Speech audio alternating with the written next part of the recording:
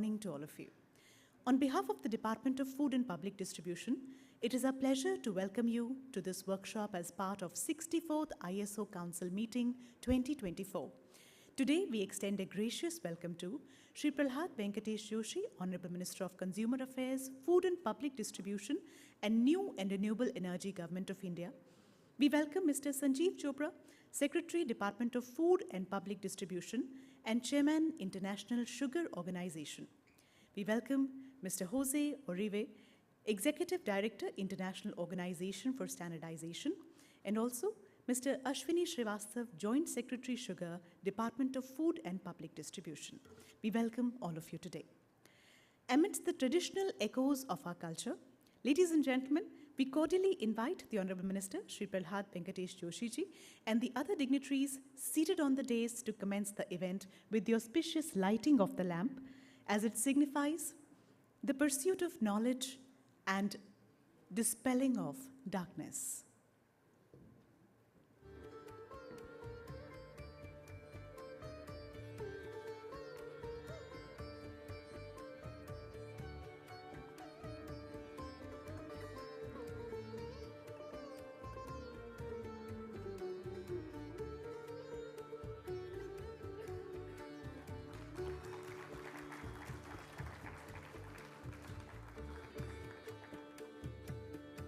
Lamp lighting, symbolizing the pursuit of knowledge and dispelling of darkness in our lives.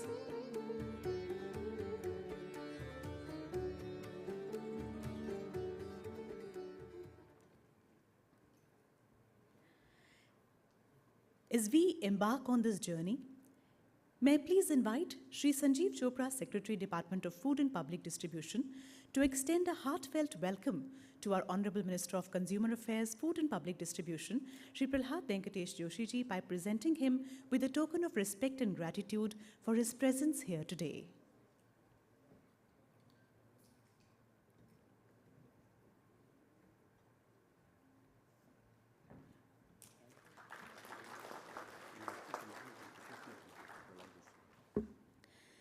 I also request Secretary Sir to felicitate Mr. Jose Orive, Executive Director, ISO, on this occasion.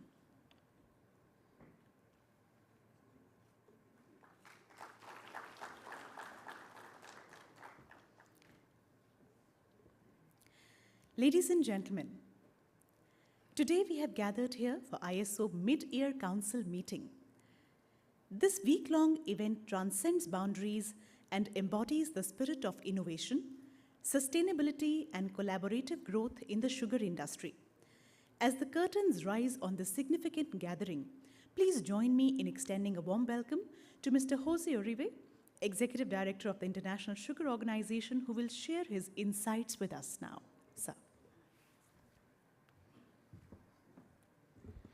Thank you very much. Good morning to everyone.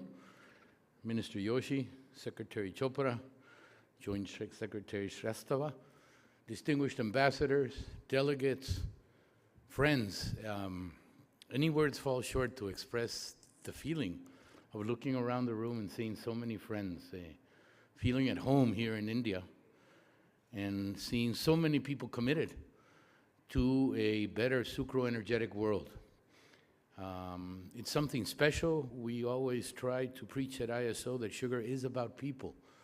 And I think this gathering today, as I look out in the audience, reaffirms that.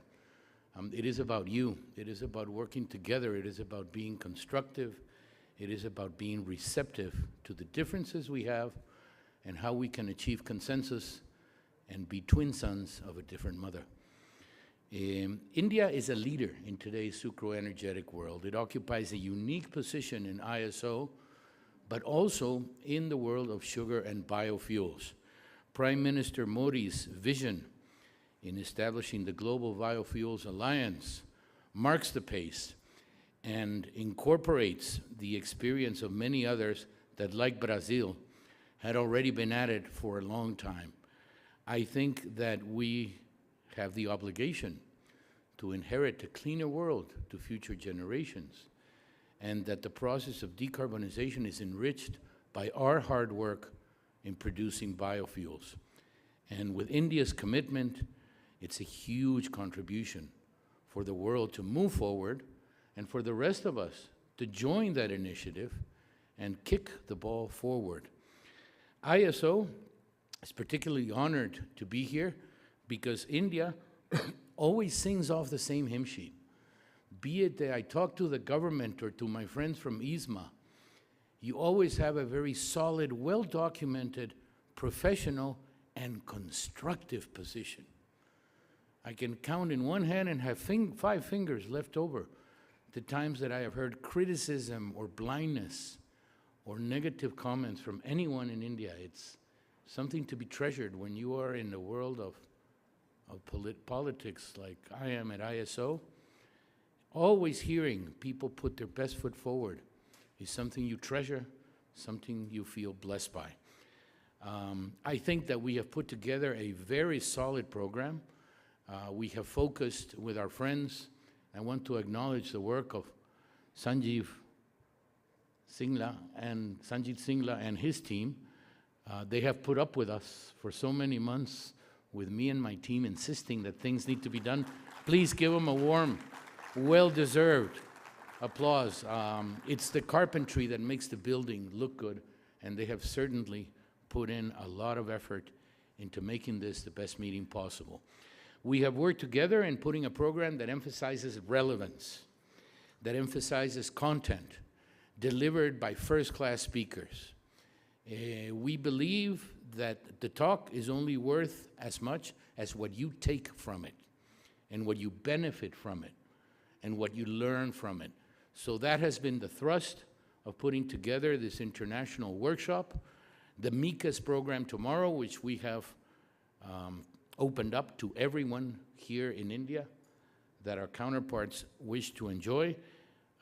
We have a special surprise that's never been done before in ISO, but I am not going to steal the thunder from my economists who have something that we will for the first time do to honor India and to thank you for your hospitality, for having us in this marvelous building that in such little time has accumulated so much history and so much significance for today's world. So, thank you very much once again. Much appreciate you having us here, having the entire ISO sugar family in India, and I trust these couple of days will be productive. Bless you all.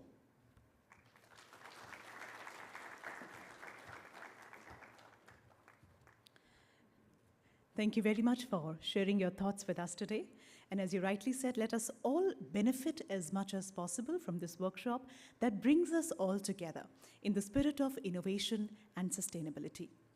Ladies and gentlemen, I would now be inviting Mr. Sanjeev Chopra, Secretary, Department of Food and Public Distribution and Chair of the International Sugar Organization, for addressing the August gathering and sharing his thoughts with us on this momentous day. Sir.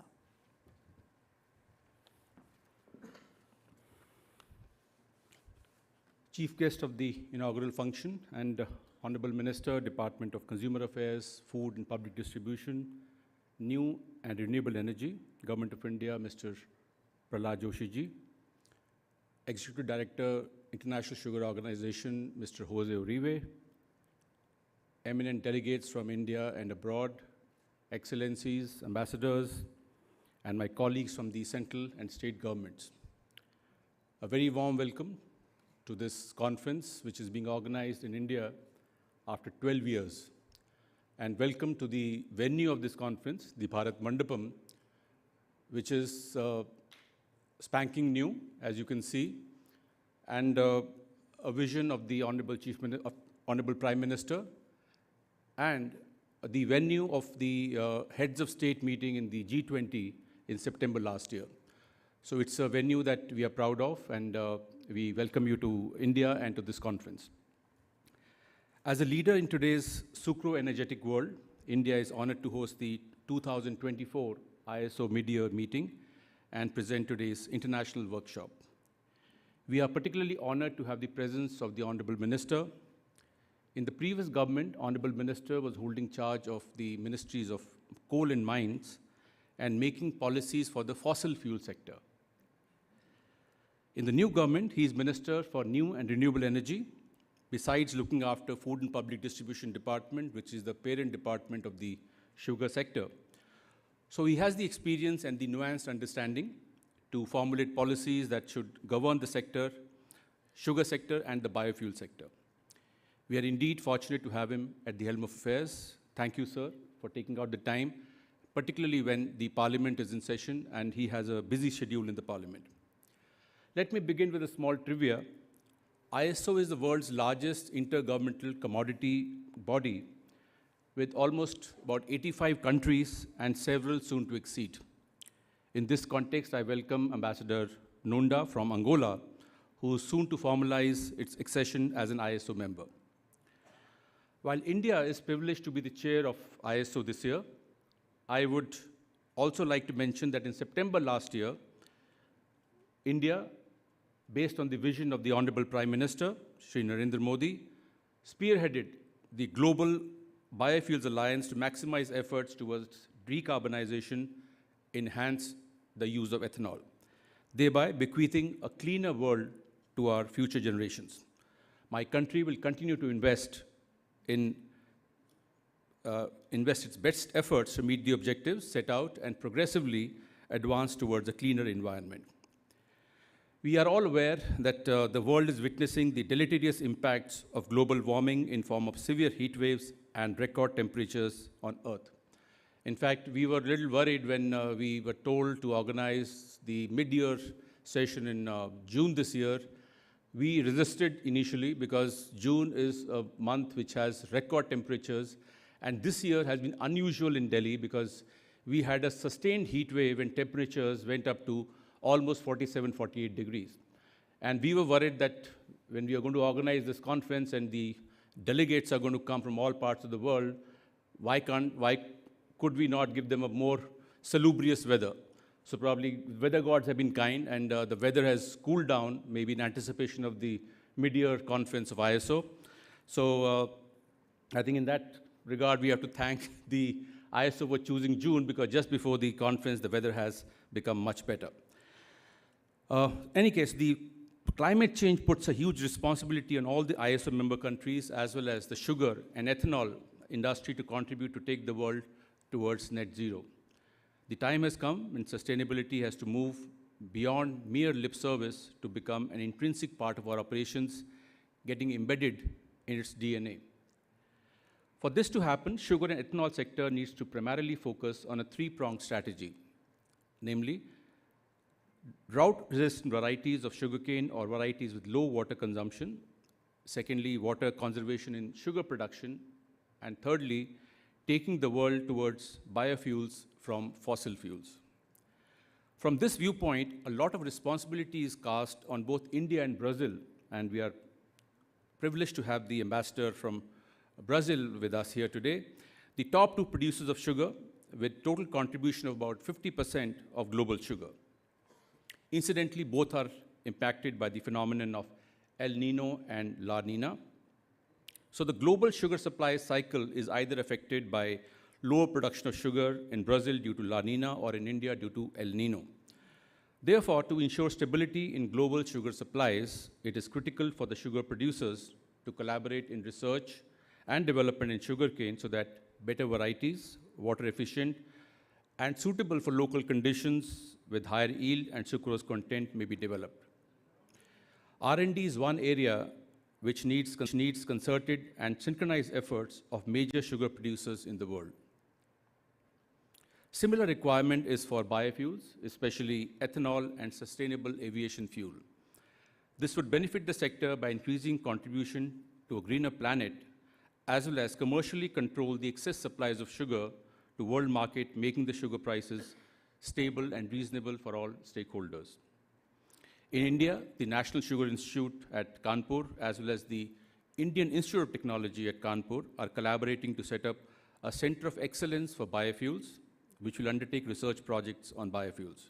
India would be happy and keen to collaborate with other countries in this mission. Another aspect which needs collaboration among ISO members is use of technology as well as data. As of now, some industry players have started using modern technologies, using artificial intelligence and machine learning for crop estimation as well as harvest planning. But these are isolated efforts with limited gains and only confined to the industries or the units that have used this technology. ISO shall provide a platform to assist its member countries to use the technologies for their farmers, small players, as well as the whole policy formulation. Interchange of data on mutually agreed terms will ensure smoothness and stability in policy making in all countries. Integration of interest of sugarcane farmers as well as sugar consumers with the world sugar industry is one more focus area. At present, focus is more on industrial aspects and interest of sugar manufacturers and traders. We need to bring into sharper focus consumers as well as farmers who are the raison d'etre of the whole sector. Closer linkages between the farmers and industry and intensive extension services that ensure farmers' welfare should be at the core. Mechanization of sugarcane farming, especially in countries like India, Thailand, and other Asian countries, is of prime importance for better yield and recovery. Customization of machinery for smaller landholding is essential for this purpose, and we need to work on this jointly with the industry. Besides working on addressing the health concerns of retail consumers, particularly children, is another aspect that we need to be mindful of. Another area we can work is on green financing for sugar and ethanol sector, as the industry is capital intensive and needs huge working capital to meet operational requirements, and furthermore, with increasing role in biofuels like ethanol and compressed biogas, it is imperative to partner with financial institutions at global scale to receive green concessions and easier terms for financing. This may make the whole sector more financially viable and strong. Before I close, I'd like to give you an insight about the upcoming sugar season in India. India, actually, we were anticipating the production to have a sharp dip in 23-24 and also in 24-25. However, the weather gods have been kind, and the rains have been quite good in the western and southern part of the country. And we are hoping that in 24-25, we will end up with better than expected production figures. So this will ensure that not only would we be able to meet the requirements of the domestic consumption, but we would also be able to set aside a reasonable quantity for the purpose of making ethanol. Ethanol blending program in India is nothing short of a big success story, which we are never tired of repeating and narrating. From about 1.2% blending in 2013-2014 to what we are achieving now. Last month, we achieved 15%, more than 15% blending, while the annual blending till date is roughly about 12.5%, higher than what we had last year. So we are committed to achieve 20% blending by 25-26, and the government has a plan in place to ensure that the 20% blending is achieved. And for the first time, I think my colleagues from the industry in India are well aware that there's been a thrust by the government this year on using maize for ethanol production. And probably this will be the first year when at the end of the ethanol supply year, we'll have a greater production of ethanol coming from grains rather than sugar. So this augurs well. It will give us some stability. And of course, sugar remains the key component of our ethanol blending program, and of course will continue to get the attention that it deserves. Ladies and gentlemen, in today's flat world, we face a complex scenario with complicated challenges. This demand that we work together with a joined-up approach, and ISO provides an ideal platform to strengthen cooperation, exchange of information, and combined initiatives. It constitutes the umbrella under which all major stakeholders can gather and productively engage in deliberations to talk about the tasks ahead. India is proud to foster a constructive space to generate such collaboration. Before I end, I would be failing in my duties if I don't mention the constant support and guidance that we received from the Secretary General ISO, Mr. Jose Uribe, in organizing this conference. And of course, special thanks are due to Mr. Ashwini Srivastava, the Joint Secretary, and to the Director, Mr. Sangeet Singla, who who have been working tirelessly and relentlessly over the past 4 months to make this conference a success. Once again, on behalf of the Government of India, I extend a very warm welcome to all the delegates and wish that you have a very fulfilling and a useful conference. Thank you very much.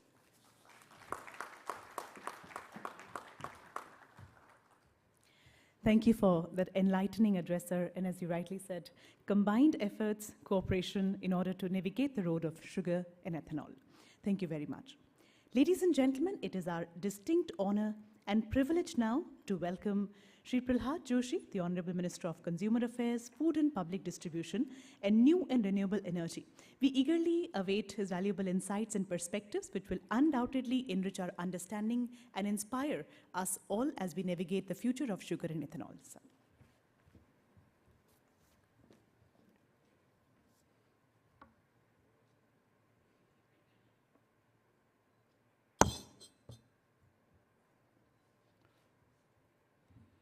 Shri Sanju Chopra, Secretary, Department of Food and Public Distribution,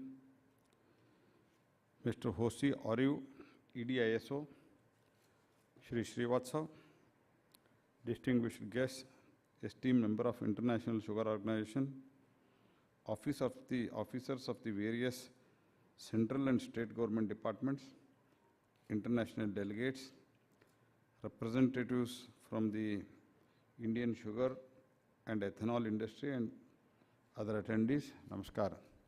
As mentioned by Secretary, this is the first, I have taken over charge on 13th. And before to this, I was heading the Department of Coal and Mines. And I was trying to produce more coal because India's energy need, you know, it is day by day increasing. And now I have come here to see non-fossil fuel to give the thrust on the generation of the power by non-fossil. So, and this is my first ever function I took over. I welcome you all. This is a proud moment for India to host the conference as the chair of the International Sugar Organization. The nation is committed to actively collaborating with the ISO members countries on developing cutting-edge technologies and sharing the expertise in the sugar biofuel sector. As we know, India is the land of diverse cultures, rich agricultural heritage. We have long been connected with the story of the sugar. From the ancient good making, that is jaggery, good making traditions to modern sugar factories, our nation has played a pivotal role in global sugar landscape. In fact, while sharing any good news with our loved ones, we use the phrase, मुंह मीठा करो. तो मुंह मीठा करिए बोले तो something sweet will be consumed before receiving or giving some good news to anybody. Though India is the capital of, becoming capital of the diabetics, the sugar consumption is very high. In our country, any celebration is incomplete without sweets. So birthday, even if it is birthday, there is sweets. Even in death anniversary, there is sweet. So that is the system in India. Sugar is an integral part of our daily life and all Indian festivals. In fact, the festival of Makara Sankranti, that is on January 14th or 15th sometime, is observed in the honor of our agrarian community and celebrated as the same sugar. So naturally, India is the world's largest consumer of the sugar, and globally, we are the second largest sugar producing country. However, as many of you know, by experiencing the harsh summers, now it is changing, climate is changing, that is a good sign. Here in New Delhi, these unusual dry condition may impact the sugar cane production. That is the apprehension, but prediction is different. We are hoping for the good. With this view, we understand that India has to balance the interest of sugarcane farmers, consumers, and industry. Farming in India is not a profession, but a lifestyle, which is at the foundation of the Indian economy and culture. At about 50 million, that is 5 crore farmers, and their dependents are engaged in the cultivation of sugarcane. In addition, the industry is providing employment to the hundreds of thousands, that is lakhs of people directly or indirectly. In fact, in my home state, Karnataka, the area under sugarcane has nearly doubled in last 6-7 years. Therefore, Government of India under the Prime Minister Shri Narendra Modi ji accords top priority to the welfare of farmers. We consider farmers as the collaborators and the stakeholders in the sugar sector. We call them as annadatas, food providers. Sugar mills and the farmers are working together for improving the cane variety, irrigation facilities, adopting better agrarian practice. As we know, sugarcane serves as the key crop in the biofuel industry. India's journey with biofuel is positively impacting both economic growth and agricultural prosperity. By utilizing the biofuels, we are creating new opportunities for the farmers, in addition to boost its giving the renewable energy. As mentioned by Secretary, it was just 1.2%. Today, almost crossed 10% as far as ethanol blending is concerned. As we move forward, biofuels will continue to be the powerful driver for Atmanirbhar and sustainable future of India. We understand that the future of sugar demands a multi-dimensional approach. And let me share my perspective on moving towards the future that is sustainable, equitable, and secure. ISO should continue to collaborate on enhancing the farm productivity. Our priority should not be only to improve the farm income, but also minimize the water usage. Advanced technologies across the sugar value chain should be increasingly adopted. This will be crucial for increasing the efficiency, reducing the waste, ensuring the sustainability of the industry. While India is making significant strides, we are all well aware of the global challenges the sugar industry faces.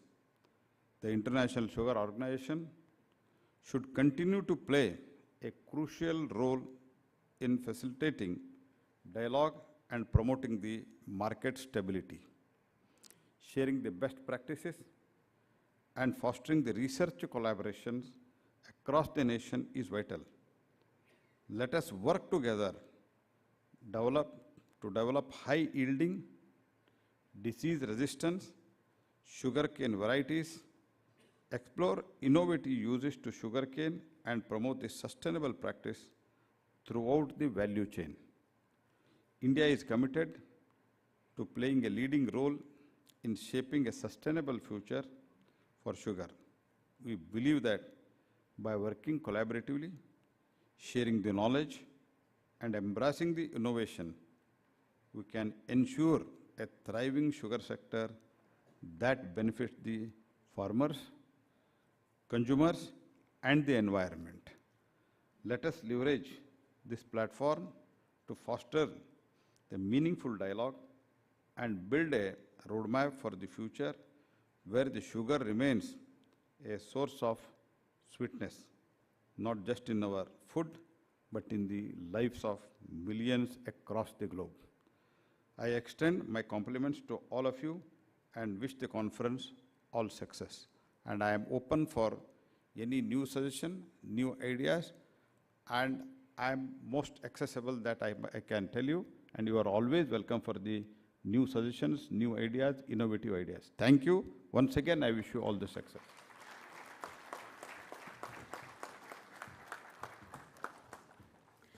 Let's work together to develop the best varieties that benefit the farmers, consumers, and the environment. Thank you very much, sir, for your inspiring words and unwavering support for the Indian sugar industry. Your vision and leadership continue to guide us on the path to excellence. We are immensely grateful for your presence here today. Ladies and gentlemen, it is time to express our gratitude for the enriching insights shared and the valuable contributions made by our esteemed guests and speakers. I would now like to invite Mr. Ashwini Srivastav, Joint Secretary Sugar, to kindly propose the vote of thanks acknowledging the efforts and support extended towards the success of this meeting.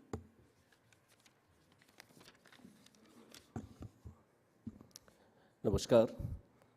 It has been an honor for India to be the chair of ISO this year. I express my sincere gratitude to the Honorable Minister, Sir, Sri Prahlad Joshi ji, who despite his busy schedule due to ongoing parliamentary session, kindly consented to be with us today. We assure you, sir, that under your able guidance and leadership, we'll achieve new frontiers of success in the sugar sector. Special thanks to Excellencies ambassadors present here for sparing their precious time. My sincere thanks to Mr. Jose Orive, Executive Director, ISO, for steering the matters of the sugar sector and also for guiding us in organizing this meeting. I would like to thank the torchbearer of this event, the Chairman, ISO, and our Secretary, Department of Food and Public Distribution, Sri Sanjeev Chopra ji, for his support and constant encouragement for conducting this year's council meeting. I take this opportunity to also thank the distinguished dignitaries present here today. My special thanks to ISMA and National Federation of Cooperative Sugar Factories for voicing the cause of the sugar sector. I thank our friends in the media for their cooperation and coverage of this event. Thank you very much.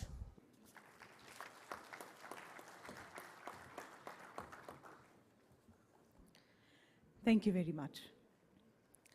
Ladies and gentlemen, after a stimulating start to our event, it is time to rejuvenate with a refreshing tea and coffee. We invite you all to indulge in some delectable refreshments and engage in fruitful conversations with your fellow attendees. Refreshments are being served right outside the hall across the aisle. May we request everyone to reconvene at 10:40 for our insightful sessions ahead. Thank you.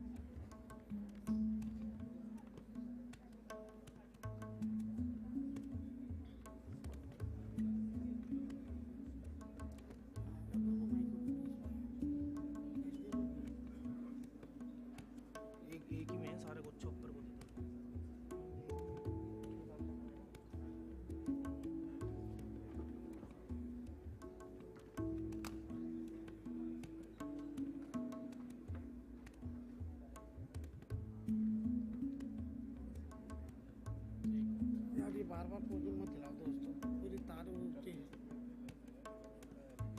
कि उन्हें सुबह पाल साहब ने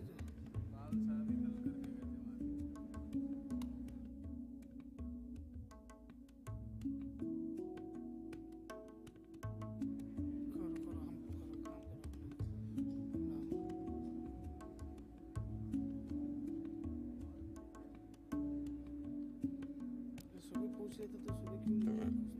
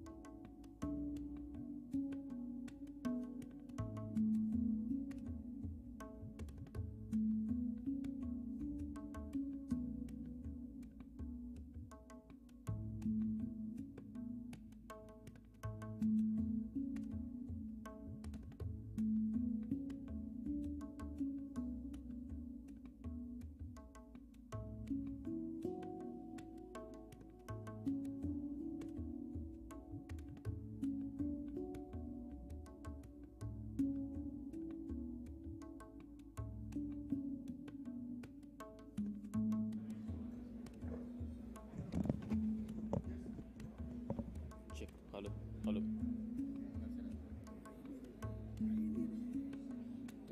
टिन्नी लगा दी इसमें? Tinni check कराओ, कुछ play करो। बोलना टिन्नी उठाए, वो उठाएगा।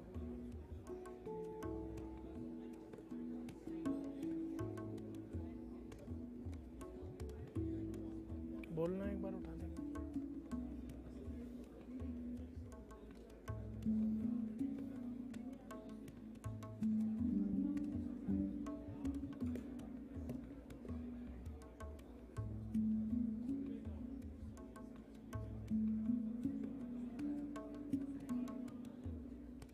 पेपर वगैरह कुछ नहीं था यहाँ पे।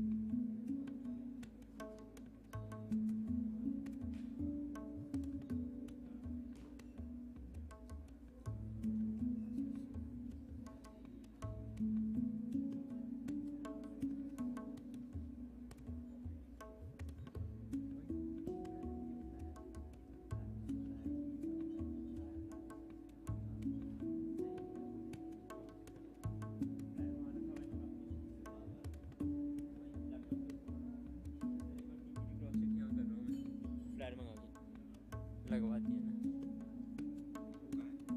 ला रहे फ्लैट ला रहे वो।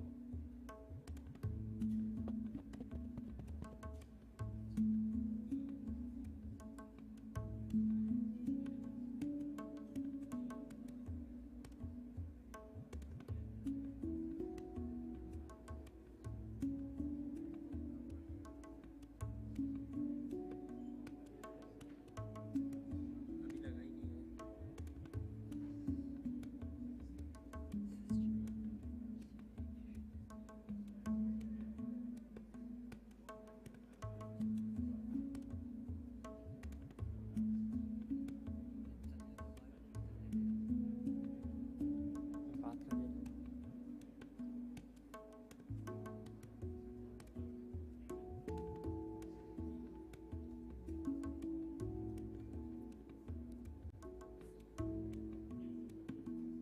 मैं इधर हूँ, मैं पूछ रहा हूँ।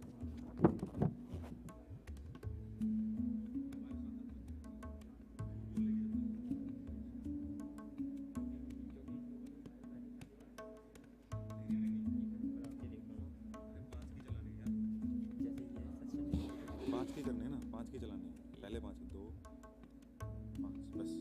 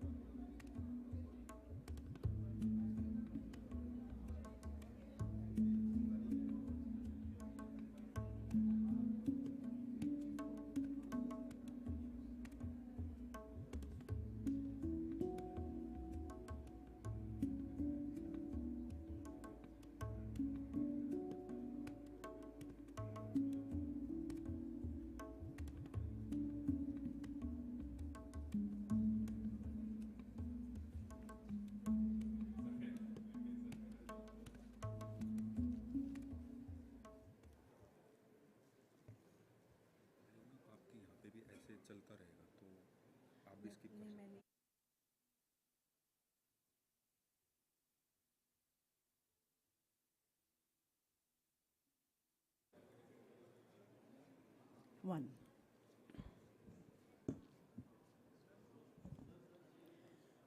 Ladies and gentlemen, we're waiting for all our delegates to kindly settle down so that we can begin with the first session. Mic की वॉल्यूम थोड़ी सी कम आ रही है.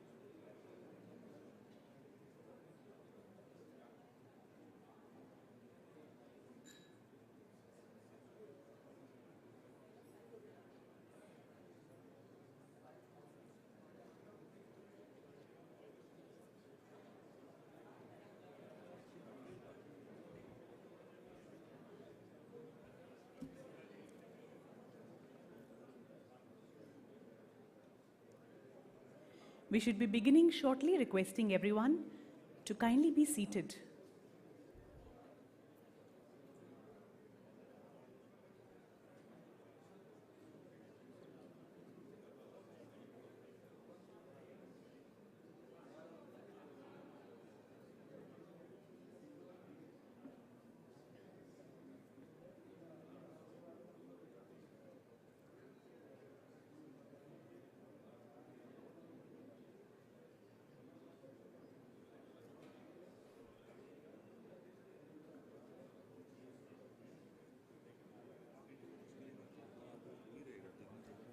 वैसे आपकी स्क्रीन पे चलता रहेगा.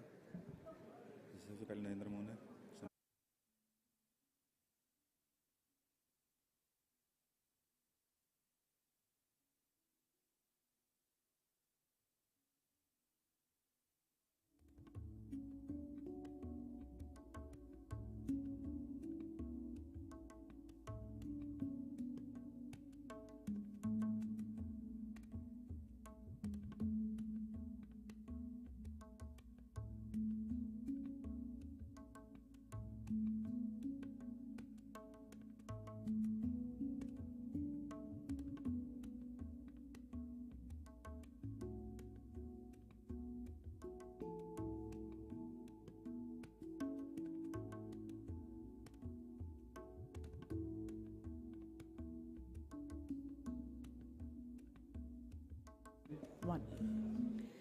Soon we will commence our workshop on sugar and bioenergy, emerging Vistas, wherein the first session is on sustainability through diversification. Ladies and gentlemen, we are waiting for our delegates to kindly rejoin us so that we can begin with the first session. Requesting everyone to kindly be seated.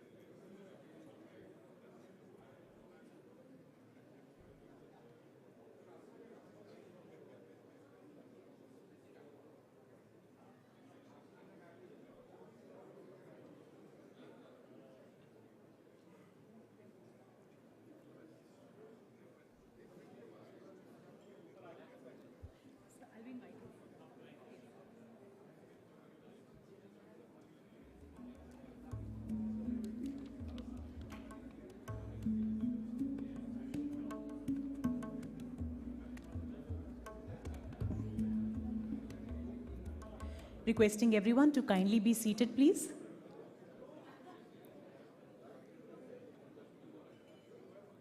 We're about to begin with the first session. Ladies and gentlemen, may we request you all to kindly take your seats.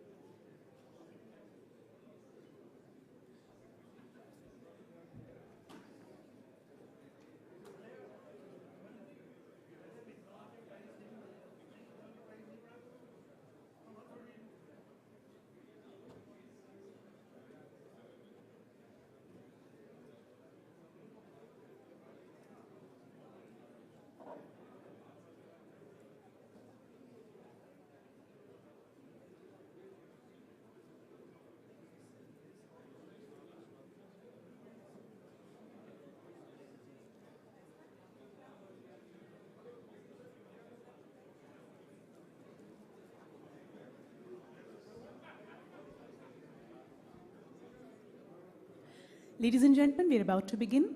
May we request you all to kindly take your seats.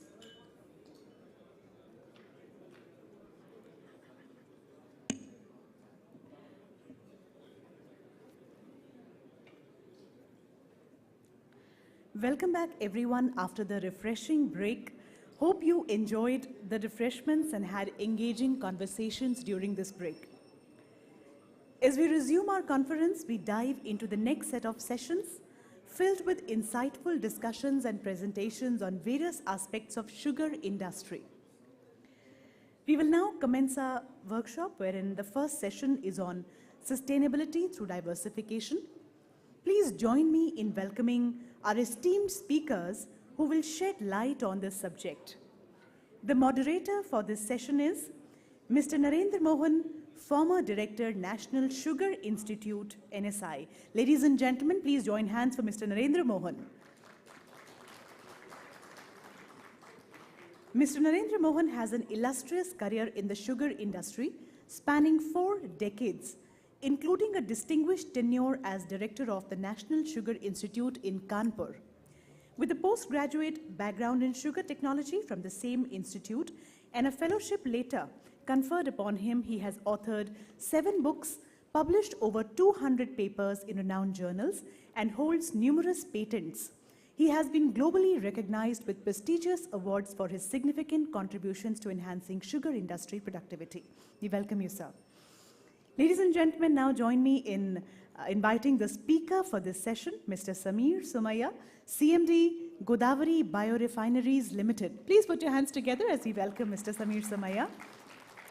He is the Chairman and Managing Director of Godavari Biorefineries Limited, Chancellor of Somaiya Vidyavihar University, and President of Somaiya Vidyavihar. He holds multiple leadership roles in several educational and philanthropic institutions. With a strong academic background from Harvard and Cornell universities, he has been recognized with numerous awards for his contributions to the sugar and chemical industries. He's actively involved in international committees and educational initiatives. We welcome you, Mr. Sameer. Ladies and gentlemen, the panelists for this session are Mr. George Thomas, IFS, Deputy Secretary, Ministry of Petroleum and Natural Gas. We welcome you, sir.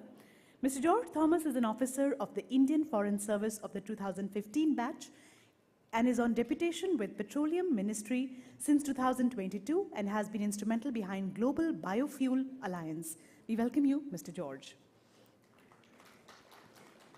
We welcome Mr. Atul Mule, Co-President, Praj Industries Limited.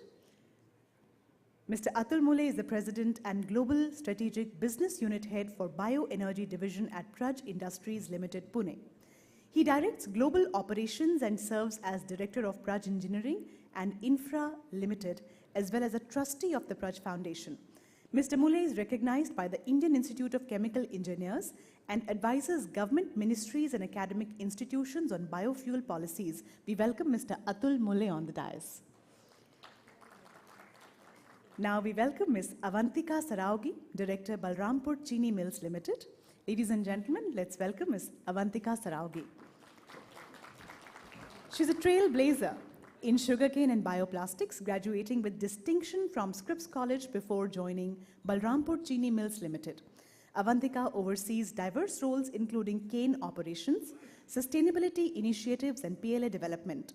She is leading the charge to establish India's first PLA manufacturing facility, utilizing sugarcane for renewable compostable PLA plastics. We welcome you. Ladies and gentlemen, with this, may I please request the moderator to begin the deliberations of this session, and let's hear it more from them. So. Thank you. Dignitaries, delegates, ladies and gentlemen, still I can say a very good morning to all of you. I wish and I welcome you all in this very important session where we are going to hear views of some very eminent personalities from the sugar sector and to discuss how the desired goal of sustainability can be achieved through diversification. You know, there are many factors which impact sustainability, and often we talk about 3 Ps, policy, productivity, and product.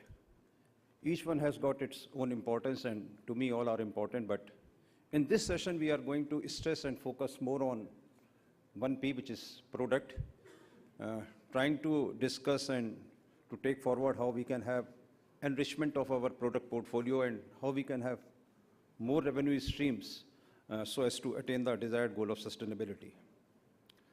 Today, if we look into the sugar industry and we look for a sustainable sugar industry, then we see that sugar industry is working on both the fronts, economic and environmental, trying to create an environment protecting interest of all the stakeholders, including the valued farmers. There may be one question from all of you that today we are talking about sustainability by diversification. So diversification should be a choice or diversification is a necessity? To me, diversification is a necessity because we can have different views from different experts, and well, we are going to discuss all those in the session as it moves forward. Otherwise, if you look into the Indian sugar industry, it is a perfect example of how diversification can improve the financial health or the health of any industry and how it can be made sustainable. There may be some more views globally too, but talking specifically about the Indian sugar industry, and if you look back to this sugar industry around 3-4 decades back, many of you must be aware what was happening in the Indian sugar industry, and we used to bank upon revenues from the sugar to a greater extent because that was the only product which we had from the sugar industry at that point of time. Not talking about any, ethanol or the CBG or power export 3-4 decades back. So any volatility in the prices of the sugar due to surplus sugar production or, for any reasons used to adversely impact the profitability of the sugar industry also. The situation used to be alarming, particularly when we had surplus sugar production and issues with the exports. So basically the imbalances in the sugar production and the consumption and the sugar demand supply scenario. To make this industry profitable and sustainable, it was considered essential to work on 2 fronts. One was how to balance the demand supply scenario of the sugar in the country, how to take care of the surplus sugar which is there. Either you can export it or can you divert it for making some other value-added product.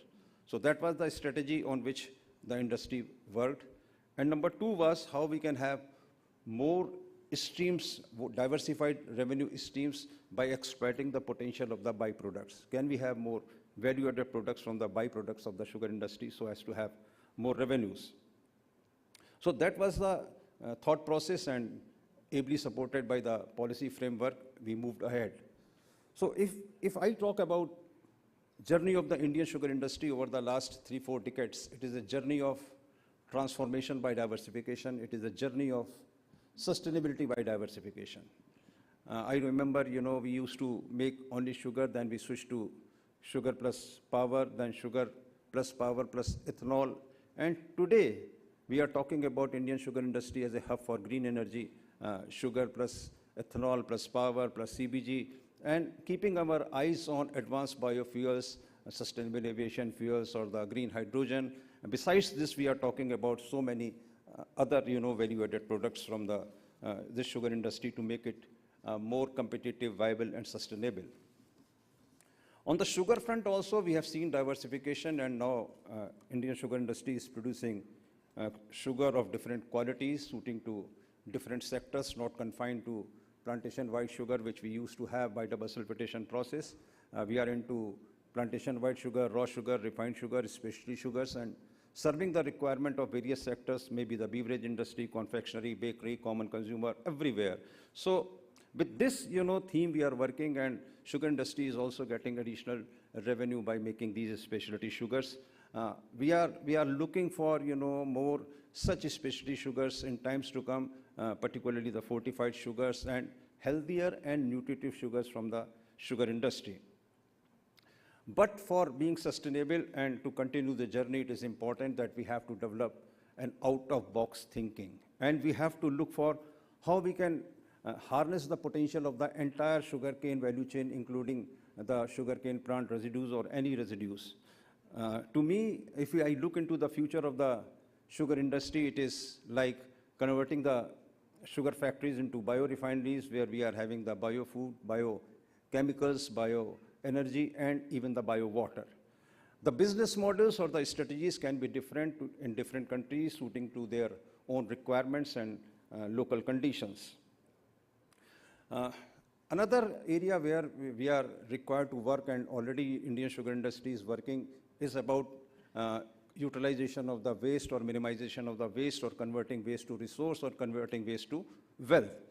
Indian industry has shown how to take out the potential of the so-called waste. We are working on taking out CO2s, capturing CO2s from the fermenters of the distilleries, and we are also working to take out the potash from the ash of the incineration boilers or from the spent wash. So this way we can continue this, and we can take this forward to have more revenue streams and to address the environmental issues too. As I said, besides economic sustainability, we have to concentrate and we have to focus on environmental sustainability also. Two things which come to my mind. One is about how we can minimize the generation of the waste in any form from the industry, because now we talk about the sugar industry and the ethanol industry, or any ancillary units in the sugar complex. And number two, which is very important, water is a precious resource, and we always talk about shortage of the water or the depleting water tables, and talking about water stress by 2030 or 2050. So how we can conserve and preserve this natural resource from farm to factory? Our tagline should be more crop from per drop, or not working, rather working our factories without taking any fresh water from outside. Indian sugar factories have shown that you can work your sugar factories without taking any fresh water from outside, because your raw material contains enough water. So you don't need any water, but you have to follow the 3, 4, 5 R's: reduce, reuse, recycle, respect, and replenish. So that way you can dispense away with taking any fresh water from the outside. So for being competitive, viable, sustainable, diversifications are important, and they are going to play a dominant role. I see and I look forward this industry not working for a couple of months, but working for 365 days in a year. These are my views on sustainability, how I look for sustainability of the sugar industry, in short, because more views from the panelists and the speaker are to follow. For the session, we have a very dynamic speaker, entrepreneur, and he is one who has actually implemented all this philosophy in his units. So I invite Mr. Samir Somaya, Chairman and Managing Director, Godavari Biorefineries, to come forward for the address. Floor is yours, Mr. Somaya. Thank you so much.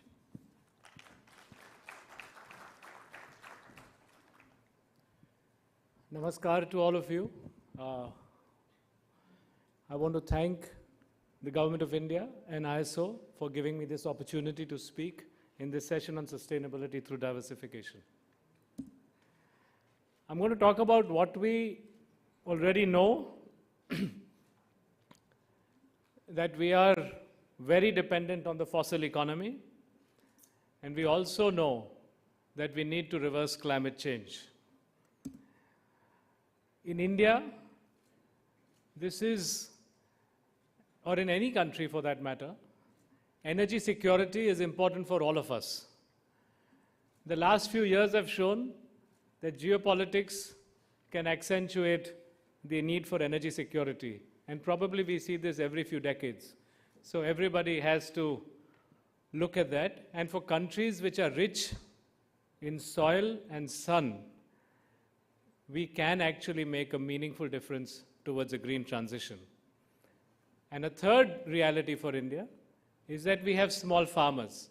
And so it's very important that our policies are such that ensure income security for also our farmers. So what, I'm just saying I'm just saying what we already know, so I don't want to dwell too much time on it, but I just want to provide that context. So then what I will say will make sense in the context that we already have. That the Government of India has already done an ethanol blending program. I will speak a little more about it. Already 2G demonstration plants have been set up. Flex fuel cars have been encouraged, and the Satat scheme for encouraging biogas, CBG, including a mandate, is also being put in place. I really think that just as a few years ago bold targets were set, we can continue to set still bold targets. Again, looking at, as we say, a Viksit Bharat, looking at the next 10, 15, 20, 25 years as to see how we make this transition. I will talk about some of these transitions. We've been talking about it since a year on green hubs. I will explain what I mean. And I'll also talk about something that we don't talk about, which is the need for making sure our soil carbon is replenished. So this is just data, nothing in the absence of a data context. We are tremendously reliant on fossil fuels. 85% of the world's reliance is coming from oil, coal, and gas. And this particular graph shows how dependent we are. So while we keep talking about the need of a green transition, we understand that we're very much still in the brown zone. I also want to talk about the oil consumption that we're doing. In 1986, we were consuming 60 million barrels of oil per day. A few years ago, we were at 100 million barrels of oil per day. We talk about a path to net zero, but while we talk about a path to net zero, our actions continue to increase the daily oil consumption that we have. That's an indicator of us not reversing climate change, continuing to rely on the fossil economy. This is just an example of what certain countries consume. Electricity. The electricity consumption in what we will call the developed world is about 100,000 kilowatt hours annually. In India, it is about 7,000 kilowatt hours. Now, electricity is necessary for development. Any country that needs to move on the development path will need to increase because it is correlated with development. So if I take India, and I'm not just talking about India, India here is illustrative. It would be Africa, it could be many parts of the world. But as they grow, they will need to increase their electricity. The question is, how do we meet that growth? And I think we have to look at that growth coming in the immediate short term in these countries. It will continue to come from fossil resources, but in parallel, can it also, the green transition, be hastened, looking again at the resource we have and looking at bolder targets that we set that no, we will and we can make a transition. And if we don't, that we know that we're going to continue to move towards climate change. This is the greenhouse gas emissions. So if you look at 1850, we were emitting about 5 billion tons of CO2 equivalent per year. This has been growing dramatically, particularly since the 1950s. We are now exceeding 50 billion tons of CO2 equivalent per year. And climate change is here for all of us to see. Now, this is something that if we want to, if we are serious about reversing, a path to net zero means that this graph has to slide down, and it cannot certainly keep climbing or even staying flat. So, the Indian context, again, energy security, climate change, and farmer income security.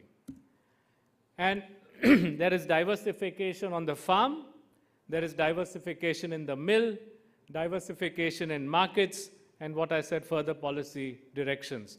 Here, I'm not going to go discuss about products other than energy products. Avantika, for example, is doing tremendous work in biopolymers. I'm going to restrict myself right now to looking at these larger contexts of the energy, in the context of energy and the farm. So this is the ethanol blending program that the government of India articulated a few years ago, saying that by 2025, we will achieve a 20% blend. And I want to take us back 5 years ago, or 6 years ago, when we were probably doing in the range of 2%. And at that time, when we were doing 2%, or maybe I might be a little wrong, but it was low single digits, to articulate a 20% blend, I think the world thought it was crazy and certainly not possible.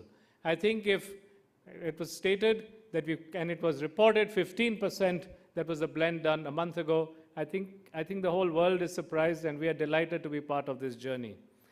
The government of India articulated that half of this would come from sugar cane and half of them would come from grain. India has also set up 2G demonstration plants, and as I already said, flex fuel cars and also ethanol-only pumps. Now this is what everybody knows. So again, if I'm just repeating it to continue state context, we have,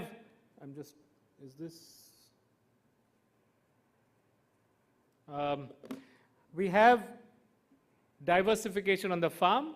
Already said that there's grain or there is sugarcane. In fact, what many mills are now doing, at least in the sugarcane sector, we are creating bolt-on mills, which means we will also do grain in the same mill as we are doing cane. There's also a choice to take B-heavy, or there is a choice to do sugarcane juice to make ethanol. So these are various options that we can choose in terms of freedom to operate. What crop, as well as what feedstock for ethanol. And I think as we go forward, there'll be other crops that we can work on. For example, I think you can work on 2G. Now, there's often a question stated that is 2G going to make financial sense? Is it too much capital expenditure, and is it too much operating expenditure? I think the answer to both is yes. But when we set targets for the future, today is meant to catalyze that future. So I think that's what we need to keep in attention. I think there's also work going to be done in sweet sorghum. My own company is also working on tropical sugar beet. I think there is one factory in Punjab working very well on tropical beet, but it's also that I think in some time, tropical beet will also be an interesting supplementary resource for sugarcane-based ethanol.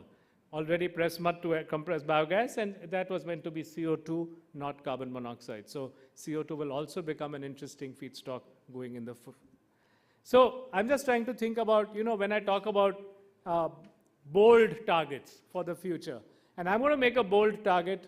I'm going to say that renewables can meet all our need of petrol, all. And I'm making a bold statement. I made it at the STAI in Thiruvananthapuram. And at that time, there were a whole bunch of technologists sitting in front of me. Bhagatji is witness. I asked him to say, I asked anybody, please find a fault in what I'm saying. And that is truly to find a fault. Because if I'm not wrong, then 100% of, so we are talking of 20%. I'm making a statement, today's 100%. I'm not saying what it might be 10 years later. But can I say that I can substitute all of today's gasoline requirements by renewables? And today, that's what I'm going to try and show you how it can be done. So I hope, Mr. Chopra, you are there and you see, and I would like to see, if it is possible, then how as a country we together can move towards it. So we have on a normal year, I'm not talking in a drought-stricken year where El Nino has affected our sugarcane production, but in a normal year, we have seen that there is 4 to 5 million tons of sugar surplus It can be sometimes more, it can be sometimes less. For the purposes of current calculation, I'm taking 5 million tons. So that itself will give you 3 billion liters of additional ethanol, which was otherwise being exported. So that's one. I've talked about 7.5 billion liters from damaged rice.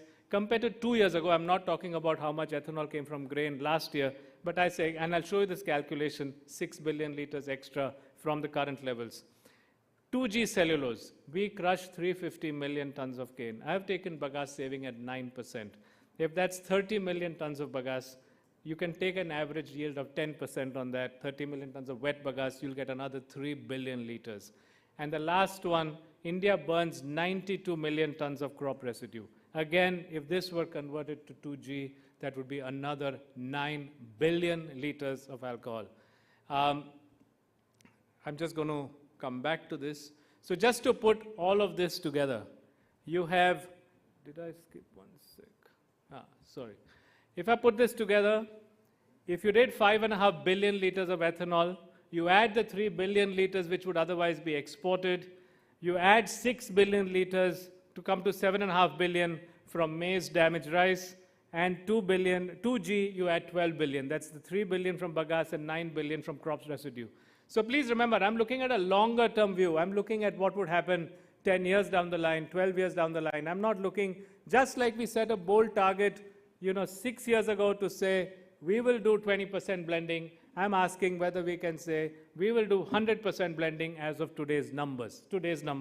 And this comes to 27 billion liters, and 27 billion liters would be equal to about 50% of our needs. This is a particular statement. It's not going to happen, in 2G ethanol. What are the problems with 2G ethanol? I think capital expenditure is very high. If you look at the kind of capital expenditure required, and to where are you going to get the biomass? So we need to put it in right places.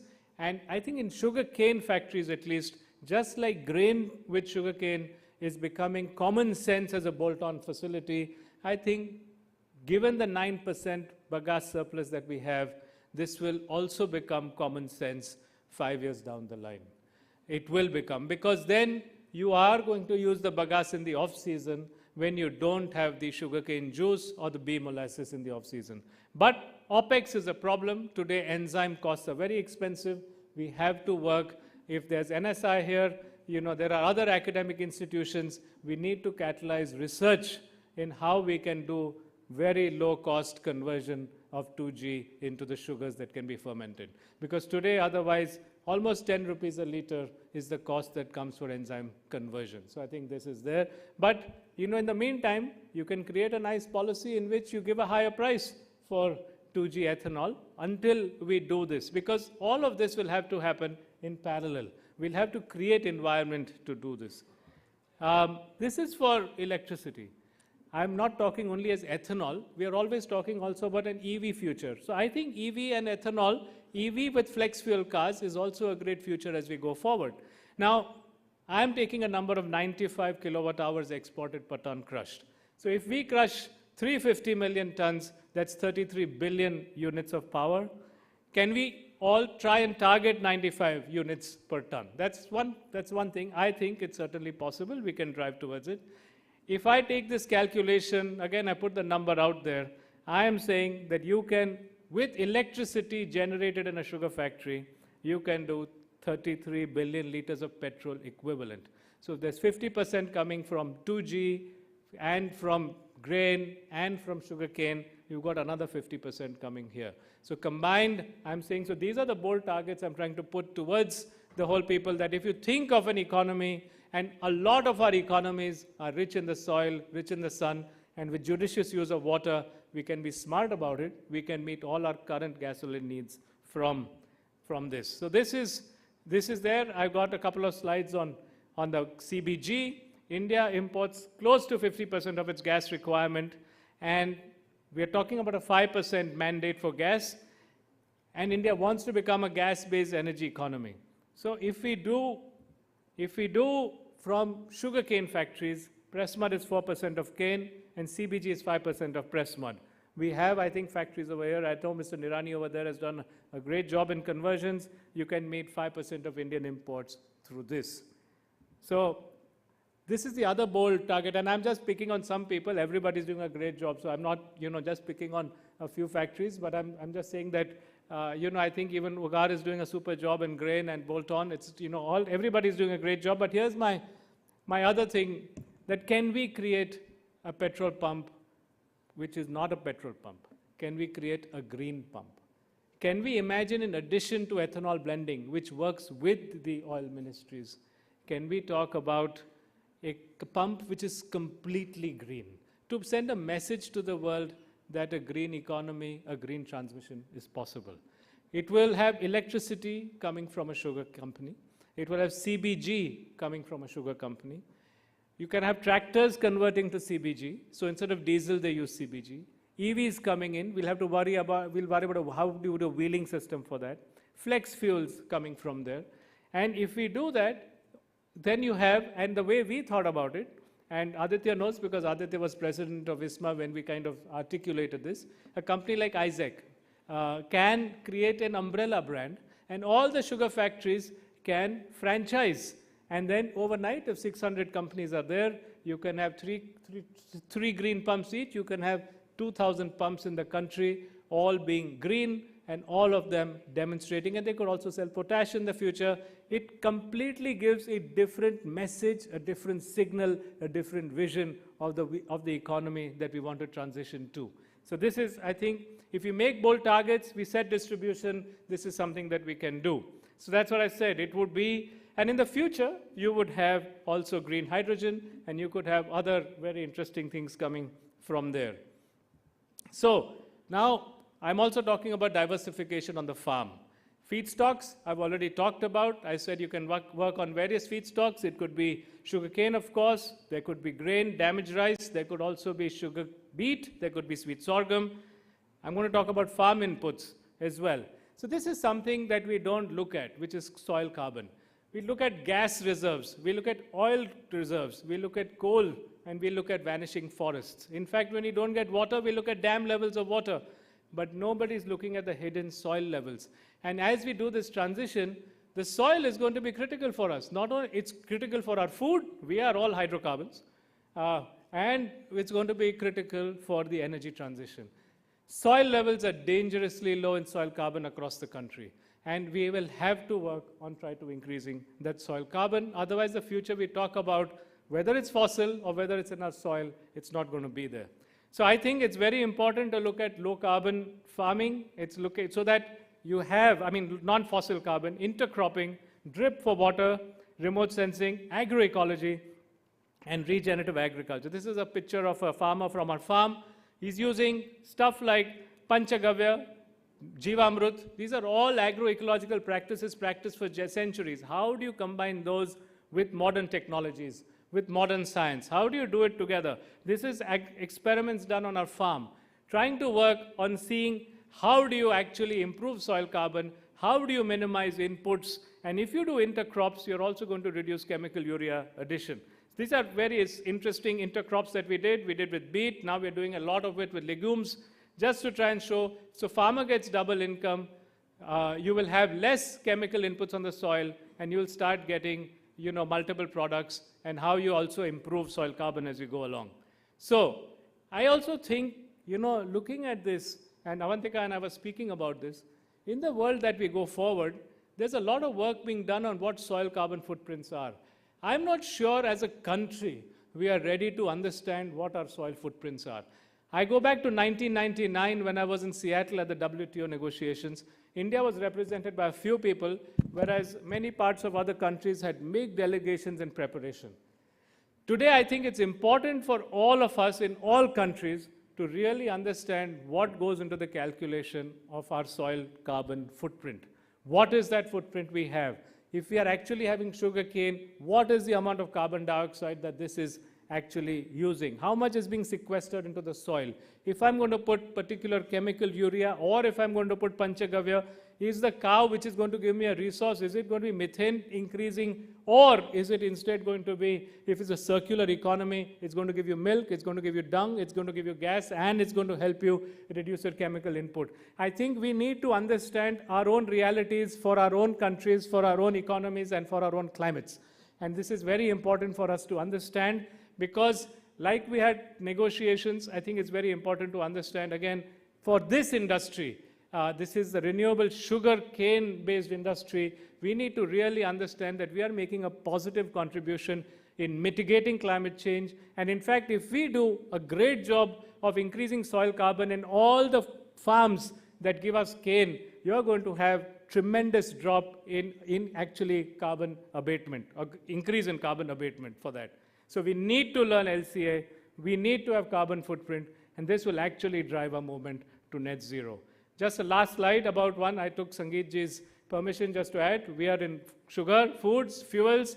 We also do a lot of work in biochemicals as a company, Godavari Biorefineries. We convert sugars, ethanols to chemicals, biomaterial, and we do a lot of work, because sustainability for us is not just in terms of product and farm, it's also social. We also do a lot of work in education and healthcare.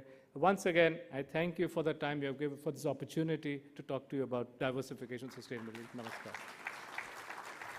Thank you, Mr. Somaiya. You have given a wonderful presentation how to attain the sustainability by the sugar industry and while working on many fronts from farm to factory. Take a breath. We will be having some questions from me and from the delegates also. In the meantime, I move to Mr. Mule. Mr. Mule, already Mr. Somaiya has given a scenario, complete scenario with respect to the CBG and the ethanol and the power which we can have from the sugar industry. Today we are also talking about advanced biofuels. We are talking about ATJ also, alcohol to jet fuels. So what are your takes on how we can take all these advanced biofuels from the sugar industry, talking about drop-in fuels or the green hydrogen or anything more? Two things I would like to have from your side. One is about the readiness of the technology, and second is about the economics. Good morning, everybody. Samir Somaiyaji, it was an excellent presentation, and it covered all facets of the sugar industry and net zero, what we as a country need. Narendra Mohanji, your point about the advanced biofuels. Advanced biofuel more focused on the sustainable aviation fuel. So sustainable aviation fuel of late has become a really very interesting topic, and each of the country conferences is getting discussed. So one of the great advantage sugar industry is having that the sugar industry ethanol will be the low carbon ethanol. And the sugar industry ethanol, low CI ethanol, the aviation industry is going to buy the sustainable aviation fuel based on the CI number. And one of the lowest CI number is going to come between whether it is a damaged grain ethanol or whether it is ethanol coming from the food grains, especially from the different countries, or tapioca for that matter. The low carbon ethanol is going to be lowest CI number is going to come from the sugar industry, and that's a great advantage. The challenge today for us from an Indian context is that we do not have the life cycle analysis, and that's why we're not able to really mention that what is the CI number of our ethanol. It could be first generation ethanol also, like the molasses is considered as a waste. So molasses CI number is the lowest among that, then the B heavy, and then there's the syrup based. And the second generation ethanol is the lowest CI number. The CI number of second generation ethanol is as low as almost like a 15 or so. The molasses is going to be as low as about 25 to 30. But the challenge, as I said, I was talking to the ISMA team also, that can we create a life cycle analysis study and create our CI number globally certified. Even today, unfortunately, we do not have internal Indian certifying agencies for giving the LCA or the CI number. And that's what, Mr. Mohan, if we can do that, the sugar industry will definitely add value for the sustainable aviation fuel, because the aviation industry is going to buy, whether it is mandate or it's going to be subsidy, they will be buying it purely on the CI number. And today, especially if you talk about the US, they are most of them on the maize-based ethanol. They are also going from the low CI number, from the improvement in efficiency and the low carbon ethanol, and that's why they're integrating the energy side also there. So the sugar industry is particularly, it's poised for giving a best CI number for the sustainable aviation fuel. That's the question point number one which you asked. From the advanced second generation ethanol, which is the point which Samir Somayaji was mentioning about, yes, India has seen the success of a second generation ethanol, and first such plant is in operation in Panipat refinery in Indian Oil Corporation. And it is operating at not full rated capacity, but it is operating at almost like a 50% capacity. And it has seen the commercial success. One of the challenge about 5 years back, can we have really commercial success from the second generation ethanol? So that has been based on the rice straw, and which is, as I said, Samir Bhai also mentioned about that, the biomass which is available in the country can really make, to use in such a way that we will have to depend upon any external fossil fuel for that matter. But that plant is in operation.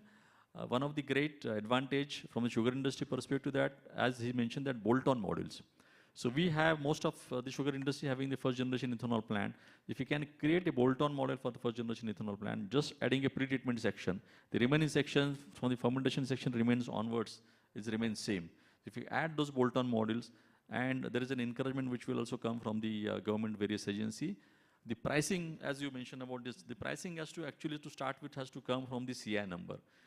As I said, this bagasse CI number or the biomass CI number will be one of the lowest CI number to as low as 15 or 20. That becomes one of the driver. The moment we start those drivers, automatically the maturity of your technology, the multiplying factor will definitely happen. That's my take from the technology side. Thank you, Mr. Mulek. Just to, have one more question from you before I go to Avantika. Can you just throw light on these products which you are mentioning? We are talking about the advanced biofuels, and we are looking for decarbonization also because we have to move for net zero. So your takes on that? Yeah, so one more point which Samir mentioned in one of the presentation is that can we further valorize those products like second generation ethanol or compressed biogas plant? So further valorization is possible to minimize or maybe to cross-subsidize the cost of production of second generation. For instance, from a second generation ethanol, we are valorizing the lignin. This is the bio-lignin, which is today probably India is importing the lignin for making the roads. So the bio-lignin is one of the valorization it is possible. We can also go from the CBG, from the gas, we can go to the green hydrogen. Now there are various options available. From the gas to green hydrogen is one thing, which technology maturity, maybe a development on technology is also parallelly happening. So gas to green hydrogen is also possible. There is also one route which is a very interesting route, that from an isobutanol to sustainable aviation fuel. Now isobutanol can be manufactured from the molasses as a stream or the starch as a stream. And instead of getting into an alcohol route, we can directly go to the isobutanol. And from isobutanol to sustainable aviation fuel, the capex of the sustainable aviation from isobutanol is much cheaper than that of a capex coming from the alcohol to jet. So these are the further valorization possible within the sugar complex. And we as a technology provider for that, it is at a different maturity level. So probably it's going to be from like today onward, maybe in between 2 to 5 years, this technology will get matured enough to go into the commercial scale. Thank you. Avantika, coming to you now. We always talk about, and today also since morning we are talking about green energy from the sugar industry. Well, so in addition to sugar, clean, green, renewable energy, do you think we can have more bioproducts from the sugar industry? Because I know you are into now biopolymers and bioplastics. So can you give your views regarding the, the future, the economics, and how you see the future of the bioplastics in the country and across the globe? Thank you so much for the question and the opportunity to be here in front of this August gathering, whom I don't have to explain how sugarcane is a good crop and how it is water efficient, land efficient, and it's really a good opportunity to be here. So the answer, answering that question is that we've announced a project for bioplastics. It's just one of the many things that can be done with sugar. I want, coming from the premise of we can decarbonize the energy streams through wind, water, solar, etc. But we can only defossilize the material streams. It will always have that touch and feel to it. One interesting metric I want to give there is that if all the chemicals and plastics in the world were made from biomass, we would still only use 2.5% of the world's biomass for this. So we are sitting on gold, I would say. Sugarcane industry, sugar industry is uniquely poised to harness all these opportunities because we are in the midst of agrarian rural economies where we can always source, even as Somaya ji said, we can always source other food grains, we can source crop residues, we can look to the future. We can be the place that aggregates it all. You know, just even adding to one more feedstock that we could have is in barren lands. So where the EC might be high, nothing grows. Where the salinity must be high, nothing grows. Thailand has actually done some great work on this, and they have a tapioca which is for non-edible uses. It has cyanide in it, so it is resistant to insect pest. It hardly requires any water, and it can grow on any land. So I am actually conducting a research for India for the same purpose because Thailand and India have a lot of similarities. So if something like that also comes, then we are not taking away from anything and we will have another source. You don't need fertile land for it. So that's one more thing. Now, if we talk about diversification and you know, how better we can use our biomass, so definitely for now, energy is the need of the hour. But at the end of the day, if we talk about net zero, we have to talk about materials and chemicals and everything that comes along. So it's a very simple concept. What causes emission? What is emission? If atmospheric carbon is recirculating within the atmosphere, that really is not the thing adding to the carbon in the atmosphere. Carbon addition to the atmosphere is coming when we are taking it out from below the Earth's crust and we are putting it in our atmosphere. It's a very simple thing to understand. Ultimately, fossils are 1,000 million years old of the same carbon that we now call renewables. So we don't really need fossil-based resources at all going in the future, whether it is energy or materials or what have you, because it is the very same thing that we grow. I think enhancing the productivity and everything that the government and the world is doing is the right thing that we need to do, because if we can increase productivity, we can meet every single need. And we need to become flexible in our raw material adoptions. I think sugarcane as a raw material, if it has an aberration for a year like it did for the last year, it should not plummet the industry. So I think we have to be able to handle all kinds of feedstocks. So like I'm saying about materials, PLA is only one of them which we are doing. It's a bioplastic, it's compostable, it's an earth-to-earth solution. But there are many more people doing more things in the world. For example, Braskem in Brazil is doing biopolyethylene. So the same exact chemical as a fossil-based PE, which is maximum used plastic in the world, they are making from sugarcane sugar itself. They've announced a 200,000 ton plant in Thailand just a few days ago. So the thing is that the world is understanding and definitely moving towards these streams. Other than this, an interesting presentation that I saw was also about green rubber made from sugar, if you might like. So this is also, I think, from the isobutanol family, but it is also one more source that can happen. But for me, at the moment, the most interesting thing is green methanol. What do I mean by green methanol? It's something that's in my heart.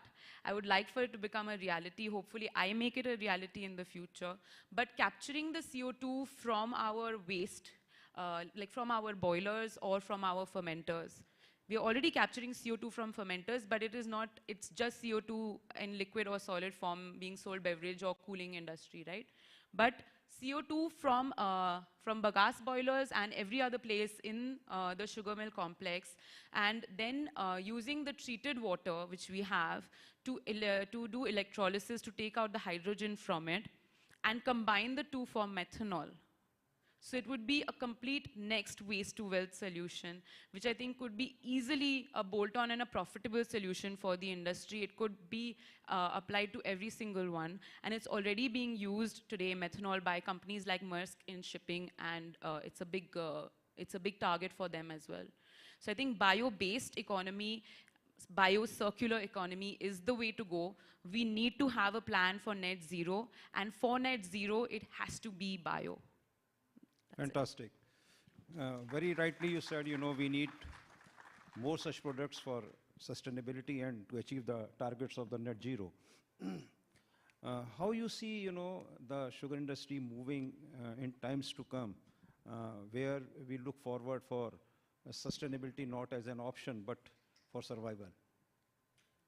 I think it's coming to that already, isn't it?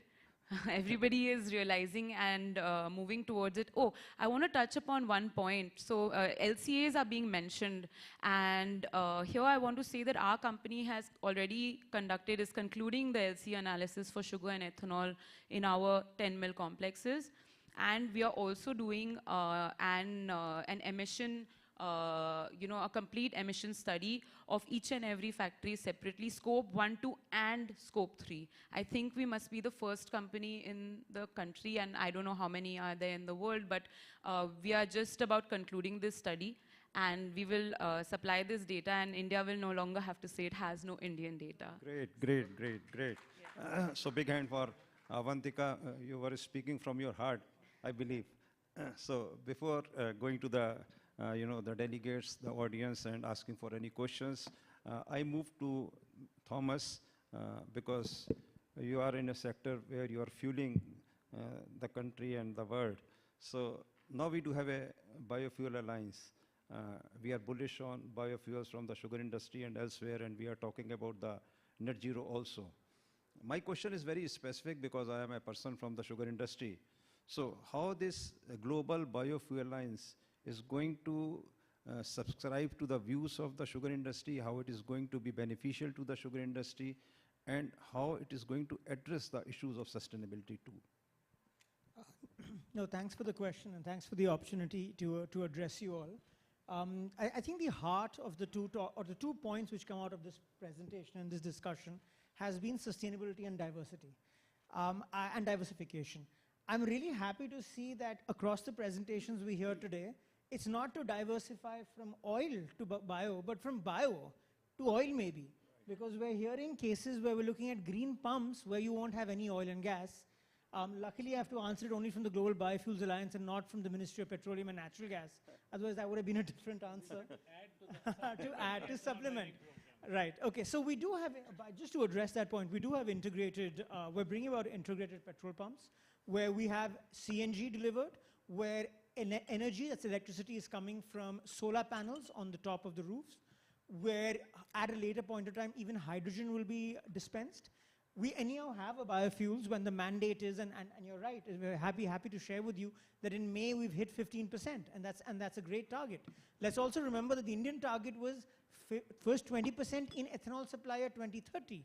But we actually pulled that back, seeing the success of a lot of the industry is doing. And maybe I could take a little bit of credit thanks to the government policy, but largely driven by the industry. So that's really good to see. Now coming to the question of, in fact, it's very interesting. So September, we were not in this hall, but a floor below, when 8 leaders agreed to launch the Global Biofuels Alliance. And very interestingly, out of the G20, 8 of the members from the G20 are members of the Global Biofuels Alliance. So they've addressed some of the questions of food versus fuel. When in fact we were negotiating for the Global Biofuels Alliance, that was one of the main themes which arose. Aren't you competing with food? Isn't that going to be a main challenge for you? We should only focus on food because we need to ensure the food supplies. Now in that, we've actually had to go back and we showcase to them that, sustainability must be seen across the entire value chain. So and we put out some data for them. I think in 2016 to 18, the prices of sugar dropped by 50% globally. Now, if that happens and you push out the producers of sugar, what you're going to be resultant in is no feedstock for the next coming years. So I think we've already taken that first step by showing to the world that, look, biofuels is a solution.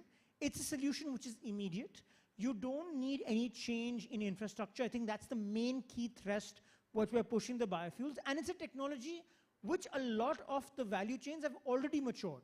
Of course, some also agree or are on scope of majority. We're talking about green methanol in that, which can really help decarbonizing your shipping. There's SAF, there's alcohol to SAF. I think the ATSMs were modified in 2018 to allow ethanol as a pathway.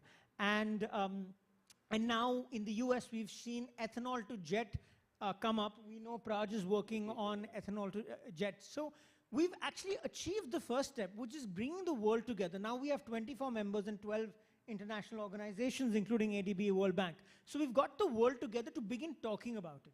Because you have to realize that there is no one solution. So when you're talking about decarbonization of transportation, the developed countries come to tell us and say, what about EVs?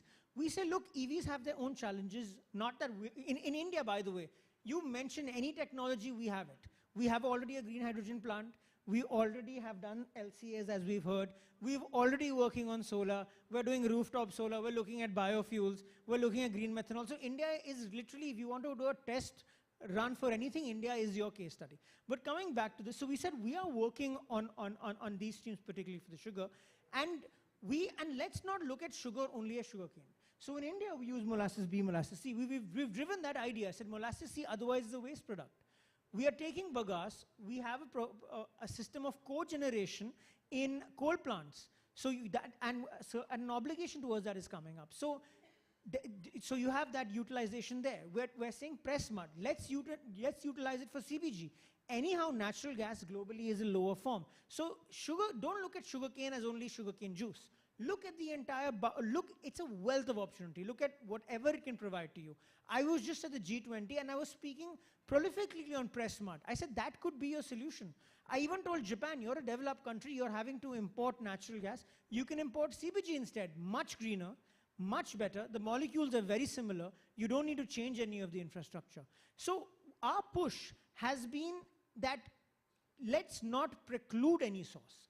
Let's look at all sources. Let's judge the sustainability of source. And that's very interesting, which you brought out, which Atul brought out here, was if you look at SAF, very interestingly, if you remove ILUC, which is change in land pattern, the lowest source, if you look at CO2 emissions to megajoule produced, is from sugarcane. It's about 24.1. If you're not looking at forest residue and others, which could, when you bring in ILUC, have a negative emission as well. But beyond that, you're looking at sugarcane being the lowest. So we're bringing this discussion to the world. We're reiterating that, look, let's not look at one thing. And it's not a top-down model, so it's a bottom-up. We're telling the world, look, if corn works for you like the United States, they don't use sugarcane. If corn works for you, well and good. But you have to understand the carbon intensity of that. Corn is actually very high carbon intensive, not according to me, according to ICAO. Sugar in Brazil, so you're sugarcane driven. If that works for you, let it work for you. But don't throw the baby out with the bathwater. Right. Thank you so much. And Samir, last question from my side to you, because we are talking about EVs and we are talking about ethanol. And we are talking about, the vehicles driven by biofuels and electric vehicles too. Now, we are into a scenario where we are having EVs, but we are charging with the fossil fuel-based power or the electricity. And we do have ethanol units, particularly the grain-based, which are where the boilers are working with coal. So how you see this situation? On the one hand, we are talking about, the carbon capturing and the total carbon cycles. So how to mitigate this situation and how to, take it forward? So I will respond as a sugar mill guy. So as a sugar mill guy, I will talk about a bolt-on grain facility. Right. The bolt-on grain facility will use the surplus bagasse to fire the boilers to make the grain-based ethanol. Right. That's point one. Again, when we talk about EVs, I will talk about flex fuel cars which are hybrids with EVs. And I will talk about electricity that comes as surplus electricity which comes from the sugarcane. How it is wheeled to the pump is a policy issue, which I will leave him to figure out. But it's a policy issue, because unless there is policy, innovation will only find its way when there is a favorable policy environment. And you will have ethanol, or you will have CBG, which will be used to work with tractor companies to also modify their engines to run on CBG or cars. So I'm looking at a completely, an economy which is driven by green completely. That's the way I look at it. And I was also talking of the soil, when you look at the whole soil ecosystem. Carbon, yeah. So this was answer which was expected from a person from the sugar industry. So thank you so much. And now we can have a couple of questions from the audience also. Please identify yourself and then, yeah, please, person on my right. Please identify yourself and name the panelist you want to ask the question. Hi, I'm Sankalp. My question, first of all, excellent panel and excellent points brought up by everyone.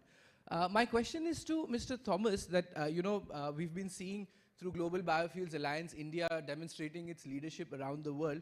Do we think that a carbon linkage to our biofuel production is a very good strategy going forward? You mentioned USA's example.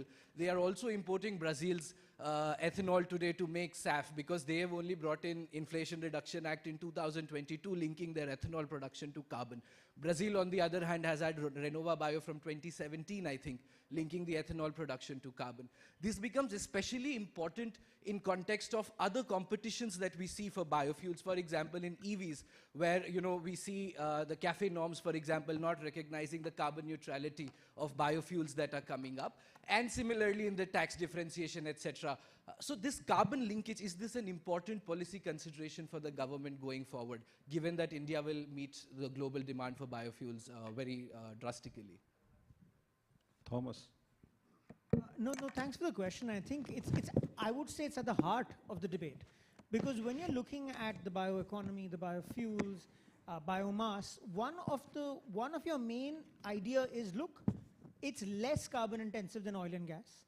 That can kind of, to a certain extent, gloss over, at least in the beginning, higher OPEX costs, higher CAPEX costs.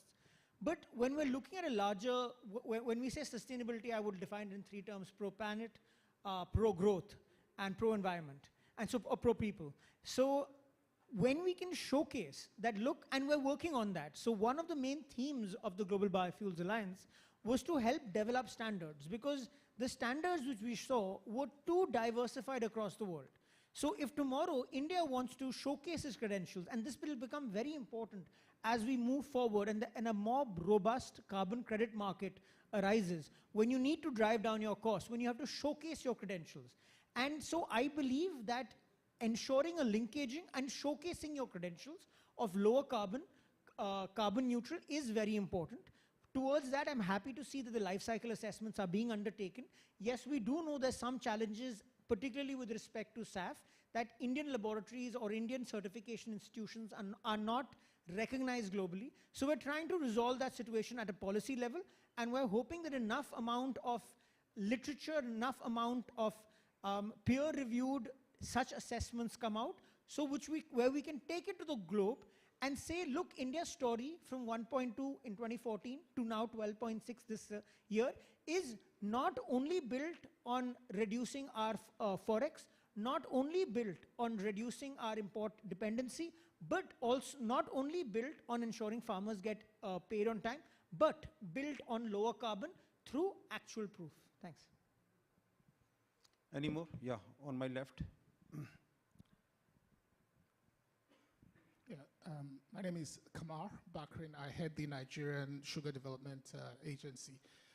My question is for a country like ours that has currently a very low sort of installed base in terms of sugar and byproducts, and we're looking at a strategy of sort of maybe leapfrogging, if you will, around value-added products. It's extremely important to understand as we begin to think about sort of like ramping up capacity for production, to understand better the economics of these sort of like biofuels, bioproducts, bioplastics, and so on and so forth. So it would be very helpful if maybe Avantika or Atul can speak a lot to the experience around the economics of these products, especially for essentially a new emerging industry like ours. Thank you. Thank you. So I'll talk about the bioplastic in my particular, I just have the numbers for the particular product that I will make. After that, I will let Mr. Mule add. So basically, the cost of the molecule PLA which we will make is around double of a normal plastic. But we have to consider one thing, and here I think that leapfrogging will really help, is that we are setting up a capacity of 75,000 tons today. A regular PP or a PE line is nothing short of 300,000 tons. if our capacity was being set up for 300,000 tons today, then the cost of carbon, whether it is fossil-based or renewable, it comes to almost the same. So you would be as cheap as a normal plastic, and you would be bio-based. And this is also my vision for the future. But of course, it's a bit scary to do it at this scale when, so we're making baby steps. So this is a great way to leapfrog. I would say if you're going, go big. Thank you, Avantika. Mule, yeah, So Mr. Mule, you are going to also respond, just yeah. catch up on you on this question. That see, it's a value-added product. What we have seen, that is sugar industry is not only the sugar industry, biorefinery is going to be there. So depending on the capacity what you have, is basically it will start from the what is the raw material available there. So you can have a sugar cane, whether you have raw material available for how many number of days, 100 days, 160 days, 200 days. Based on that, you can also have some alternate raw materials available there. It can be alternate crop there. And production of ethanol. So it's a multi-feed, multi-product. That's the concept we can always try. It could be a multi-feed, it could be damaged grain, tapioca, cassava, what you said, or for that matter, sugar cane, a sweet sorghum from the raw material side. And end product side, you can always have fuel ethanol, industrial chemical grade ethanol, potable alcohol also is possible from that, potable extra neutral alcohol grade. And then you can also have a CO2. So you can have actually as a complex, as a biorefinery complete complex, while keeping an ultimate game that it can be a low CI number. Eventually, each of the country, globally we want to go to the net zero, depending on the time frame of your particular country. But there is a lot of opportunities available from the complex. Maybe whenever you have time in the breakout session, my colleagues will talk to you about your specific requirement. Thank you. Thank you. I'm afraid we don't have more time to take questions, and already I got the signal to wind up the session. Thank you very much, all of you, for your active participation. We could have a very lively and interactive session here. So just to sum up, it is very difficult to sum up because we got a lot of ideas, a lot of suggestions. So trying to put so many fruits in the basket, it is a tougher job, but even then I'm trying because as you know, we are talking about diversification through sustainability through diversification. So to me and to everyone, diversification is not a choice, which is number one, it is a necessity for survival. We have to look for entire sugarcane value chain now, and not merely talking about a particular byproduct from the sugar industry or from elsewhere. Especially we are not talking about various business models, as Thomas was talking about, that we are not into you have to produce this from this particular byproduct, but you have to look into your own conditions and you have to go ahead with the strategy and with the business model in your particular country. And emphasis should be, or the stress should be more on how we can minimize the waste and we can convert waste to a resource.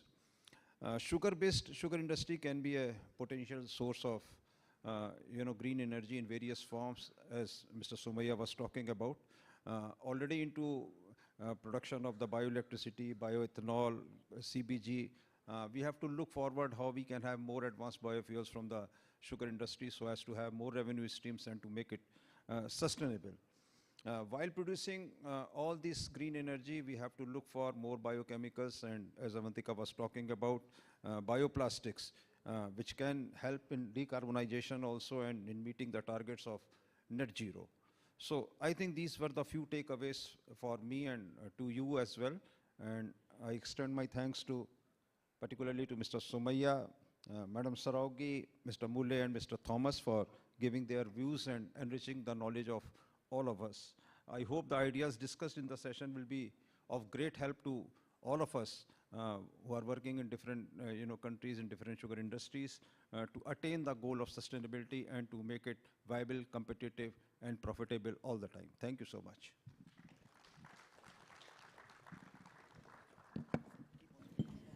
Looking not only at economic but also environmental viability and sustainability through diversification for survival. Definitely a very enlightening session that all of us came across. Thank you very much. After that insightful session, ladies and gentlemen, I will now be requesting Shri Ashwini Srivastava, Joint Secretary, to kindly felicitate each of our panelists who are seated on the dais. Thank you very much for adding value to this session. Thank you for sharing your views, thoughts, ideas with all of us here today. beginning with the moderator, Mr. Narendra Mohan. Thank you very much for joining us here today. Mr. Samir Somaya, thank you very much for that wonderful presentation that you made. Mr. George Thomas, thank you for joining us in this session. Mr. Atul Mule. Ladies and gentlemen, let's join hands in thanking each of our panelists for their wonderful perspectives that they just shared. Thank you, Ms. Avantika Saraugi.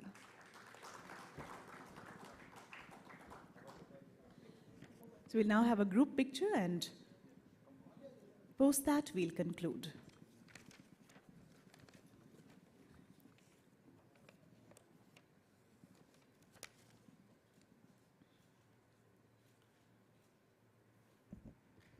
Thank you very much. Ladies and gentlemen, we're moving forward, and now we have a talk on the green hydrogen, prospects and challenges. So waiting for a few more moments as we set up the stage for this talk.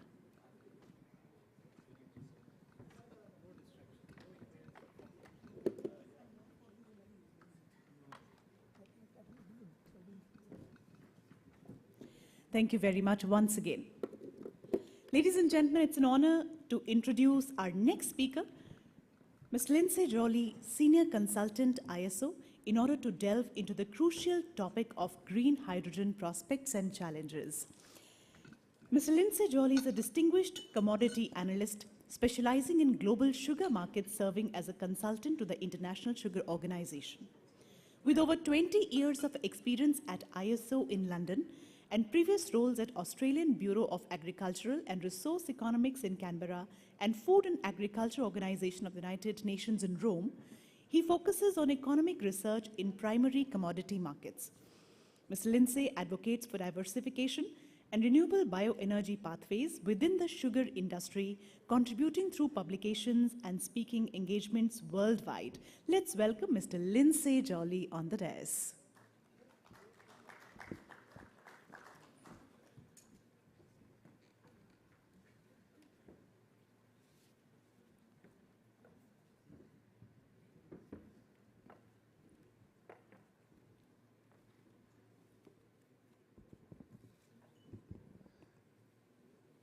Good morning, one and all.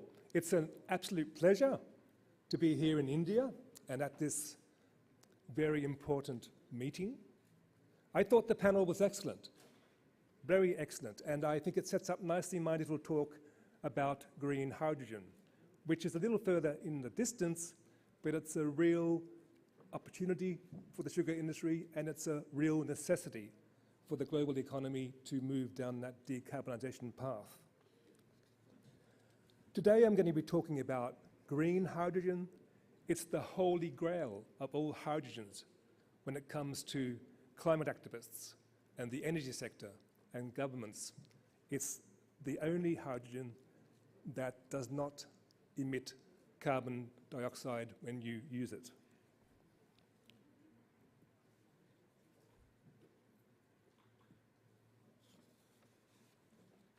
So hydrogen is unique amongst liquid and gaseous fuels in that it emits absolutely no CO2 emissions when the energy is released as heat through combustion or as electricity in a fuel cell.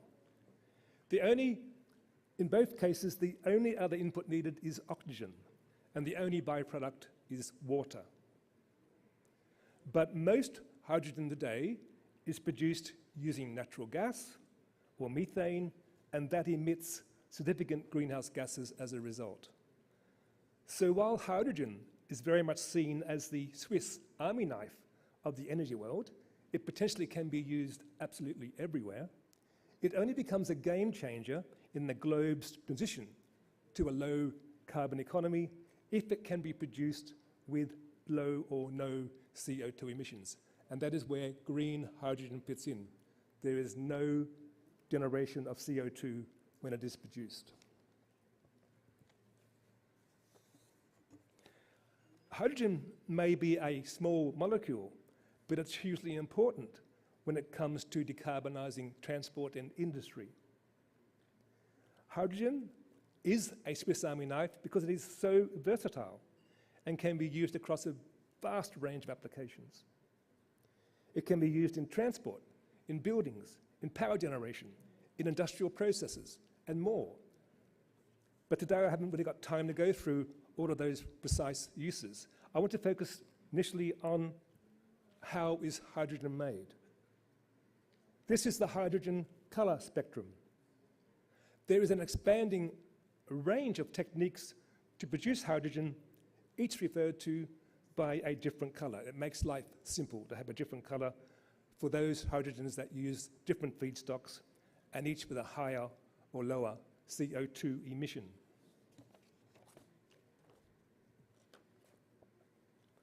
Black and brown hydrogen present the traditional way to make hydrogen using black or brown coal. It is very bad in the sense of releasing lots of CO2. Grey hydrogen is derived from natural gas. It's the most common production method today, accounting for around 60% of all hydrogen that is produced. It generates lower CO2 emissions than black or brown. Blue hydrogen involves steam reforming of natural gas, but then capturing the CO2 emissions. And that CO2 can be stored or used in applications. So it's a lower clean hydrogen. Beyond black, brown, grey and blue, there are another 8 shades of hydrogen: turquoise, purple, pink, red, yellow, white, and then there's green hydrogen. In this slide, I try to capture which are seen as the clean hydrogens at the moment. Only a few qualify, as you can see there. Obviously, green hydrogen is the new gold standard for hydrogen production. And then, of course, you have blue hydrogen, where the CO2 emitted from natural gas is captured and used. And then I introduce a turquoise hydrogen, where natural gas is used under a different technology, pyrolysis. Pyrolysis allows the carbon in natural gas to be captured in solid form, so it doesn't get emitted into the atmosphere. And then there is the biomass-derived hydrogen, which is the important one for the sugar industry. If you're producing a biomethane, obviously you can produce a hydrogen that is carbon neutral or even carbon negative.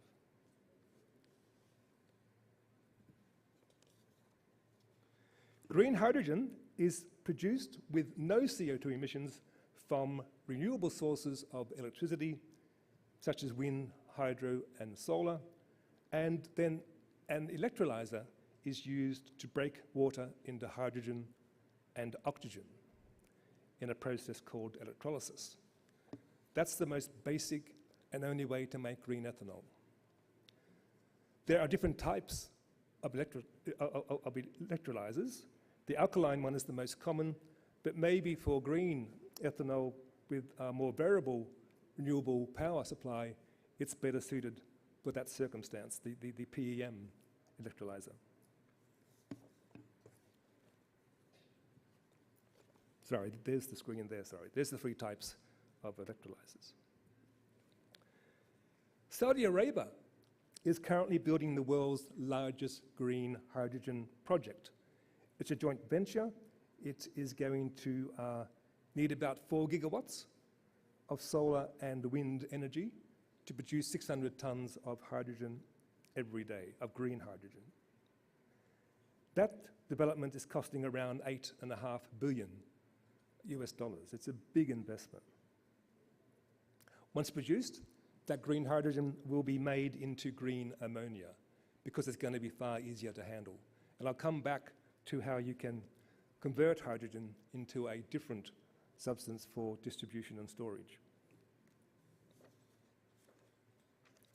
I just quickly want to emphasize again blue hydrogen and the importance of the carbon capture use and storage technique.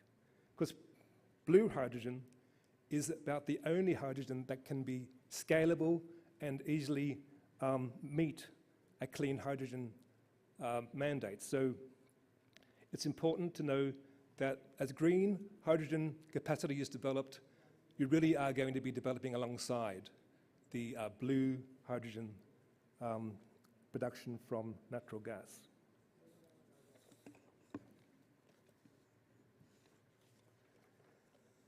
Looking now a bit at the size of the hydrogen usage,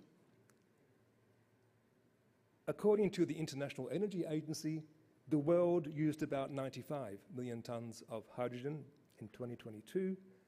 That's around 3% of the world's energy use, and it's similar in size to what Germany would use in a single year.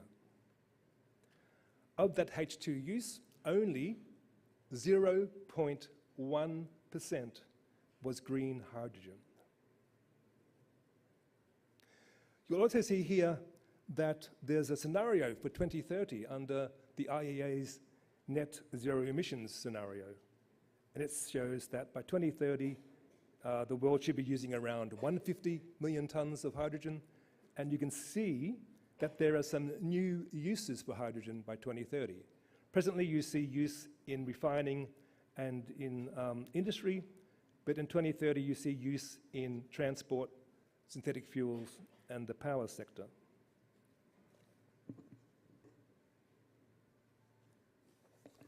Flip the coin to the production side. Well, it will obviously match at 95 million tons, but production was dominated by the unabated use of fossil fuels. Natural gas without carbon capture accounted for around 60% of production, while use of coal, mainly in China, accounted for around 21% of production. And then you have the remaining 16% produced as a byproduct of industrial processes in oil refining and in petrochemical industry. In terms of cleaner hydrogen, production was less than 1 million tons in 2022, and that was entirely blue hydrogen. Production of green hydrogen was around 100 kilotons, and that's how you get that 0.1% figure that I noted in the previous slide.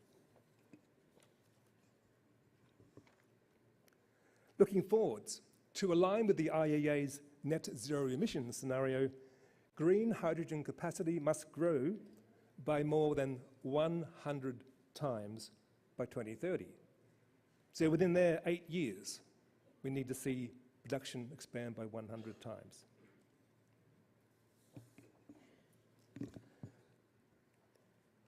Let me take just a couple of minutes to look at some of the new ways that hydrogen is going to be used, particularly in the transport sector. The fuel cell technology, hydrogen fuel cells, very important. We're already seeing a focus on fuel cells in the heavy transport sector. It does emit a lot of CO2, and here is a solution to move down decarbonisation quickly with fuel cell trucks. And here are a few of the major providers already presenting those fuel cell trucks to the market. There are also hydrogen internal combustion engines. They have a role to play in the coming years too, because you can get an immediate reduction in CO2 emissions while the fuel cell technology develops. Hydrogen-powered trains are already a reality in Europe. Here we have trains in Germany and France that run on hydrogen fuel cells. Hydrogen-powered aircraft are not a reality, but Airbus has the ambition to bring to market a hydrogen-powered commercial aircraft by 2035. We already heard about sustainable aviation fuels this morning in the previous panel. SAF is the only viable way to decarbonize aviation, and that will be the case for quite a few years to come. So as we heard this morning, SAF is a real opportunity for the world sugar industry through that alcohol to jet route. Another use for hydrogen is in synfuels. They are synthetic hybrid carbons that need hydrogen to be manufactured, obviously. They can be a drop-in solution with existing fuels using existing logistics and distribution and refueling. Importantly, e-fuels drastically reduce the harmful emissions from internal combustion engines, and so can play a key role in decarbonising transport.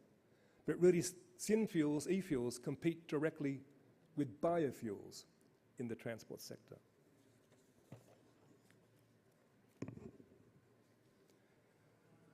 And here, hydrogen for green steel manufacture. Iron and steel are a major contributor to CO2 emissions worldwide, and that's because they use a lot of coal.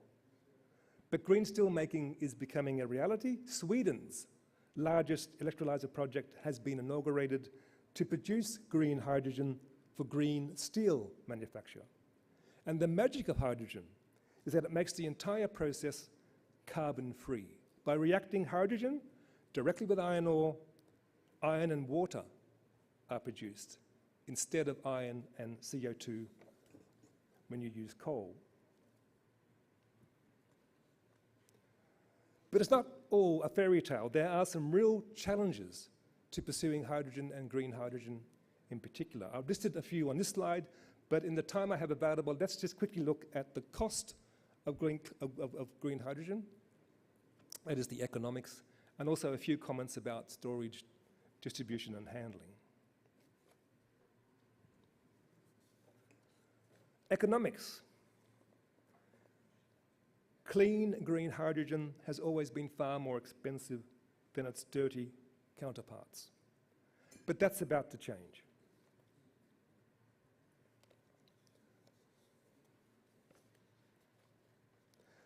The graph on the right-hand side shows production costs across 25 countries in 2023, as estimated by Bloomberg New Energy Finance. They're a reputed company. Look at the green. The green bars are lying way above the lines for blue hydrogen and grey hydrogen. That's today, in 2023. In terms of averages, grey hydrogen costs $2.13 a kilogram, blue hydrogen $3.10 a kilogram, and green hydrogen a whopping $6.40 a kilogram. By 2030, the situation will change.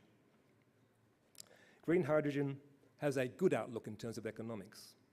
In Brazil, China, India, Spain, and Sweden, green hydrogen from new plants is going to start undercutting grey hydrogen from existing plants by the end of this decade. And that's because of a big drop in the cost of electrolyzers via economies of scale. And it's also because there's obviously supportive government policy will help development of the technology as well and the market for green hydrogen. Turning to hydrogen logistics and handling, most hydrogen today is actually used close to the point of its production. So not too much is actually transported.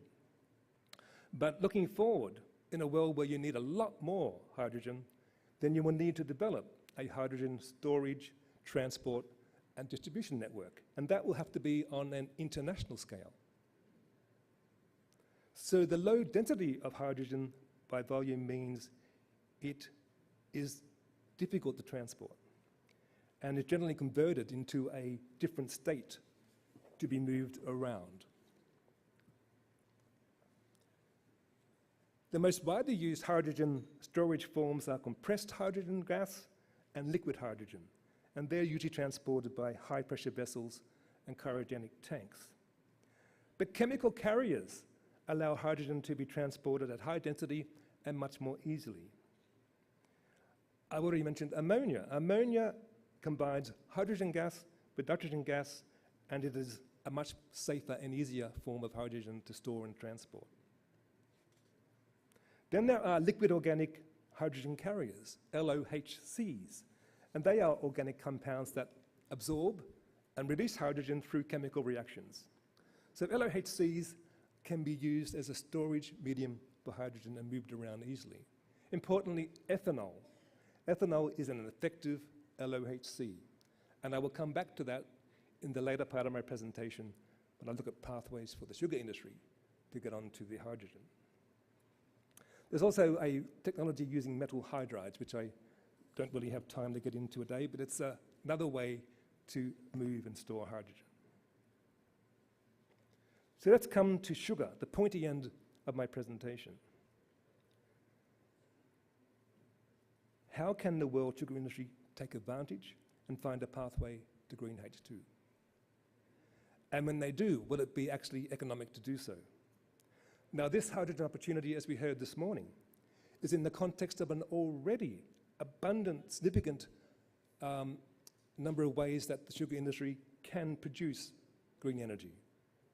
Ethanol, biopower, biomethane, all the ways that we discussed in the previous panel.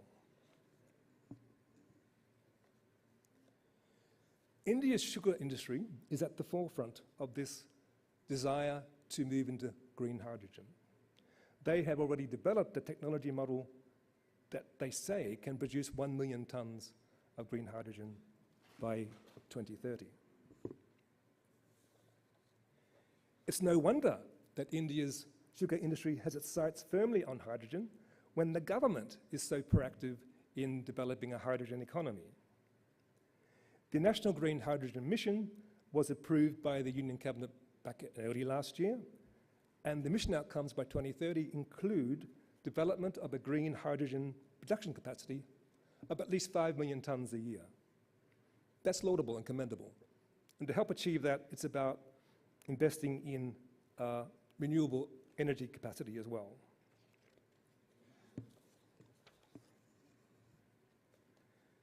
The National Sugar Institute has worked in collaboration with a private company to build a demonstration plant which produces green hydrogen from compressed biogas. And that is produced from filter cake, as we also heard earlier.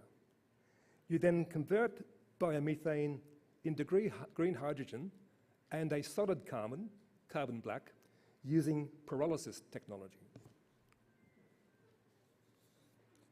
Methane pyrolysis uses heat to split methane into hydrogen and solid carbon, and as such, it does not emit any CO2.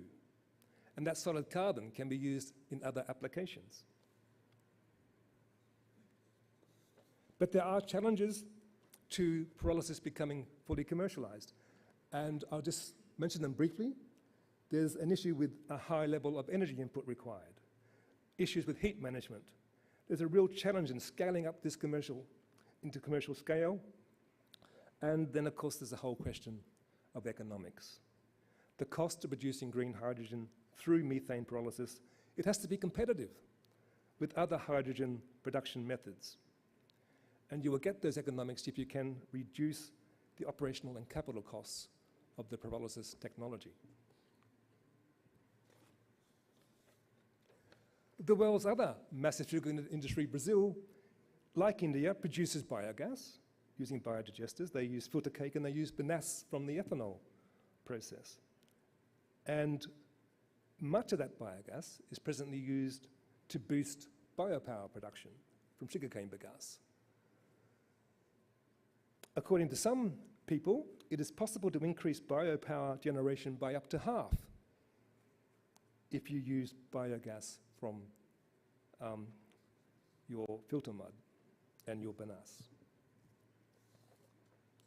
So even while Brazil is a biogas producer in the sugar industry, as far as the hydrogen opportunity goes, Brazil is taking a different approach.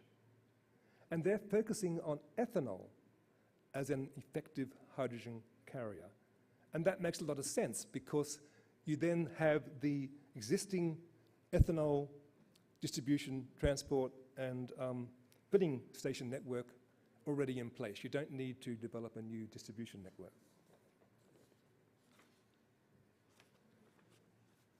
So Brazil is testing the possibility to produce hydrogen directly from ethanol using an ionic membrane exchange technology. And this apparently is already working in a demonstration plant. It's a partnership between Shell, the University of Sao Paulo, Hydron, the firm that has developed the technology, and there's also government agencies involved. Talking with my good friends at DataGrow, they say that taking full advantage of the 42,000 ethanol fuel stations in Brazil, they estimate that the fuel efficiency of this process equates to around 35 kilometers per litre of ethanol feedstock.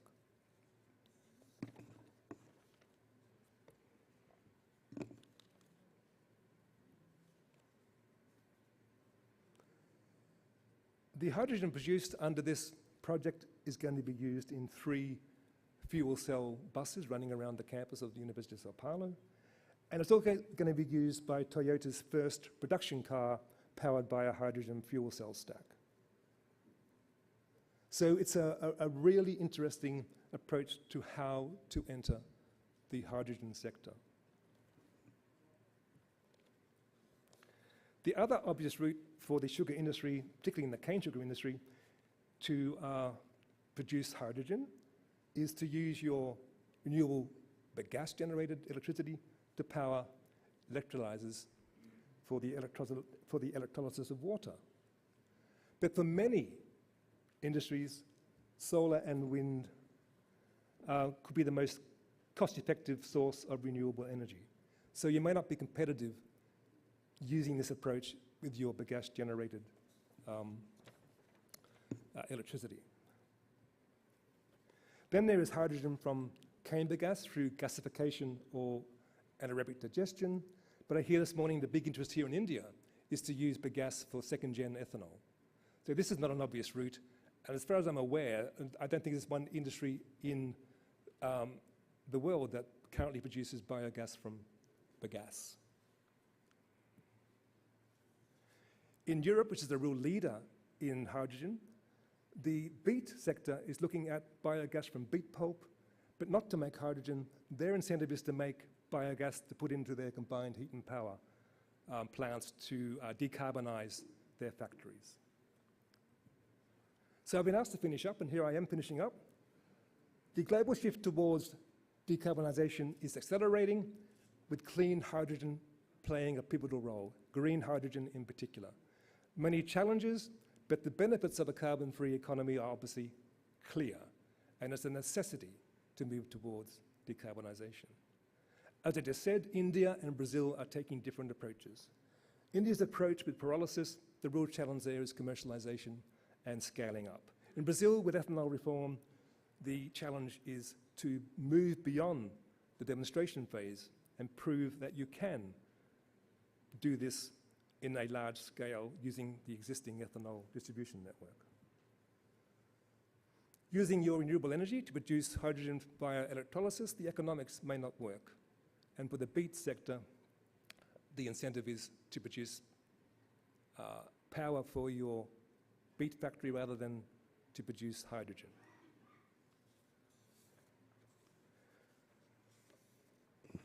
So in the end, the hydrogen age is very much now. I want to finish by commending our hosts, the Government of India, and the sugar industry for taking this proactive stance on hydrogen. And it's good that the sugar industry has so deftly identified a pathway to get towards that hydrogen economy. So with that, let me say again, the hydrogen economy is not just a possibility, but it's an absolute necessity for the future of the world. Thank you.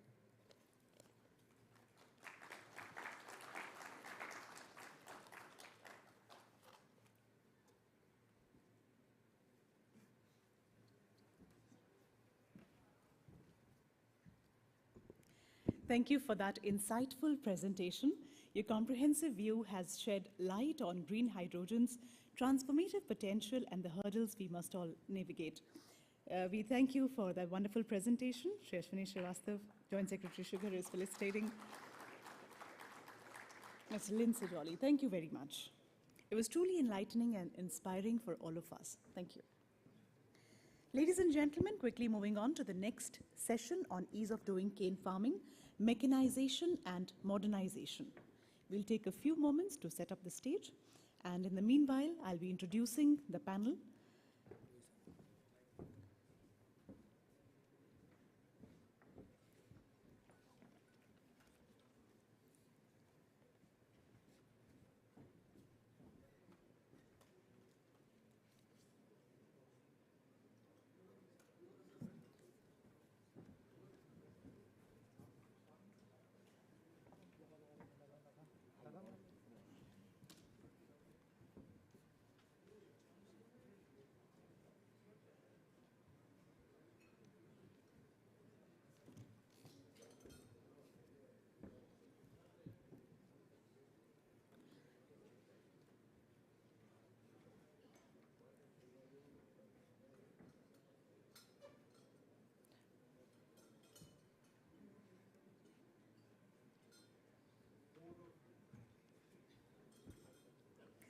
Thank you very much. It is time to move on to the next session, which is on the ease of doing cane farming, mechanization and modernization.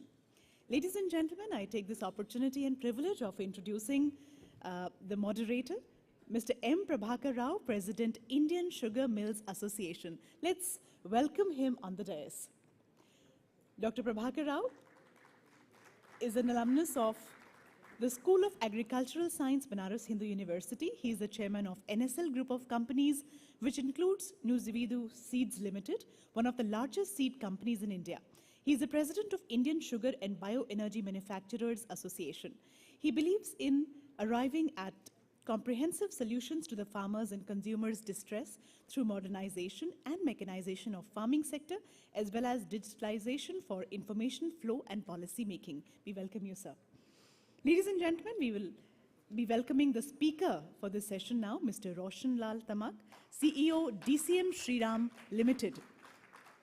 Mr. Roshan Lal Tamak, Executive Director and CEO of Sugar and Ethanol at DCM Shriram Limited, boasts over 30 years of leading strategic growth in the Indian sugar sector with a strong focus on sustainability. A graduate of the Advanced Management Program from Wharton School and IIM Ahmedabad, he is a frequent speaker at global seminars. He's been awarded the SIA Best CEO and Lifetime Achievement Award, highlighting his profound industry experience. He's also the president of UP Sugar Mills Association. We welcome you, sir. The panelists for this session, Dr. P.K. Singh, Agriculture Commissioner, Government of India. Let's welcome Dr. P.K. Singh on the dais. Dr. Praveen Kumar Singh, an accomplished agricultural scientist, holds degrees in genetics and plant breeding from Banaras Hindu University. With a distinguished career spanning 30 years in ICAR, he has released 14 subtropical sugarcane varieties, published extensively and contributed significantly to IPR issues and seed production. As Agriculture Commissioner of India since 2022, he chairs key committees and advises on agricultural policies, serving on boards of Central Agricultural Universities and ICAR missions. We welcome you, sir. Ladies and gentlemen, I will now be inviting Mr. Prakash Naik Navare, MD, National Federation of Cooperative Sugar Factories Limited. Mr. Prakash, a veteran of the sugar sector with over 23 years of experience, currently serves as the Managing Director of the National Federation of Cooperative Sugar Factories Limited, India's apex body representing 260 cooperative sugar mills and 9 state federations. With a background in agriculture science and postgraduate diplomas in business and marketing management, he's previously led Sugar Max Incorporation in India and has contributed extensively to national committees and international conferences on sugar, sugarcane, ethanol, and cogeneration policies. We welcome you. Thank you very much for joining us here. With this, may I please request the moderator to kindly please begin the deliberations. Over to you, sir. So there's a mic there also, in case you need to. Thank you for the wonderful introduction. So now, ethanol, hydrogen, sugar, but everything has to come from sugarcane. So now we'll discuss about how do we produce more sugarcane and more easily. As we all know, the sugarcane is one of the most efficient crops in producing the energy by using the least amounts of water, the soil, and the nutrition. There are many beliefs, many rumors actually, which get spread that sugarcane is a water guzzler, and the exporting of sugar or producing of ethanol from sugar is not a very efficient way of doing it. But there are publications which have proven that sugarcane is one of the most efficient crop, far ahead of the other crops like rice or corn, etc. The reason for this, the scientific reason for this is sugarcane is a C4 crop and it's a perennial crop. So because of these reasons, it adds a substantial amount of carbon to the soil and able to produce so much of energy by consuming less amount of water, nutrition, or land. Now coming to the Indian perspective, India has done tremendously well. In the last 4 decades, we have doubled the sugarcane production.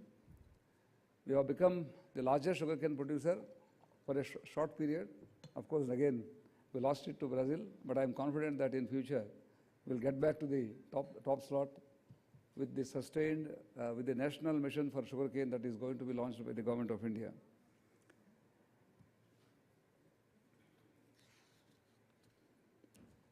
Besides meeting the largest demand from the domestic market, which is at 29 million tons, growing at 2% every year, our country is capable of meeting more than half the demand of ethanol as per the EPP program.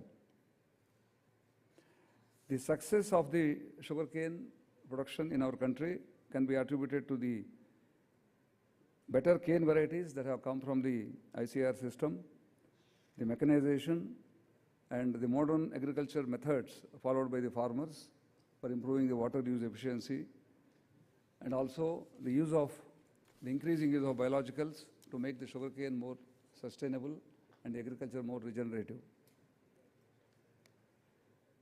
The current production of sugarcane is around 430 to 440 million tons, which has to go up to about 510 to 520 million tons, and that needs to also happen with less amount of labor requirements. That's why the title that is chosen is Ease of Growing Sugarcane. To meet the ambitious targets and also the domestic demand for sugar, we anticipate that there is a need to marginally increase the area to go around 6.2 million hectares, and also to improve the yields marginally from the current level of 75 tons to about 85 tons. All these things are possible. They are not very ambitious targets. These targets are very much possible to achieve and meet the demands that arise from the food requirements as well as from the fuel requirements.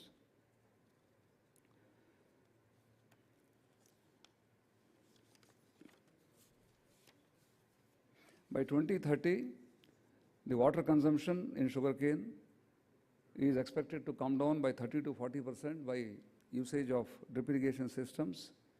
And at the same time, these usage of drip irrigation systems may also contribute towards increase of the yield from the 75 tons per hectare level to the 85 tons per hectare level.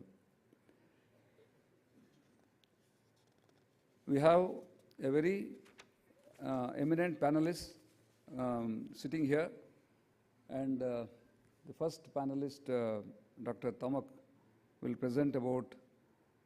make a presentation, and after that we will hear from the other panelists, and then of course we'll conclude after a few questions from the delegates here. So thank you very much. I will request now Dr. Tamak to start his presentation.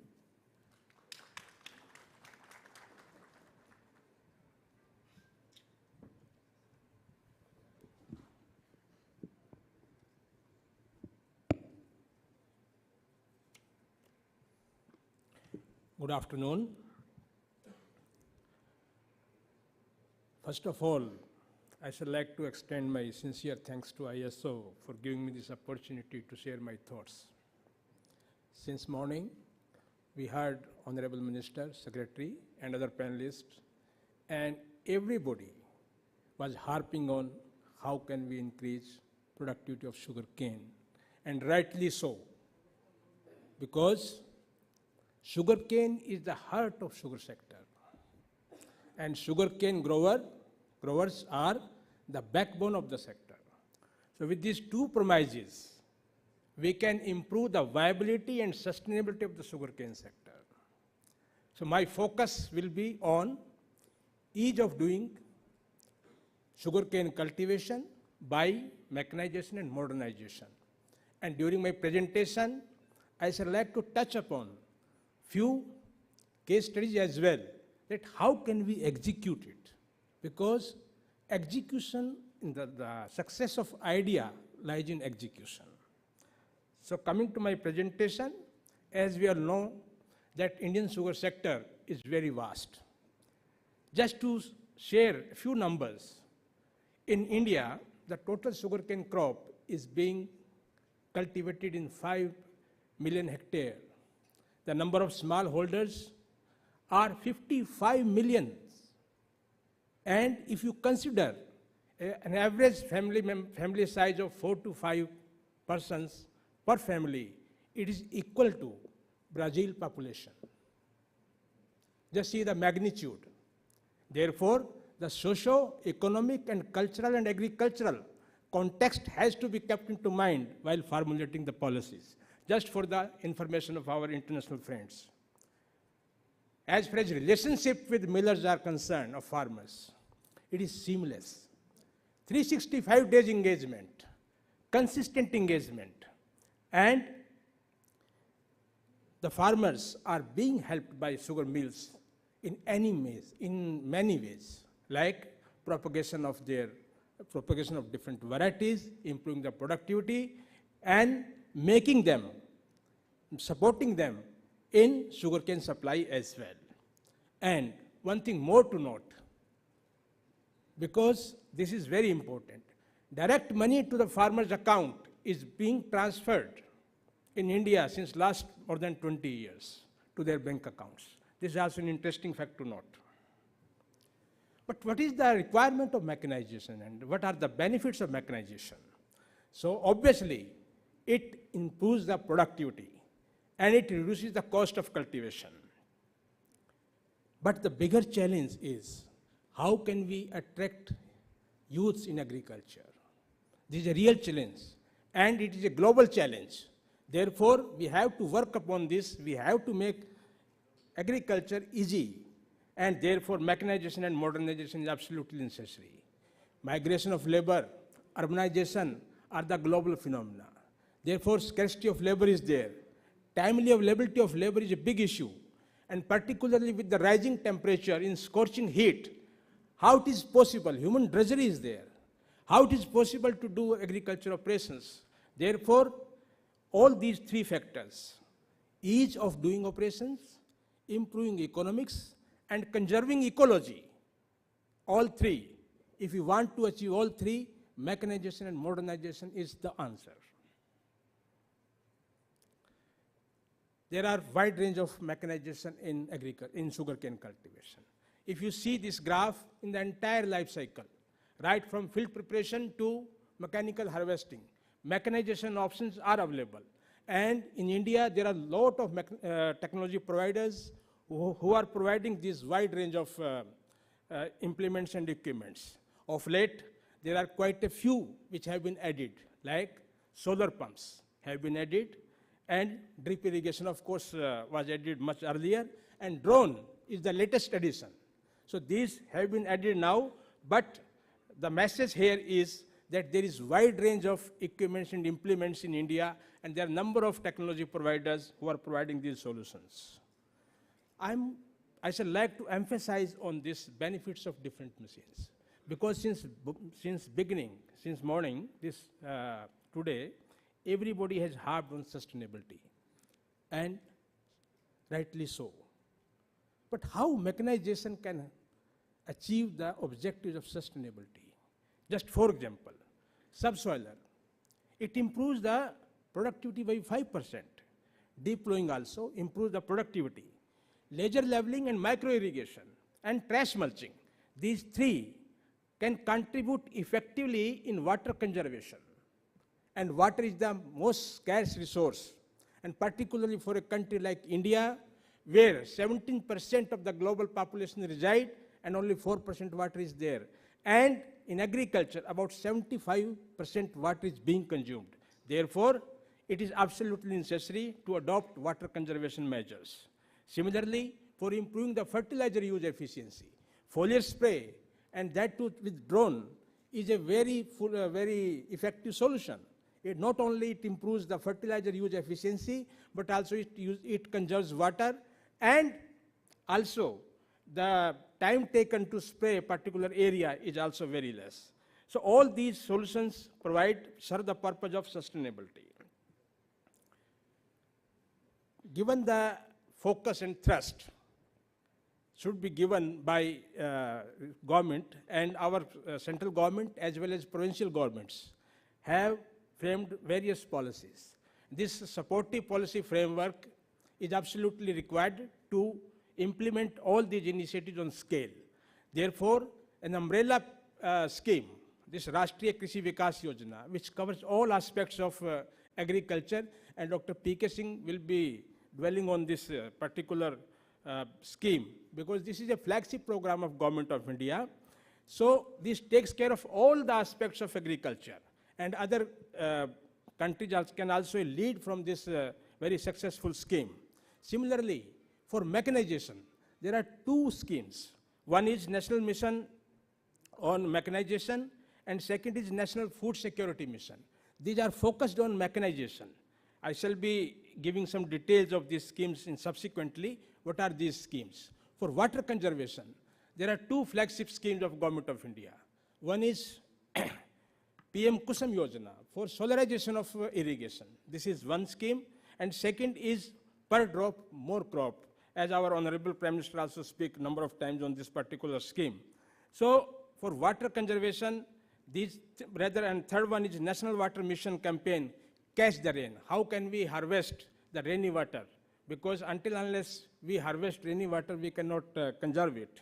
So with all these schemes on mechanization, water conservation, and productivity improvement, this supportive policy framework exists in India, which is helping the sector. Now comes to the execution part. In India, there are so many examples where sugar factories, in collaboration with respective technology providers and government, have implemented various schemes. And on big scale, reasonable scale, which has created significant impact. Like, for example, it is heartening to note that mechanical harvesting in India, in one factory in Maharashtra, which Mr. Prakash Naik Navre can also touch upon about this factory, about more than total 100% cane is mechanically harvested. It's really delightful to hear this particular news. It is not a less significant achievement. It's a major achievement. And particularly so, if you see this slide, in Australia, already 100% mechanization is there. In Brazil, about 80% mechanization is there. In Thailand also, having similar conditions, 35% mechanization is there, but in India, it is only 4%. But the interesting part is this slide. From 2019 to 2024, there is more than 300% growth in mechanical harvesters. It's a wonderful achievement. And similarly, the mechanical harvesting ratio has also increased substantially.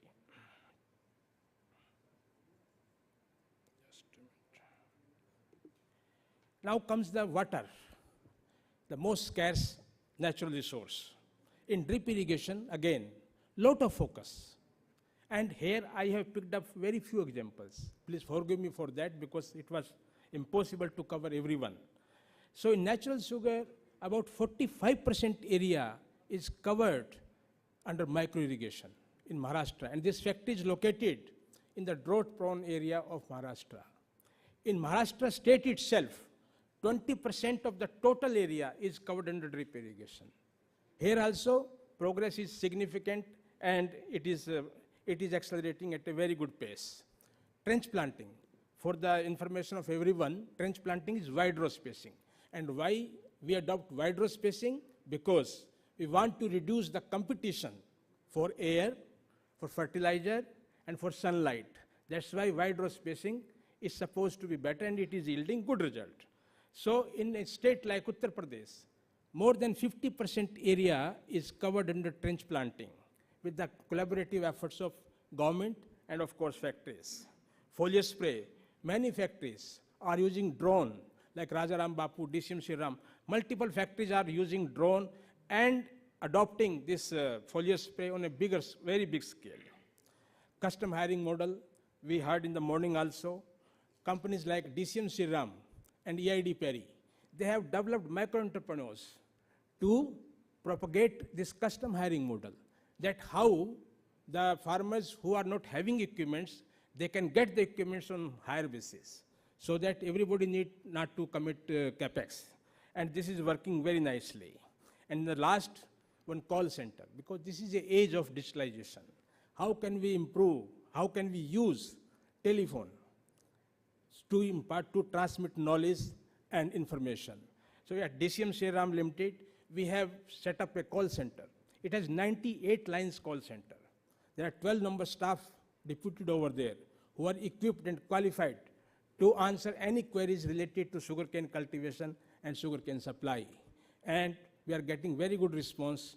Amongst a farmer base of 200,000 growers, about 700 calls are being received on daily basis, and about 2,000 calls are on outbound basis. So in a way, we are leveraging technology to impart information, knowledge, and redress their issues. But we cannot rest here.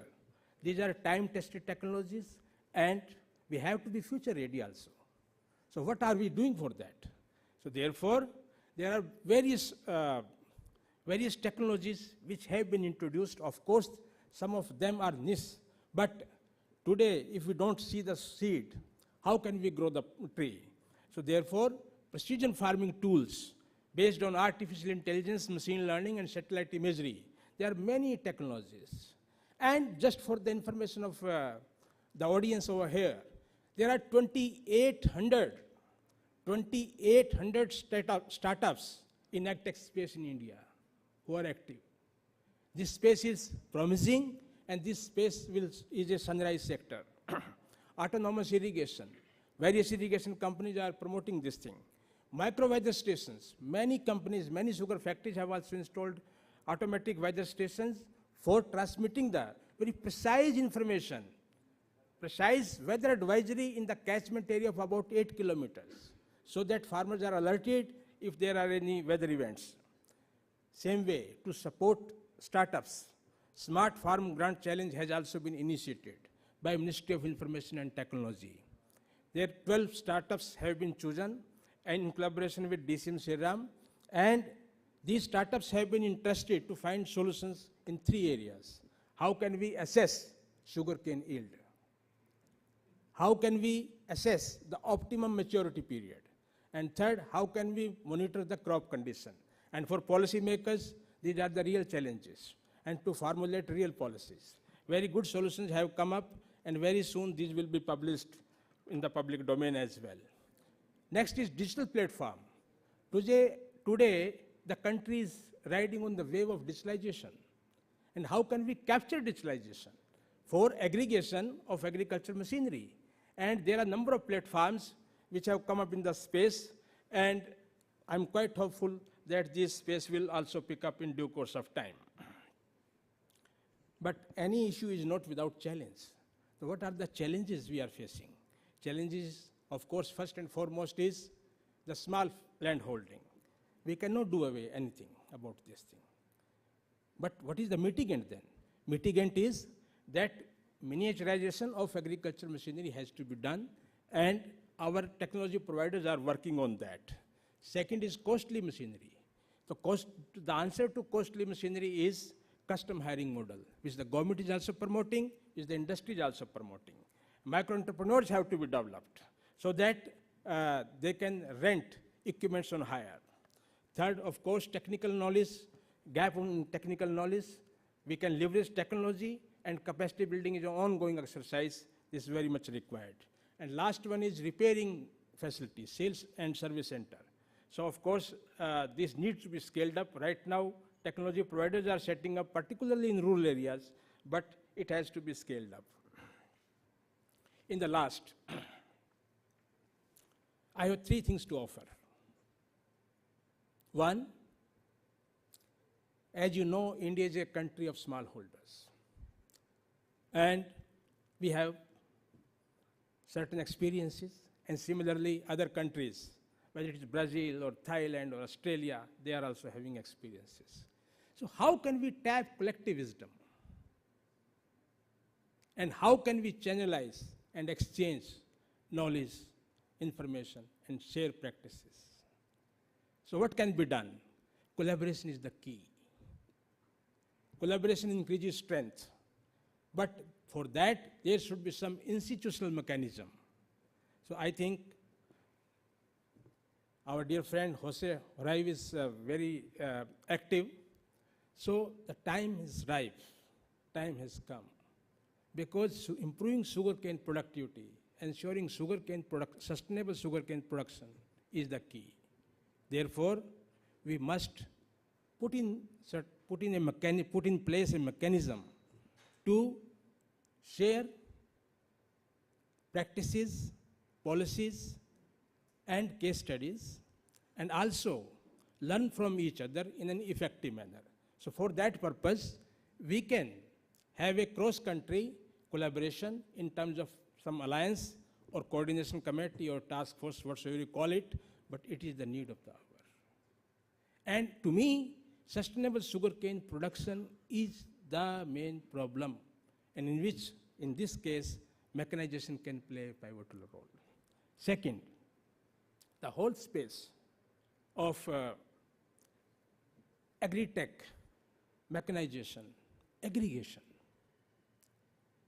by using digitalization, by using cell phone penetration, this space particularly, how can we implement same way as we have implemented in case of taxis, like we book Uber? How can we ensure Uberization of agriculture machinery? There are quite a number of startups working in this space, but this needs to be scaled up. And this offers an investment opportunity also for the entrepreneurs, for companies, for established corporates, and this is a very attractive space. And I must say, given the scale, scope, and size of particularly of India, this provides an attractive investment opportunity. Time is ripe and time is right for this. Let's join hands and let's work in this direction. Thank you very much.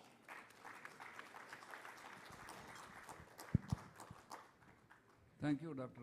Tamak.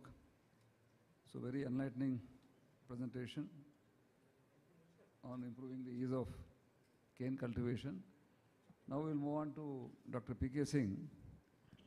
So Dr. P.K. Singh, can we request you to enlighten us about the national mission on sugarcane and also the breeding efforts that are happening to develop new varieties with higher sugar recovery, higher yields, and also the climate resilience, considering the climate change factors that are impacting the agriculture. Thank you. Thank you, ISO, to call me for this panel discussion. Friends, once industry is coming forward with such novel technologies and novel ideas, so government is always behind to provide the best policies also. So there is a need to sync these needs with the policies, and then the agronomy and the genetics of the varieties with the mechanization needs, if we just focus on the mechanization in that way. So just like has very rightly pointed that micro IMD facilities, meteorological facilities. So we have come up with a mega scheme called as WINDS. So that winds means we are going to have such kind of micro weather stations at all the panchayats in India. And that data will be controlled by IMD, and then it will be open access data, and so many startups can build upon the advisories and other things on that. So such kind of policies are there. Similarly, for syncing the needs of the mechanization, the kind of varieties which are needed in the future. Just we can say the high biomass varieties which can fit the this broad gaps between the two lines. That is, if you are going in for the spacing of say 1.5 meters or so to suit the mechanization, so what the varieties also should be there which are lodging tolerant, so it is not going to lose. It has to cover the biomass, the whole field in the same period. So it should be, it should have higher growth rate, and all those things are to be, then we have to slice all those things like that. Similarly, for the planting time, agronomy, if we see, the trench planting, yes, very good technology, and then we are covering, we are not only saving water for the first 3-4 irrigations in that, but also we can go for broader spacing by trench planting, and then paired row methods and all those. So similarly, for all kinds of mechanization, we have to have a sequence of machinery requirement, and all the machinery should fit for that kind of mechanization needs. Say, if we have thinking for the small farmers like 1 hectare farmers, then the turning losses in the machinery and all that. So that we are, Ministry of Jal Shakti, they are planning to provide the, dismantle all these channels, open channels, and then they are trying to provide piped irrigation. So that this turning loss at the time, at the bunds or the channels is reduced. So such things are being snatched at the policy level also. We are working for that. And then now the industry has come up with a very novel idea of watershed approach for the sugarcane, sustainable sugarcane production. And definitely it will go a long way, not only in saving water, but also all the mechanization needs. So in that, laser leveling and all those will come at one point, and we can then go for under SMAM, that is Submission on Agriculture Mechanization. We can then provide the custom hiring centers to the your agencies or the factories who are working for the development under their captive area. So in that way, we can then have a pooled kind of system, or the FPO based or cluster based, or we can then enlarge it to the whole watershed in a particular factory zone. So that kind of scheme, yes, there is a very good proposal from the industry, and we are working on that. We hope that we are be able to gather funds for that from the government side also, and then trying to launch it by the next season. So that we will do in that way.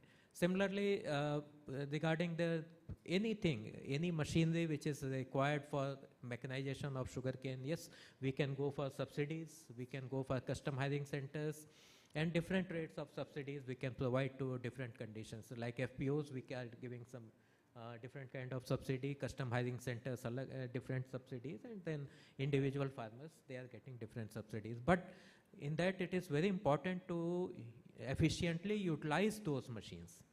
So if a machine is coming, it should be put to full utilization. So that is also very important in that. So I think for mechanization at present, yes, this syncing the needs of the industry with the policies, and the agronomy and genetics of sugarcane cultivation with the mechanization needs are the two main focus points. Thank you. I would like to ask you one more question, Dr. P.K. Singh. You have been hearing the earlier session, the more and more emphasis is going on to the carbon emissions. So the sugarcane farming also, though it is much more efficient than the other crops, even then there is a scope for reducing the carbon emissions further. by practicing sustainable agricultural practices and moving in that direction. Are there any plans in the Agriculture Ministry to help the farmers claim the carbon credits and therefore add an additional income stream? While it helps the farmer in gaining additional income stream, it can also help the industry in capturing the carbon emission data for the product what we manufacture. And therefore, we can make the claim that our product is coming with so much of reduced carbon emission. So this, I think, would be very helpful. Yeah, very right concern. And then for that, I can say that just in the previous 15 days only, Ministry of Environment, Forest and Climate Change, they have included agriculture in the voluntary carbon market system. So now the need of the hour, we have also given a voluntary carbon market policy and all those things are there, how we can go for the market. But the need of the hour is to develop the credit rating techniques that this particular technology, if we replace flood irrigation with drip irrigation, so how much credits it will generate in different conditions. So all those things have to be then standardized. And then we are offering projects worth rupees 50 lakh for institutions to develop such kind of standard practices and the technologies which can generate carbon credit in there. So I have asked director of Indian Institute of Sugarcane Research is here, so they can take such project or even Sugarcane Breeding Institute can take a project on that, and so that they can actually say that this much of carbon credit is being generated by adopting this particular technology. Say laser leveling or irrigation control, this skip furrow method or whatever method you are applying for irrigation and how much carbon you can save. So that standard practice has to be developed. So those standards are needed at present. Thank you. Thank you so much. Now we move on to Dr. Naik Navari, so who represents the cooperative sector, which is also a very substantial part of the Indian sugar industry. And I will request him to speak about the cooperative experience in the farm, in the sugarcane mechanization, and various other aspects about the cane development and interactions with the farmers. Thank you. Good afternoon, friends, and many thanks to DFPD and ISO for this opportunity. First of all, what is cooperative? In brief, I'd like to tell you, because many of you would be not knowing what's cooperative. We have been talking about cooperative. Typically, 20,000 plus cane growing farmers, they come together and form their own company. They are the owners, they are the stakeholders, they are the equity partners. So they form their own company, they take their own decisions and go about. Now, India has got 260, that is almost half of the number of total sugar mills in India in cooperative sector. And inter alia, about more than 5 million cane growing farmers are directly attached with the cooperative sugar mills. So that's in brief about the cooperatives. Now, in India is a very large country and so many provinces. But if you see the largest sugar producing province of Maharashtra, Karnataka, and Gujarat, these are the three provinces where cooperatives are majority of the sugar mills, and the sector is very well spread. And they contribute quite a bit in the country's overall sugar production and the ethanol production. Having introduced that, I must say, now why I picked up these three states, there's a reason here. In these three states, the cane cutting operation is largely handled manually. And those cane cutters, almost in number of about 1 million cane cutters, they migrate from various places and come in the season to cut the cane. And there, the young generation of these cane cutters with better education and better job opportunities in the cities are not willing to do this job. It's a very strenuous job. Doing the cane cutting manually in the heat of, say, February, March, April, May, it's inhuman, I must say that. And there underlines the need for cane harvesters. The mechanical cane harvesting is is must, is need of the hour, not only for these three provinces, but across India also. Now, just imagine if the cane is allowed to stand in the field with, in absence of the cane cutters, what will happen? The cane will remain in the field, sugar mills will remain dry, the cane will be exposed to the threat of dryage and quality and quantity losses. So this, in view of this threatening, in view of this potential threat, we as a National Sugar Federation have taken a unique lead, and I'm very happy to share that with you here. With the National Cooperative Development Corporation, NCDC, a very cash-rich Government of India undertaking under Cooperation Ministry, and National Federation are coming together to provide 10,000 cane harvesters to the cooperative sugar mills. 10,000, mind you. And the timeline is this year and the next year. So by the end of 25-26, we aim to provide those 10,000 cane harvesters of various sizes, various capacities. The choice will be left to the sugar millers. They will be the owners. They will be taking these cane harvesters with the finance coming from NCDC on a 90-10 debt equity ratio. And this is going to be a very massive scheme, and we will be seeing the results of this in next 2-3 years, I'm sure. With this manual cane harvesting getting out of the picture, the cane harvester will take over. It will ensure 2-3 things. One, scientifically cutting the cane. You see what happens, the entire sugar is accumulated at the bottom. Today, the manual cane cutter, he leaves the stump, 4 to 5 inches stump is left in the field, and he cuts the cane above. So the entire sugar accumulated remains in the field. It doesn't come to the sugar mill.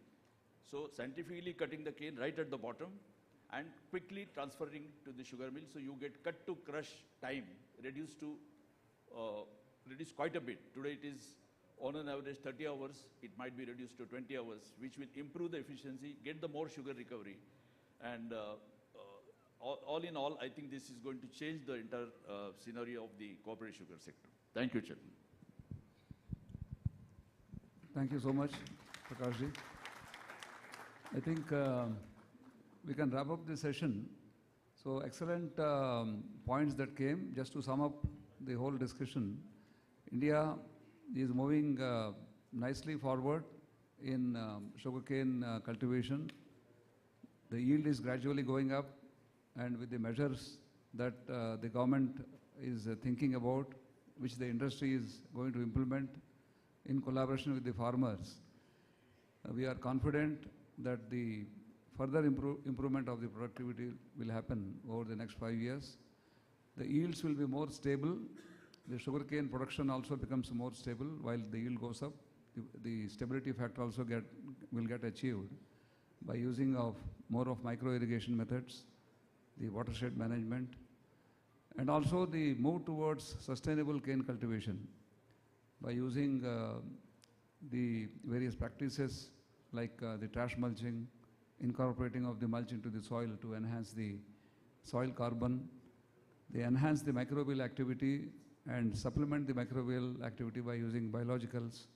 So all these measures will make the sugarcane more sustainable, and like what Dr. P.K. Singh also acknowledged, there is a possibility of the farmers not only reducing the cost of cultivation, but also able to claim carbon credits for the new methods which they are going to adopt in the future, and which will make the sugar and other products which come from the sugar factories leaving much less carbon footprint, maybe a negative carbon footprint, which helps in so many ways in selling the products to the world which is looking for greener products. We heard about the hydrogen presentation, we heard about the presentations of the earlier panel. So we all understood the importance of the green tag for the products, and that I think is going to be achieved by the sustainable practices which are going to come into agriculture in India. We may have a few questions if time permits. Do we have time? Maybe a few questions only, please. Yavantika. Thank you for a very enlightening presentation, and it's very heartening to hear the efforts in the mechanization. I just have one question / suggestion, that when we are thinking about mechanization, then to power that mechanization, mostly it will require diesel. So if we leapfrog to remove the diesel part out of this equation, I think we will be really on a very right side of things, and farmers will definitely be able to get carbon credits. So yeah, I don't know who would like to give an input on this, but Absolutely right, Avantika. And there are two solutions which, one, government is promoting in a big way, solarization of irrigation, big way. So we should capitalize that. Second, CBG, as we spoke in the morning, that we can, on conversion kit also, various governments and central governments also, and OMC is also working on this. So we can convert tractors to bio-CNG. So these 2 points are very valid, and we must act on this. Please. Now, one more thing is there, Avantika, that we are trying to use the surface water available through canal irrigation in a more efficient way. That is through the pressure, that is 25 feet pressure kind of things we are trying to generate at the canal head itself, so that water can be directly used for the sprinkler or drip irrigation system without using pumps. So that kind of things are also being taken up. Yeah, I am Dr. Vishwanath from IISR Lucknow. So coming to mechanization, some of the issues, especially from where I have come from, UP, that some more changes in policy we need. Especially now we are going for piecemeal harvesting, so that hinders mechanization. That is the one thing, and the impact of this is the ratoon productivity. So when we take up piecemeal harvesting, so farmers are unable to take up ratoon operation at one go. These are 2-3 issues have to be addressed through policy means. Thank you. So that is very rightly said, that at the present spacing of 90 centimeter or 3 feet, or say paired row at 4 feet, it is difficult to get a good ratoon crop. But if we are going in for something or broader spacing, then this off barring and all those exercise, that is stubble shaving, off barring, and all those were practiced earlier also. So if we, through mechanical harvesting, if these practices are revived, then I hope that a good ratoon crop can be taken up by that. But yes, there is a need to change the policy of that issuance of slips and all those, that harvesting slips and all those are to be synced with this one. That is there. Thank you.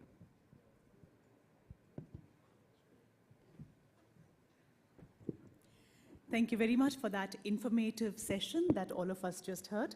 We look forward to applying these learnings to improve practices in our cane farming operations. Thank you very much. May I please request Shri Ashwini Srivastava, Joint Secretary Sugar, to kindly felicitate the panelists for this session. Beginning with the moderator, Mr. M. Prabhakar Rao. Thank you very much for conducting this session really well. Ladies and gentlemen, please join hands as we thank each of our panelists for their insights and for sharing their valuable perspectives with all of us today. Thank you, Mr. Roshan Lal Tamak. Thank you very much for that wonderful, enlightening presentation of yours. We thank the panelists, Dr. P.K. Singh. Thank you very much, sir, for sharing your insights. And Mr. Prakash Naik Navare, thank you very much. Ladies and gentlemen, let's thank each of our panelists with a big round of applause.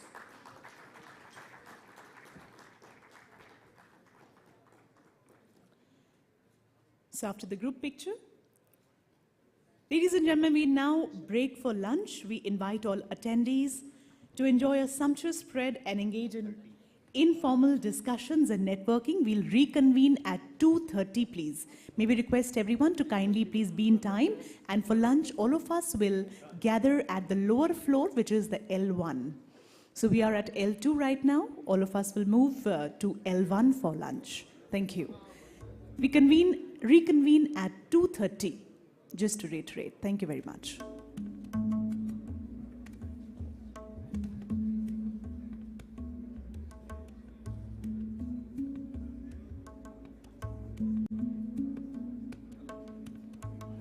कैमरे से कोई नहीं हटेगा एक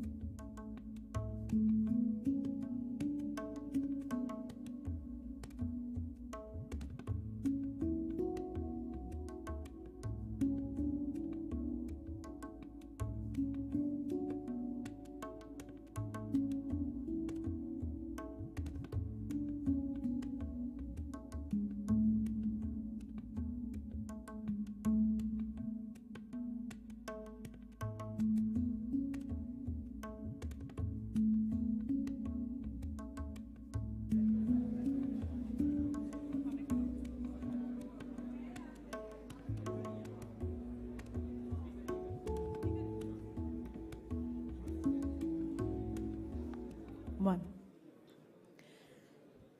Requesting all our delegates to kindly be seated, please. We should be beginning shortly, looking forward to having everyone seated as soon as possible. Ladies and gentlemen, we welcome you back after the lunch break that all of us enjoyed. Requesting everyone to be seated as soon as possible so that we can begin with the next session.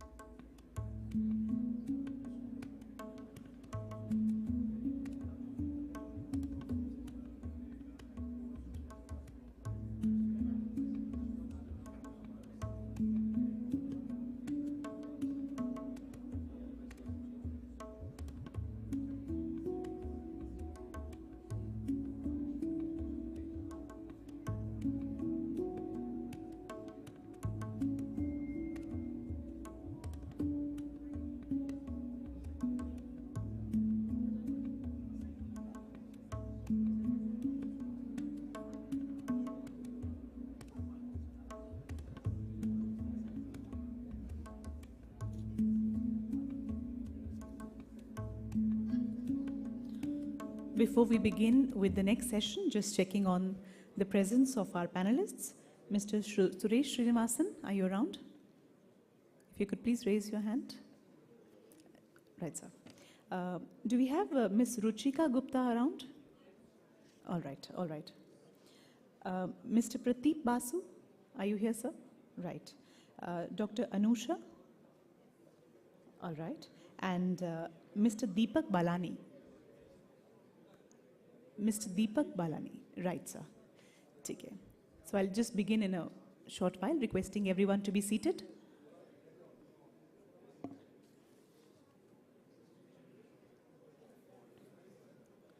Ladies and gentlemen, we're about to begin. May I please request everyone to be seated soon.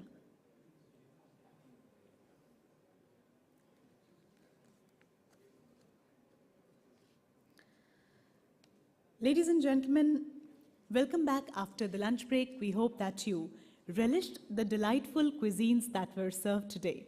So after the sumptuous meals that all of us enjoyed, we are back here and ready to dive into the next session, which is on digitization of sugar sector, bringing synergy among stakeholders.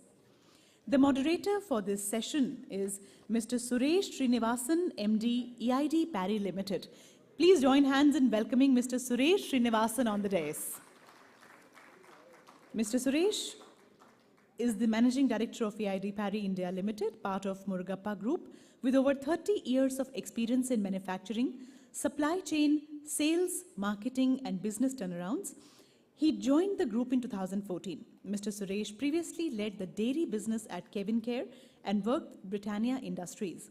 Under his leadership, EID Parry has achieved significant growth, earning him the Best CEO in Agri and Allied Sector Award by Business Today in 2023. We welcome you, sir. We welcome Ms. Ruchika Gupta, Advisor, Ministry of Agriculture and Farmers Welfare, to kindly please join us on the dais. Ladies and gentlemen, let's join hands in welcoming Ms. Ruchika Gupta. She has over 20 years of rich experience in executive leadership, strategic planning and management in the field of statistics in government sector. She leads the Digital Crop Survey, which is a transformational project for digitization of agriculture sector. We welcome you, ma'am. Ladies and gentlemen, we'll be inviting Mr. Pradeep Basu, CEO Satcho Analytics India Private Limited, to join us. Join your hands in welcoming Mr. Pradeep on the dais. He's the founder and chief executive officer at Satcho, a space tech and AI startup based out of Bengaluru. Mr. Basu has 13 years of space industry experience across both the business and technology front. An aerospace engineer from the Indian Institute of Space, Science and Technology, Trivandrum, he started his career as a liquid propulsion systems engineer in ISRO and has worked as a global Earth observation industry consultant prior to starting Satcho. We welcome you. We welcome Dr. Anusha Kothandaraman, Vice President and Head, FES Strategy and Precision Farming, Mahindra Tractors, to please join us. Ladies and gentlemen, let's welcome Dr. Anusha on the dais. Can we have a round of applause? She's currently Head of Strategy and Precision Farming for Mahindra's farm equipment sector. In this role, she also oversees Carnot Technologies, a majority Mahindra-owned startup which focuses on AI and IoT applications in agriculture. Prior to this role, Anusha was Vice President Group Strategy at Mahindra, where she worked on priority growth initiatives across the Mahindra Group. She holds a PhD in Chemical Engineering from MIT and an MBA from the MIT Sloan School of Management. We welcome you. Ladies and gentlemen, now we welcome Mr. Deepak Balani, DG ISMA, to please join us on this dais. Mr. Deepak Balani, as Director General of ISMA, brings about 25 years of expertise in public policy, government affairs, and organizational management. He spearheads growth and innovation in the sugar and bioenergy sectors, particularly amid changing ethanol and bioenergy policies aimed at enhancing India's energy security and reducing import reliance. His career spans roles at PwC, India, UNIDO, NSIC, focusing on energy efficiency, technology transfer, and international business development. We welcome you. With this, may I once again welcome each of our panelists on the dais and request the moderator to kindly please begin the deliberations. Sir.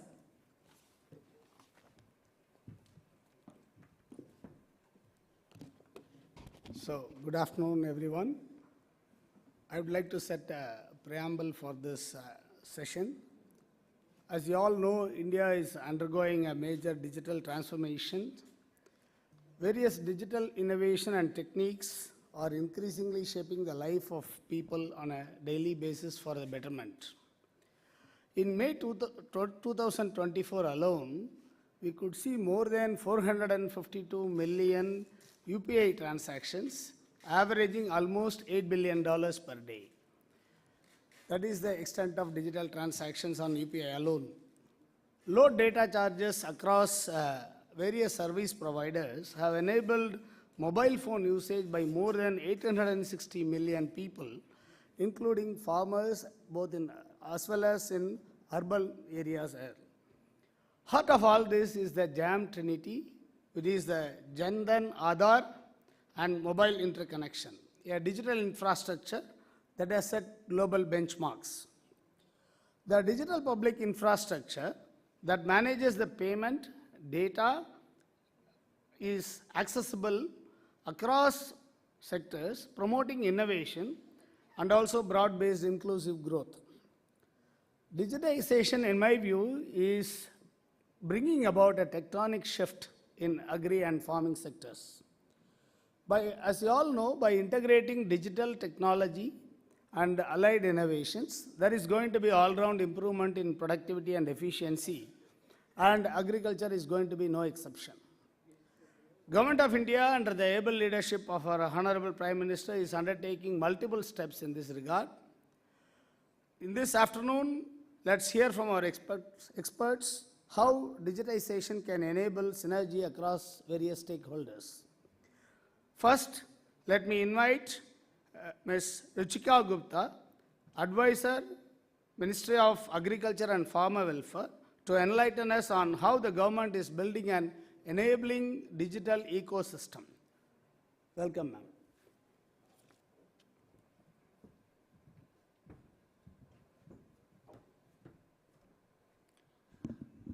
Thank you. A very good afternoon to ladies and gentlemen. Mr. Suresh has already set a tone for this whole session, which is going to follow now. So, next. Okay.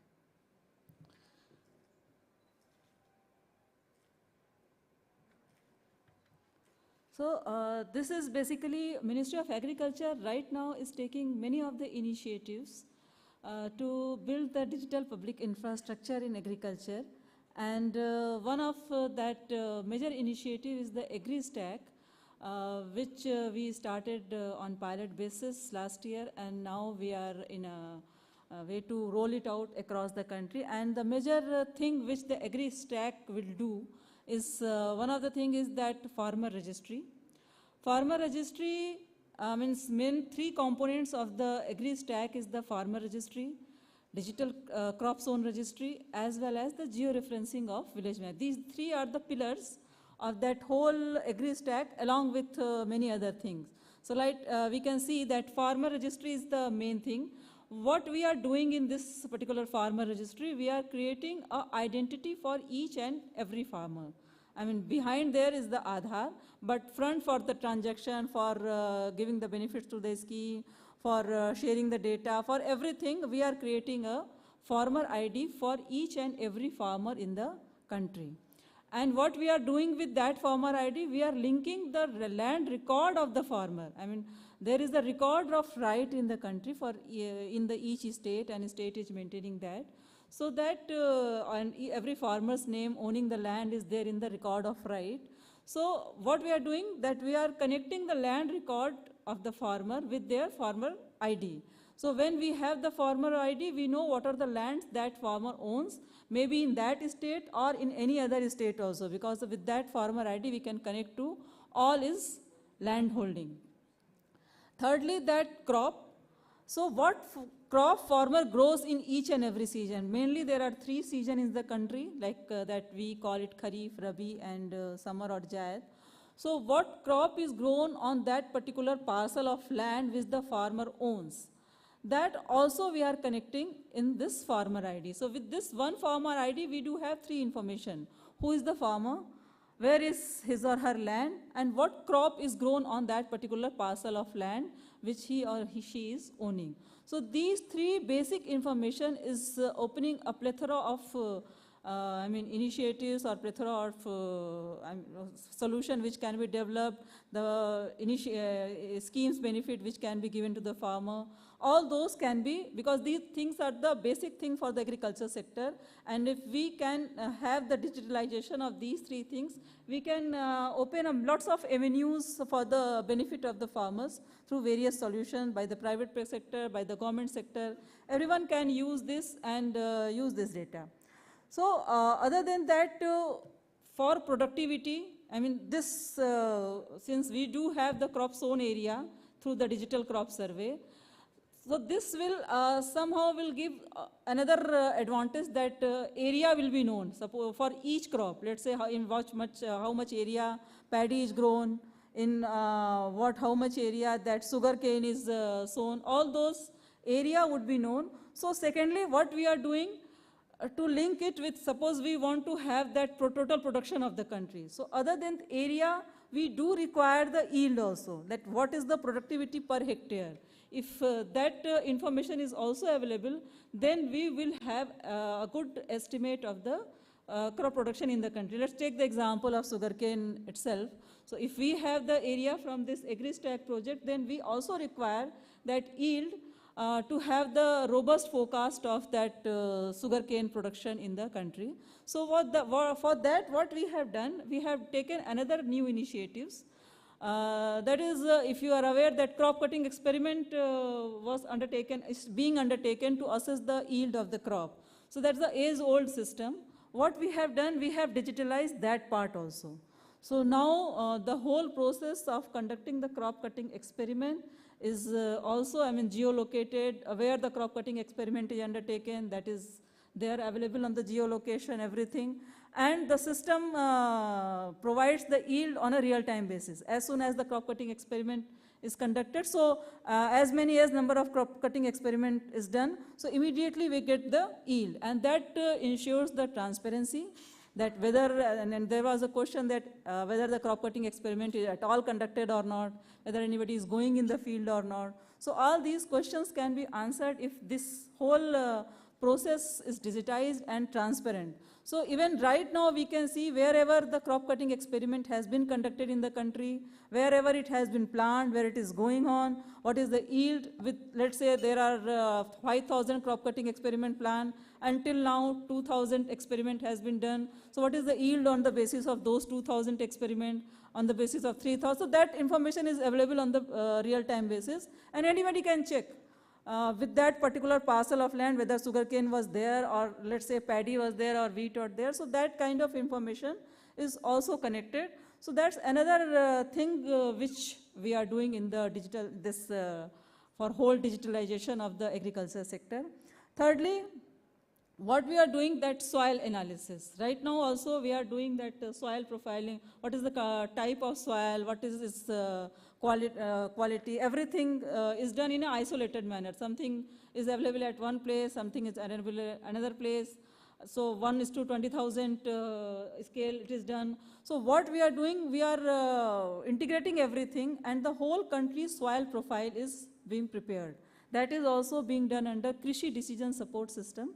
That's a project, another project, and another DPI, Digital Public Infrastructure, which has been initiated by the Ministry of Agriculture. So under that, we will have the whole country's soil profiling, and what type of soil it is, for what type of crop it is suitable. Everything is available. Then we can take, farmer can take decision according to that his need, or government can take decision what kind of crop is suitable, what to promote there. Something like that can also be associated. So we do have the crop information, we do have the soil information with this. Similarly, that fertilizer, what fertilizer farmer uses. So that kind of system is also being developed separately. That whole inter-fertilizer management system, what kind of fertilizer is available, what is the nearest market, all those things are also being developed separately, and all these things will be integrated. So have a complete picture of the whole agriculture sector. Then weather data, for assessing the crop situation, whether any adversity is there, or even if we want to have that some yield or productivity through some model, that also requires the weather forecasting or weather parameter. So for that also we have taken an initiative, that is WIND, a Weather Information Distribution System Network. So under that WINDS project, what the Ministry of Agriculture is doing, they are supporting the state to install the weather stations. So because right now the limitation is that the IMD is also not able to provide the granular level forecast or granular level estimate because of that limitation of the number of weather stations. So that also we have taken an initiative, and we have created a system of WINDS on which the weather data from various stations would be available, and IMD can use it for its forecast, and other stakeholder can also take that data for wherever, if they require that data for model or any other things. So that is also available in a standardized manner. So ministry is working on that also. So Krishi DSS, as I told, it is a repository basically of all the geospatial data. So all the satellite data would be there, soil data would be there, weather data would be there, reservoir, wherever the reservoir is there. So everything is available at one place under Krishi Decision Support System. So Krishi Decision Support System along with AgriStack and other initiatives will give a complete picture of the agriculture sector, and we can take several policy decisions, whatever is required for the benefit of the farmer, for the benefit of the sector, that kind of initiative. So now the question arises whether that involves animal husbandry and fisheries or not. So this system is there. Right now we are starting with the land. Later on the system has the flexibility, and the system is can take that can connect the animals the farmer are taking, fishery sector also can be associated with this AgriStack. That's the long-term vision. That has also been thought of while preparing the AgriStack design. Fisheries, livestock, and what kind of pesticide farmer use. So that also we are developing separately, what kind of pests are available for what crop, what farmer is using. Those kind of information is also being developed through separate registries. And different FPOs, everyone is, all the stakeholders, central government, state government, FPOs, and all the other central ministries which are the part of this like DFPD, DOCA, all those ministries are the stakeholders of this whole initiatives which has been taken. Yeah, next. Oh, sorry. So how this whole initiative which we have taken, how it can help the sugar sector. So as I told that one of the major initiatives under this AgriStack project is crop zone registry. Crop zone registry is nothing but the crop sown by the farmer in different season on its land, his or her land parcel. So that will be done through a digital crop survey, which earlier, right now also we are doing through Girdavari. That many of the state is doing Girdavari to assess the crop area in various feed parcels. So digital crop survey is the digitalized version, I can say, of that Girdavari, in which it is ensured that somebody has been to the field, and because they will have to take the photograph in the field.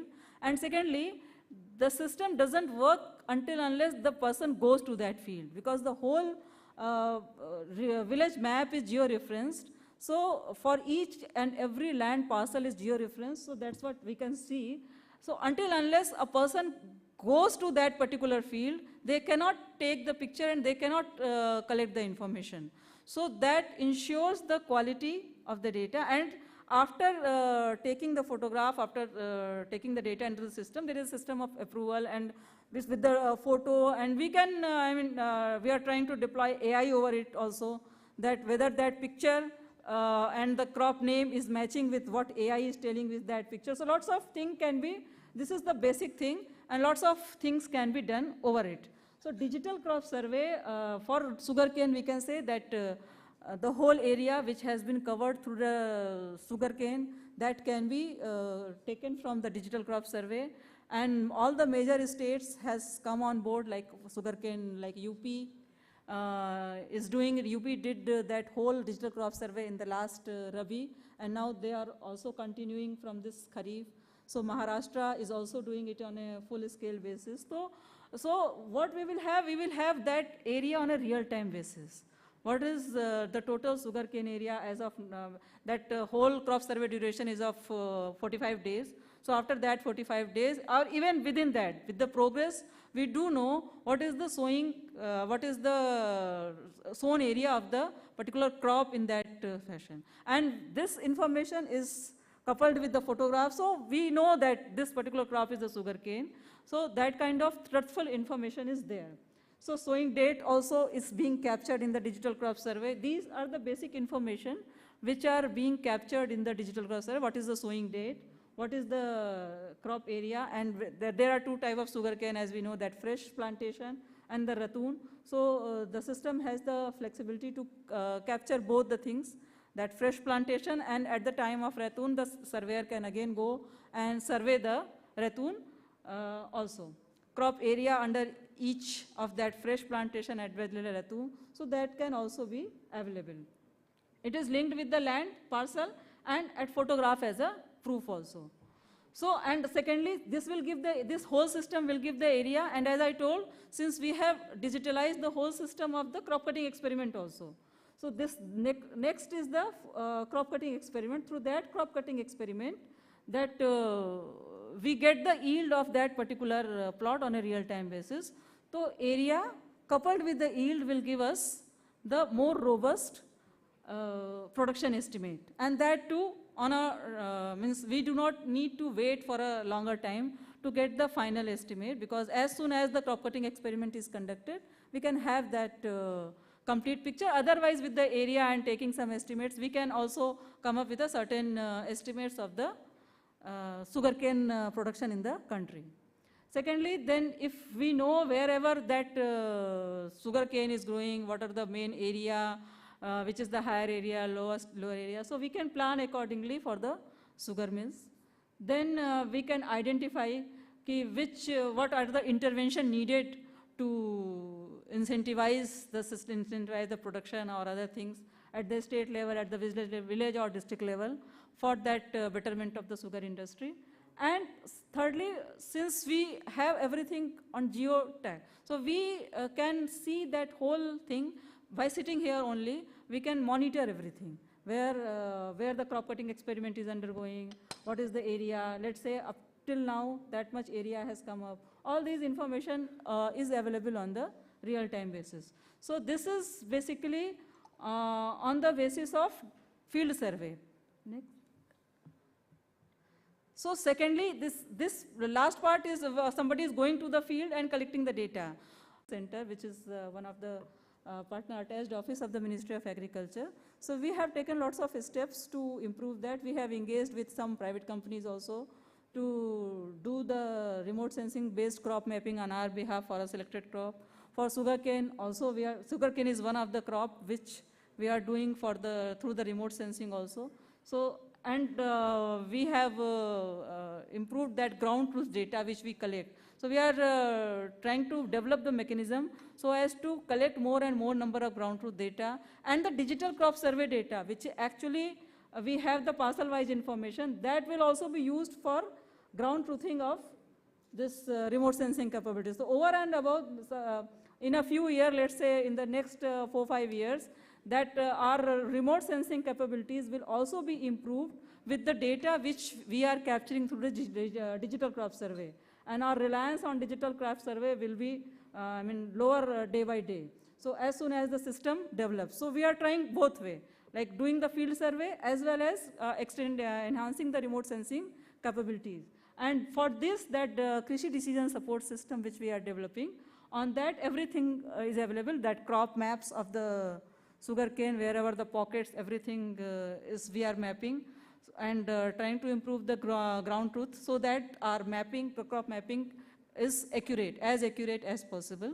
So we are achieving that more than 90% accuracy should be there for every crop. So right now paddy and wheat, we do have certain accuracy. So we are trying to do that for sugarcane and other crops also. So that kind, and GT library, all those things are available on the Krishi decision support system.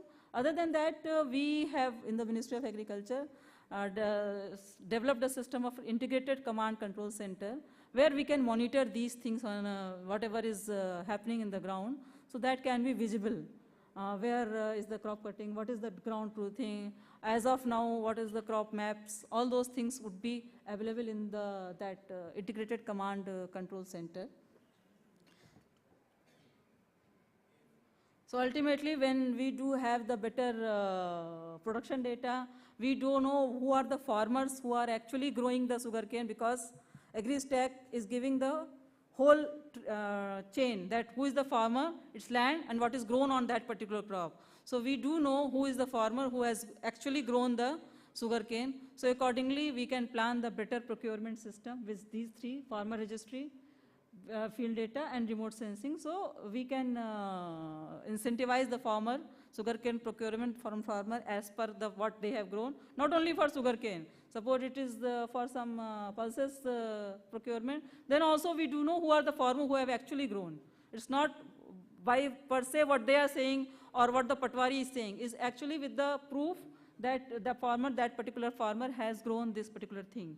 So that it's a procurement and it's a transparent mechanism. It will be faster because we do not need to go and check whether actually that has been grown on the field or not.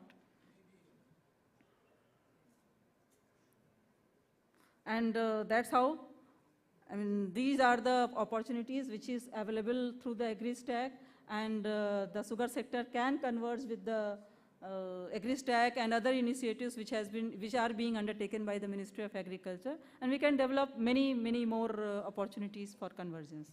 Thank you.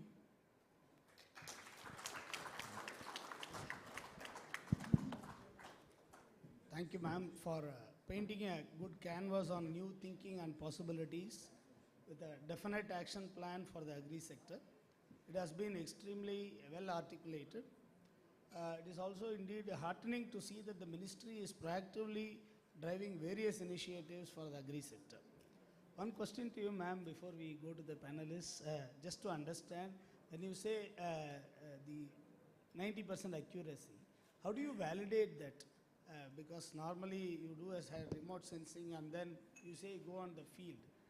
How the validation process happens? Actually, I am not the remote sensing but expert, but as I know, because we keep close interaction with the MNCFC, so that accuracy, and Mr. Pratik must be more, we do check through that what is the ground truth, what that ground truth data, what they are telling and what our remote sensing is telling. So how much is the matching there? With that, the accuracy is measured.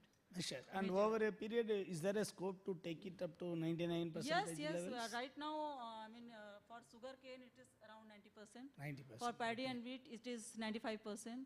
So more and more ground truth and good ground truth data, because the requirement, Mr. Pratik might be knowing, that requirement for remote sensing is a good ground truth data and spectral libraries. So with that digital crop survey which we are doing, we will have the good ground truth data.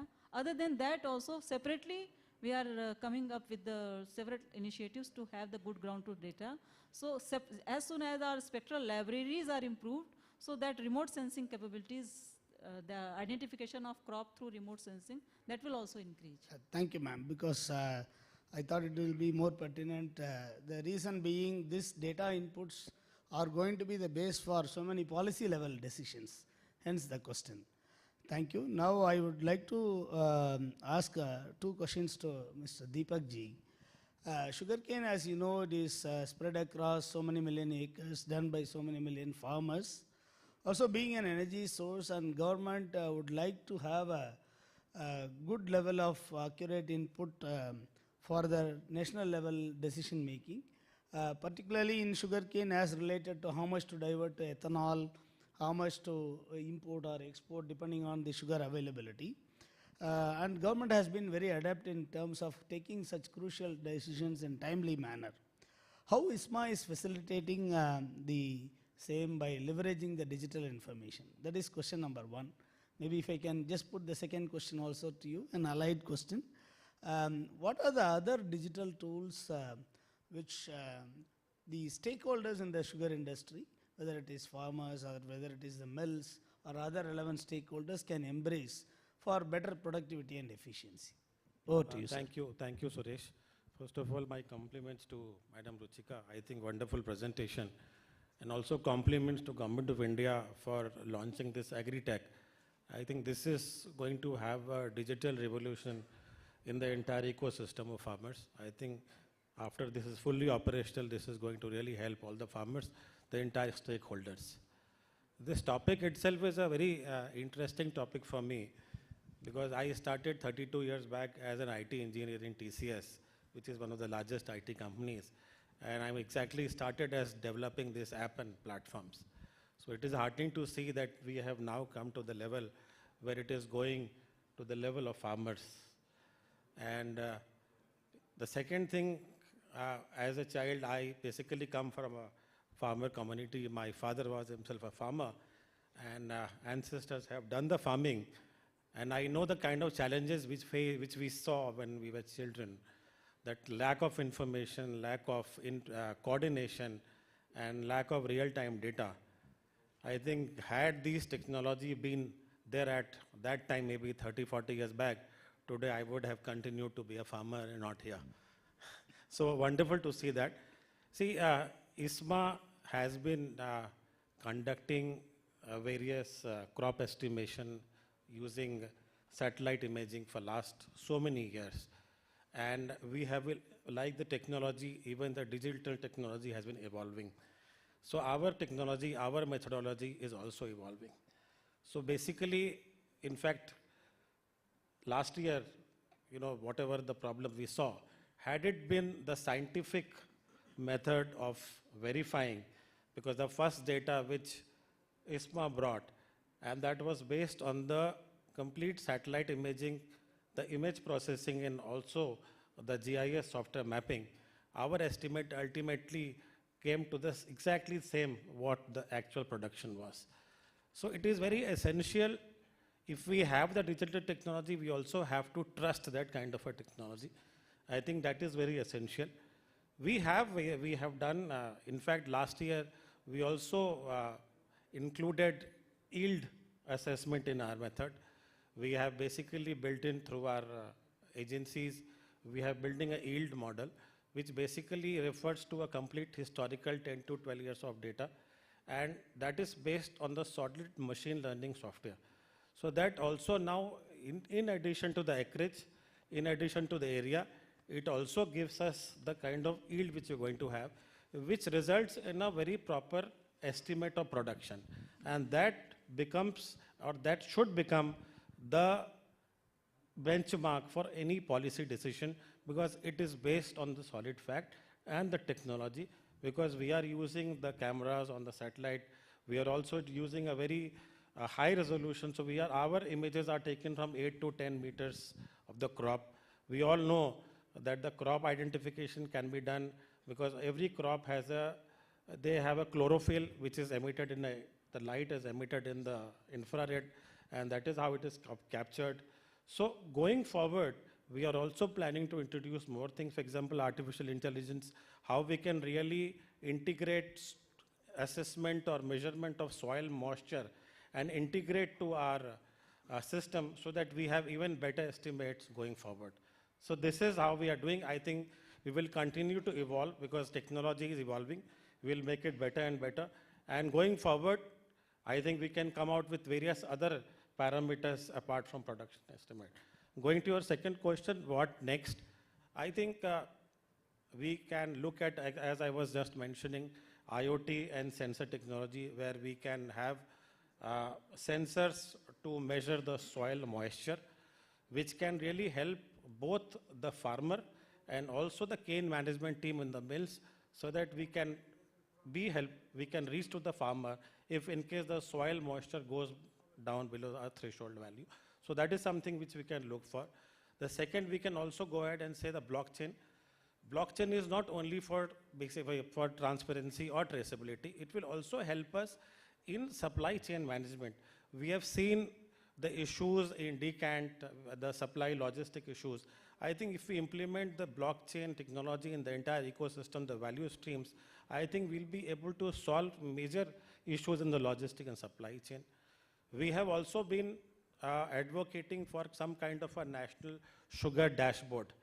We still don't have a real-time dashboard. I think we need a dashboard where ISMA, the government, central government, state governments, the entire stakeholders could be there, so that we have the real-time data on the dashboard, which becomes kind of a decision management support system for the government. So I think these are some of the tools which we must continue to implement, and I think there is a lot of things to do as far as the digital technology is concerned, and ISMA will be facilitating this. We'll be working with the millers, with the government, to make sure that this is done for the industry. Thank you, Deepakji. Now the question is to Ms. Anusha.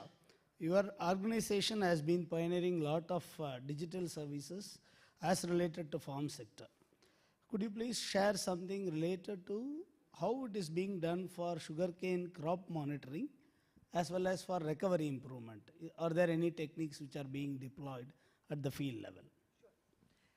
Thank you, sir, for the question.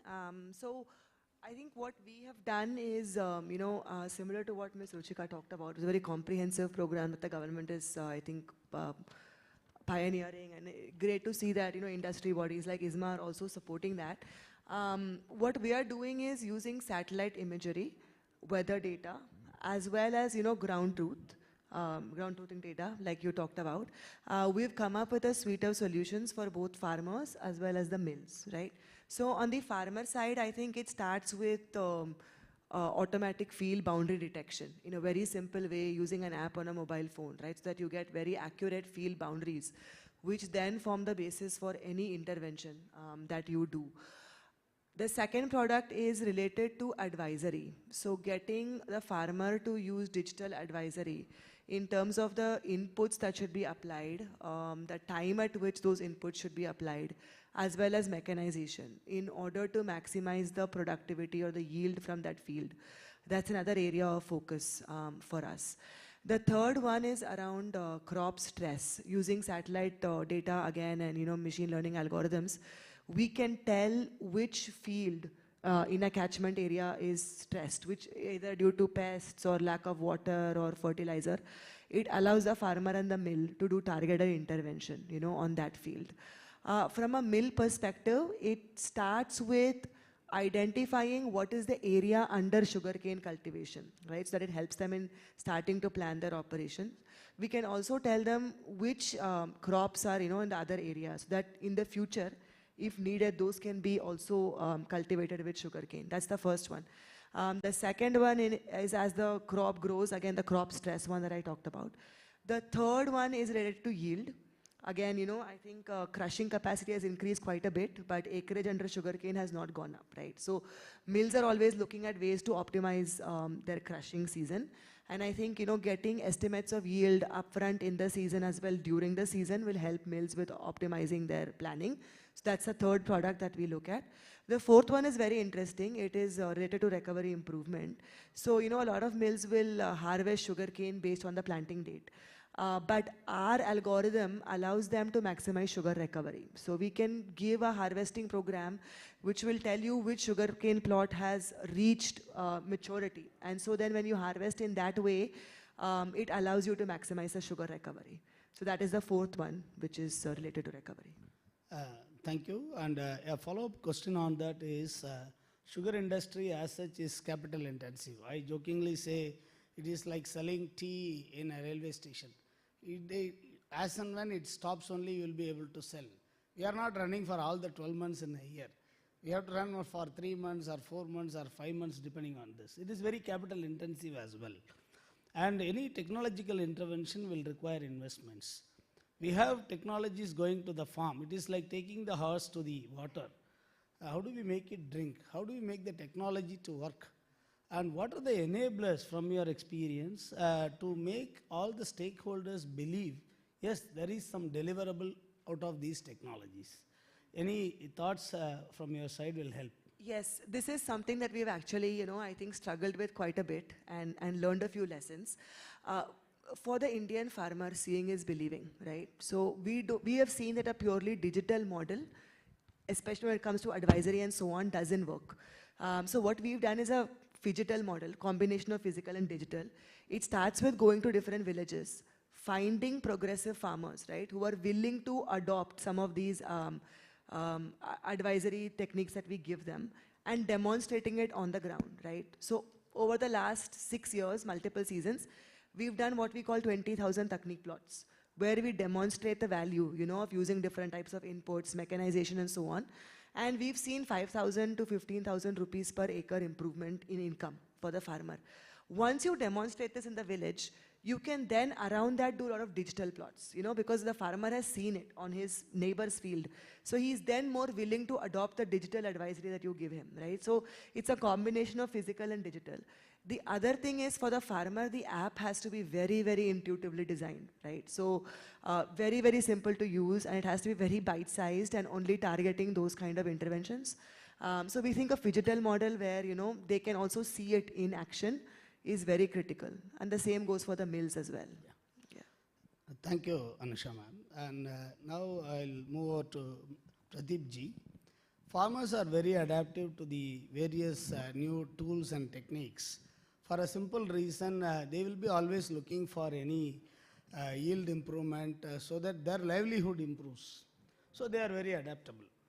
And I understand your company has been doing a lot of good work with AgriStack as the base. The question here is, today with the evolution of the digital public infrastructure and evolution of the digital ecosystem, one can get any loan. At the press of a button, they will come and deliver the check to you, except for the farm loan. So farm credit is something which is taking a huge amount of time. Can you throw some light on any work which is being done by you in terms of how are we simplifying this entire process? We talked about, ma'am talked about the farmer database. There is a lot of things are going to be digitally available. Are we integrating that and trying to work on some easier lending procedure for the farmers? Can you please throw some light on that? Thank you, sir. That's a great question. Indeed, at Satshore, since beginning, we had been very focused on serving two types of customers, government and banks. So we have been involved in several programs, even the UP AgriStack thing that ma'am mentioned, we are one of the partners there. However, the problem for a government which is more around getting the statistics right and then improving the governance is very different than for a bank who is supposed to be lending to a farmer. So like for the benefit of everyone, I'll define the problem here. So people like us, we keep getting all loan offers, personal loan, home loan on our phone, WhatsApp, etc. Right? That never happens to a farmer. They have to actually wait for many, many days. If it's a new loan, it can be 30 to 45 days even. And renewals take 10 to 15 days. Why is that? Because the entire system is, the process of evaluating the loan was completely physical. So the first and foremost thing to get to a digital journey was how can you assess who is this farmer?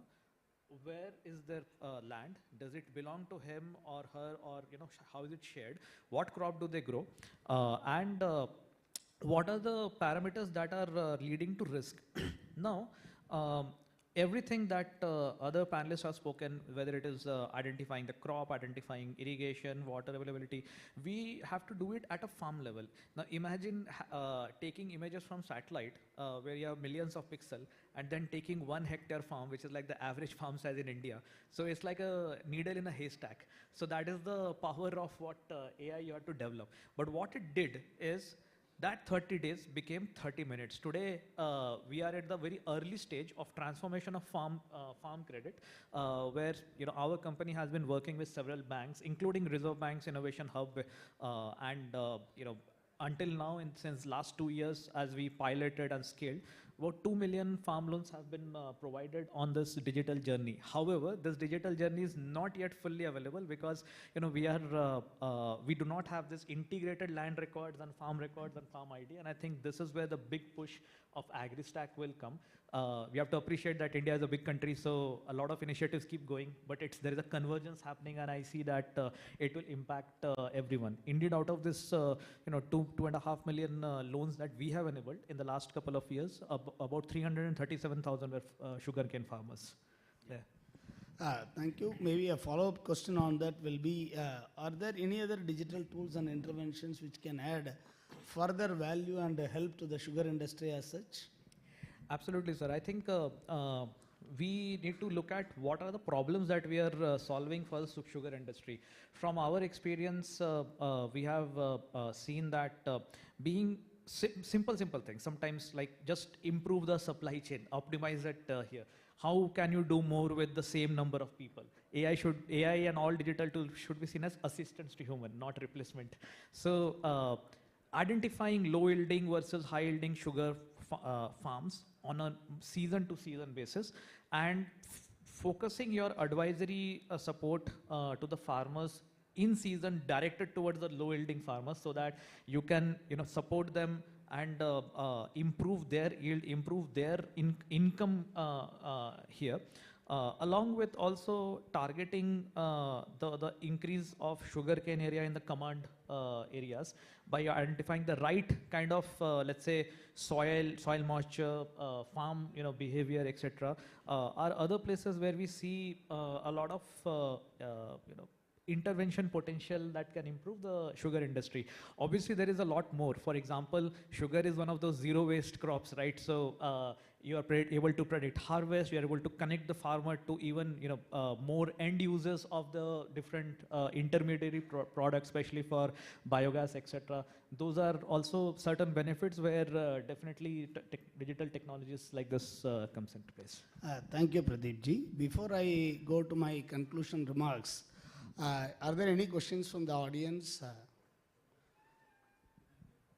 SPT ji. Thank you.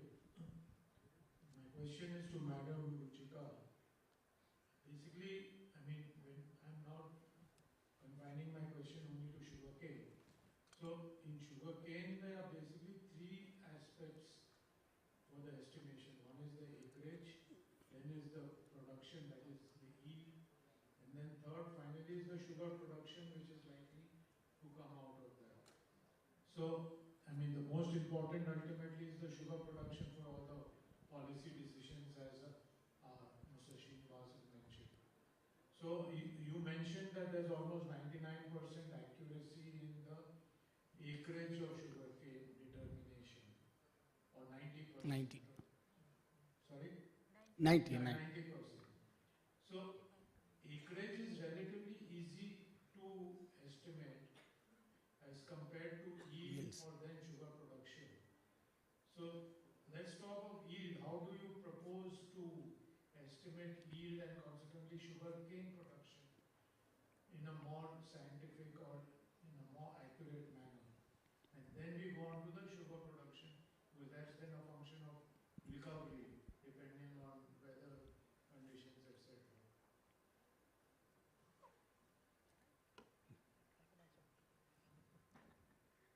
So, I told you two things for the area. It's 90% is about the remote sensing capability. But side by side, we are doing the digital crop survey, which is the 100% thing. So we know on what plot what is grown. So that is another thing, and remote sensing capability is the another thing.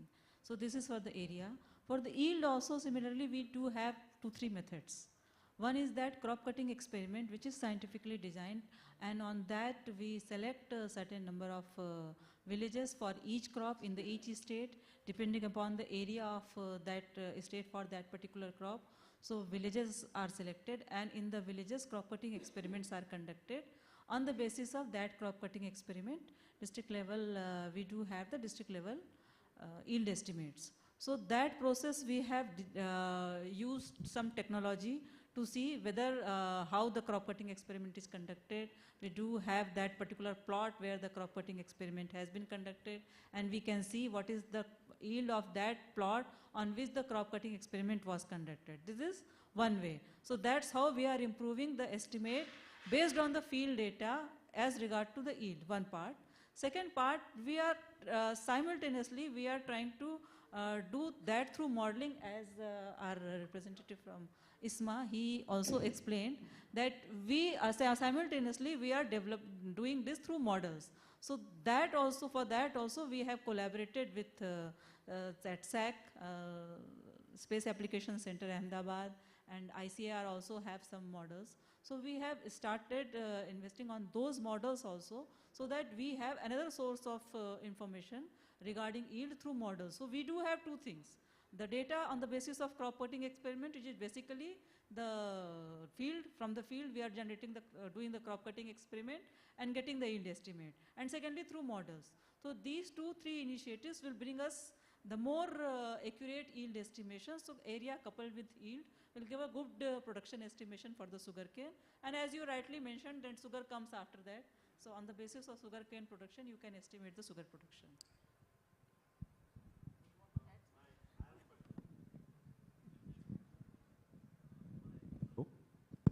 My question is to Dr. Anusha.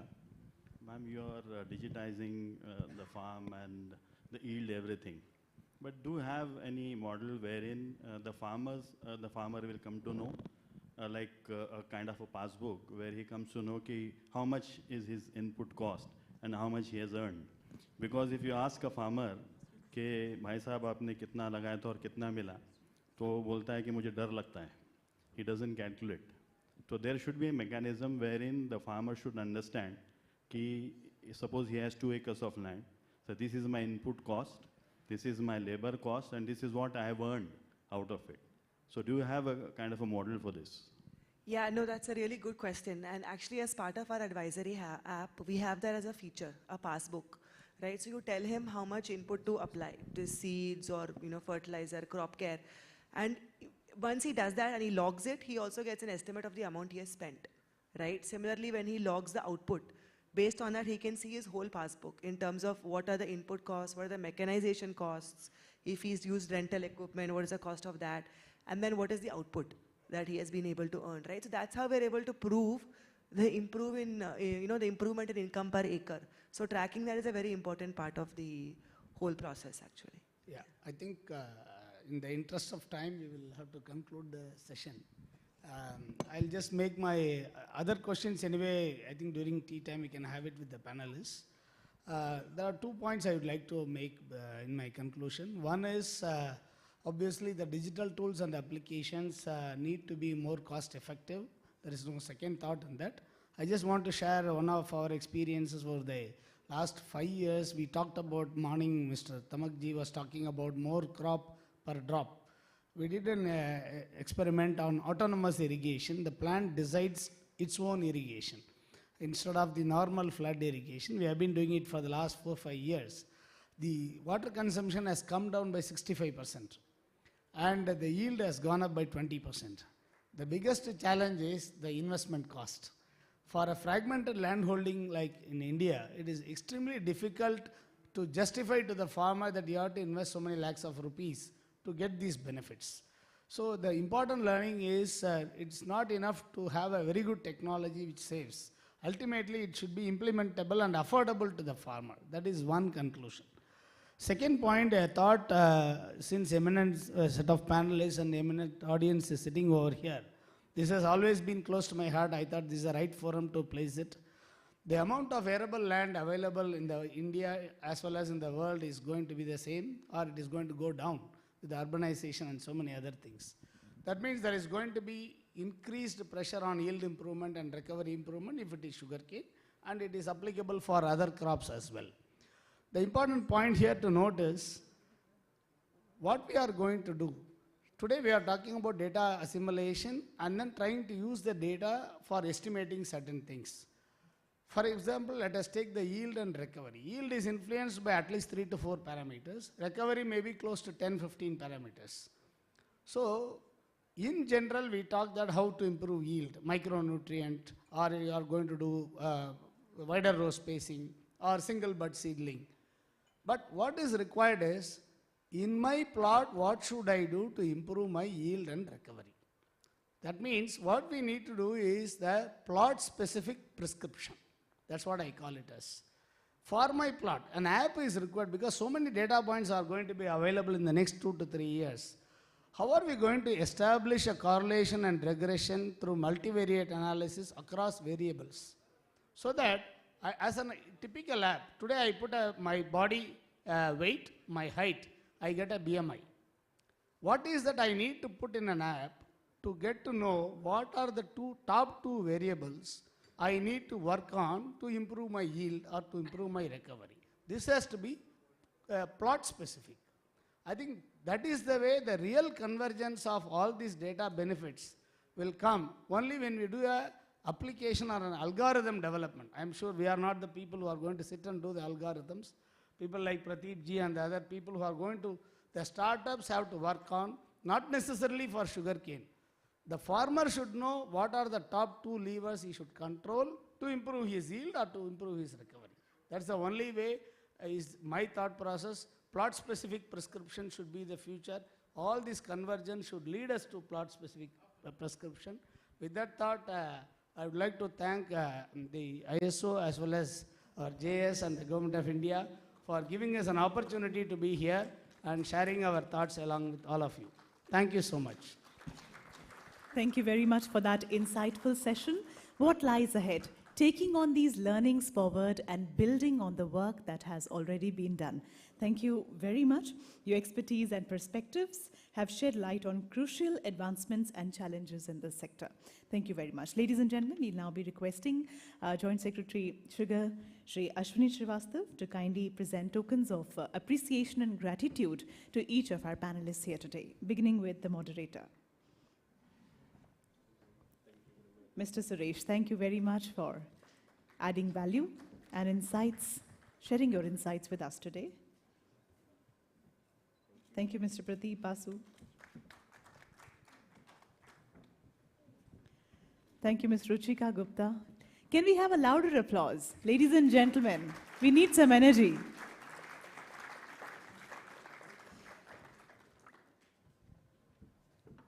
Thank you, Dr. Anusha. Thank you, Mr. Deepak Balani. Thank you very much.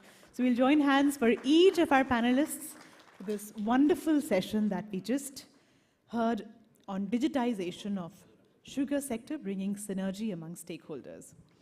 So after the group picture, we'll be moving on to a talk on trade patterns.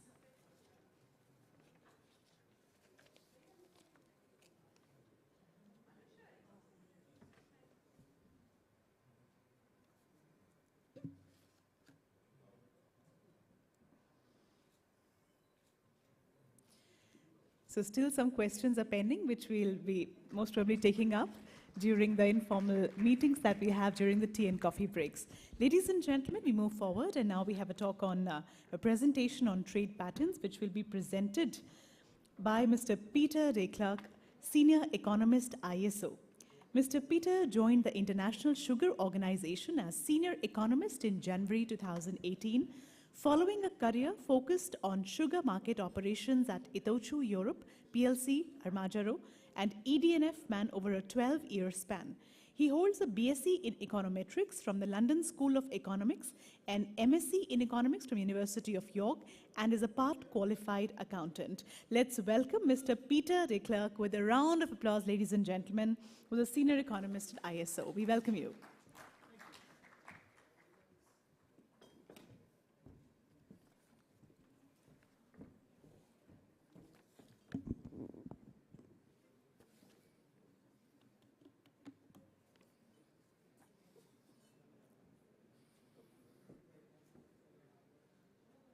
Good afternoon, everyone. It's a pleasure to be here today with you. I'm going to be talking about trade patterns, and that obviously is very much integral to the session we're going to have after the coffee break. So coffee is a requirement, so I'll be going through my slides as briefly as I can. Firstly, I would like to thank the Government of India for hosting us here at this beautiful venue. It is indeed an honor to be here. Also, thanks to the organizing committee for setting up such a wonderful conference and workshop, and indeed our council meetings tomorrow. I think I'm amongst friends here, and my presentation will be looking rather than inside India, which we talked about a lot already today, outside its borders and looking at the emerging vistas we have there. I'm going to be covering broader concepts and leaving the field open to Claudio, who will be talking the statistics after our coffee break. So trade patterns. On the left we have the situation in cocoa, where most cocoa seems to travel from West Africa to Europe and the US. Meanwhile, on the right-hand side, we look at sugar, much more of a spider's web, going from many origins to many destinations. We're undoubtedly all aware that Brazil has become a more dominant exporter, that we'll talk about later. But even for India in 2023, I looked up some of the statistics submitted to the ISO for our yearbook, and I was surprised to find that even with a total volume of 6 million tonnes, half of the previous year, we still had 65 destinations who took more than 1,000 tonnes, and 17 destinations who took more than 100,000 tonnes. So still impressive and indeed global. The world of trade patterns obviously depends and is integral to the world of trade agreements. And we have seen in our recent study, 2018, looking at sugar in an evolving trade-pact landscape, a huge number of new agreements, that is the red bars, 565 in total so far, and indeed also agreements that have been abandoned, which are in the grey bars. These agreements are essential to trade. They're also essential to an effective global market. The sugar market in its very nature is tertiary, by which we mean that in most countries the producers are focused on supplying the domestic market first, the preferentials market second, and indeed then the world market third. In these preferential markets, we used to at the ISO look at EU and UK as being one specific area and the US as the other. Rules have changed, yet as you can see from the chart on the right, at the top you have EU prices in the top two lines, both on average and in the better paying region 3, compared to world market prices, where clearly there's been a divergence. And interestingly, in the US chart below it, we have a situation where prices are elevated there as well, leading some sort of to a bit of a coincidental interest in sugar supplies between the two. For the broader market, though, it is essential to look at the logistic chain and what each supplier can provide the destination. Here we have some critical factors to consider at origin. You know, a trade pattern is only as good as the origin that you start from and the destination who takes it from your hands. And really looking at the commercialization of sugar at the country where it's produced.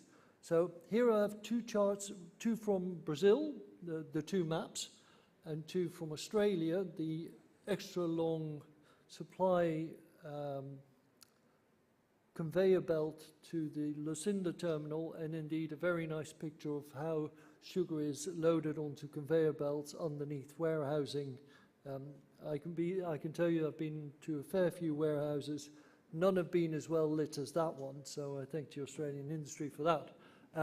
Basically, the requirements, though, are that you have dedicated handling terminals if we're indeed looking for raw sugar supplies, cost-effective movement from inland operations, vessel access, and that's really where this picture of Santos Port in Brazil comes in, and the congestions that you might all have heard about or be aware of. And lastly, the service industry that underpins these operations.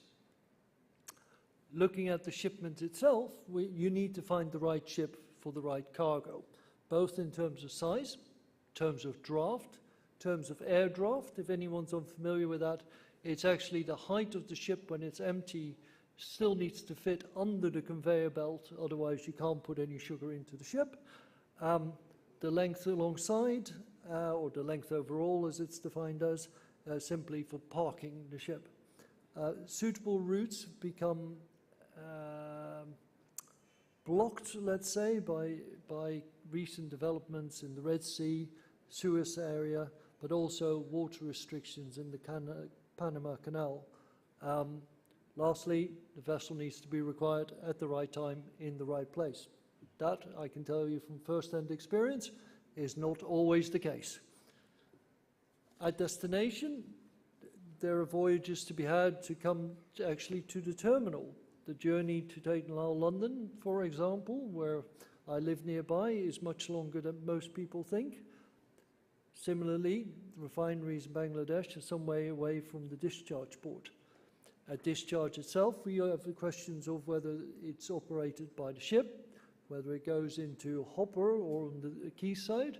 Some discharge into barges. It is all possible. How it's conveyed to the operational refinery or indeed its destination, and what is the capacity there. There are many things to consider, and therefore many elements to trade that makes a trade pattern a reliable and good trade pattern. Operationally, fast loading requires fast discharge. Might seem like an obvious thing to say, but it is still a challenging perspective. Different quality sugars are obviously preferred or permitted, and the two need to be a balancing act.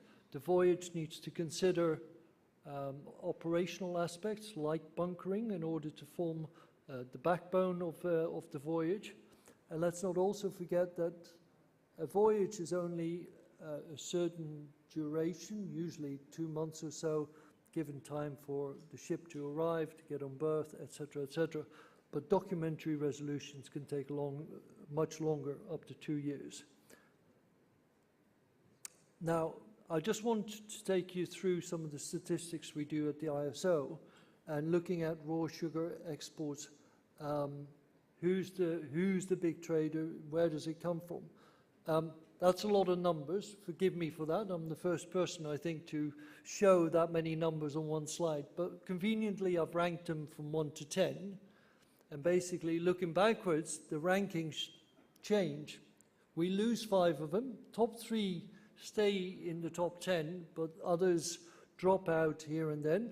Key thing to note going forward, obviously, is that Brazil is now much bigger than it was 40 years ago, or indeed 10 years ago.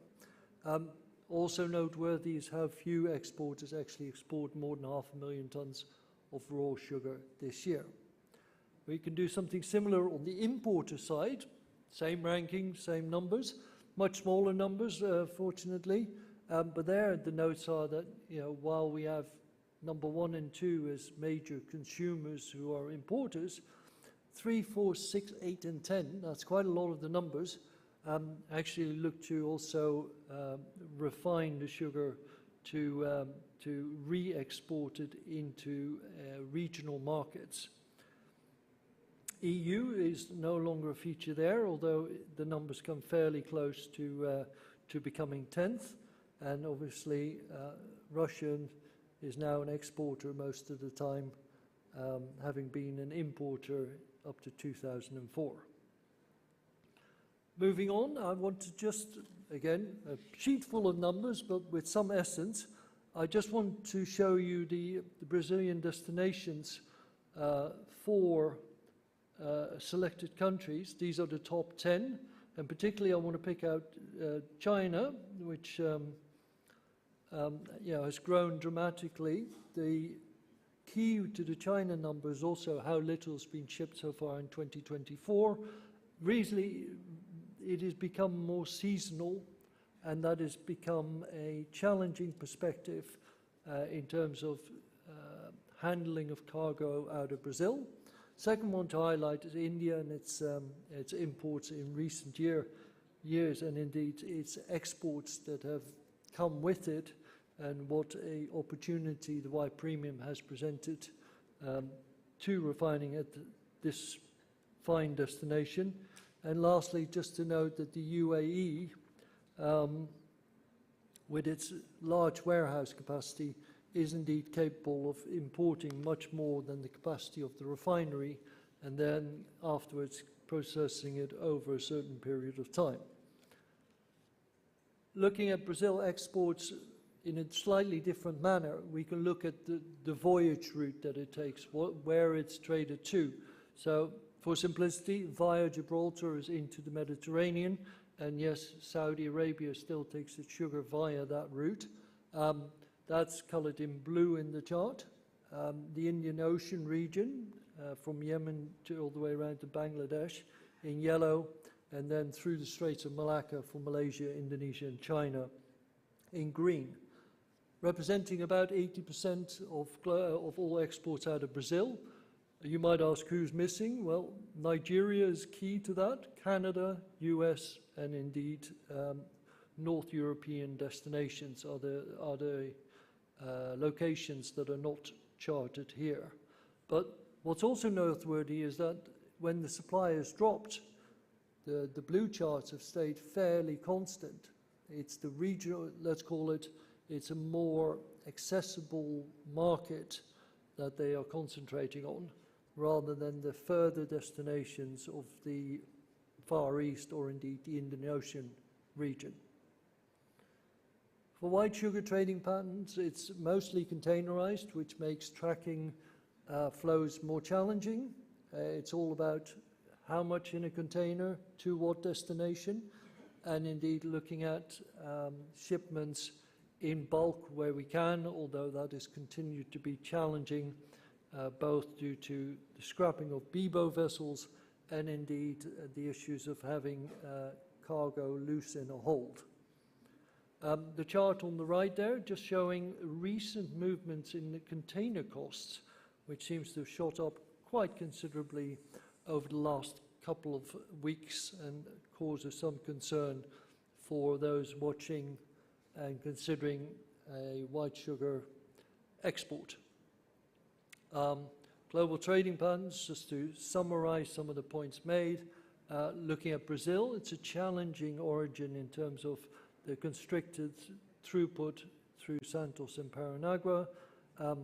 Other origins really looking at regional markets and footholds either through free trade agreements or indeed through preferential programs. On the white sugar end, obviously looking for value added, looking for toll refiners, it should be mostly, well, MENA rather than just Mediterranean demand, and indeed good destination interest for Indian sugar more recently. Latest developments, well, there are still negotiations going on all sorts of aspects of free trade agreements, and those numbers are going to expand. White premium weakness is a reasonably current development where we're no longer looking at it being high returning, but given the cost of refining and indeed the cost of freight, possibly a more challenging return. US quota system getting amended on a regular basis in order to facilitate more imports from more origins, and indeed China's imports becoming more seasonal. Changing more evolutionary, I could not help myself but mention the ethanol blending fuels and indeed the fantastic work done here in India for promoting that objective. Ethanol trade, in terms of ethanol imports, obviously go through port tank terminals and are indeed found to be a good trade pattern in many other countries, and something I will promote at the end. The last couple of points are just highlighting what might happen in the future as being evolutions in our market. The challenge for India, well, you know, there is major growth expected in the ethanol program, and it might indeed rely on ethanol imports if so permitted. The molasses supply, obviously, from a trade perspective, has come down for India, and that has meant that currently the market is really valuing molasses quite strongly. For sugar trading opportunities, we need to keep a watch on demands for specific qualities, as well as the way in which exports, when they come, will be priced in the markets. Regional trade is always preferred, is really looking, highlighting this play to your strength consideration. The Brazilians clearly show that pattern, and I think it's fairly obvious for many others to follow, excuse me. And lastly, for India, I think the opportunities around trade, excuse me, are supported by fantastic logistic pathways and indeed ports which can facilitate expanded flows. With that, I leave you and thank you very much for your attention.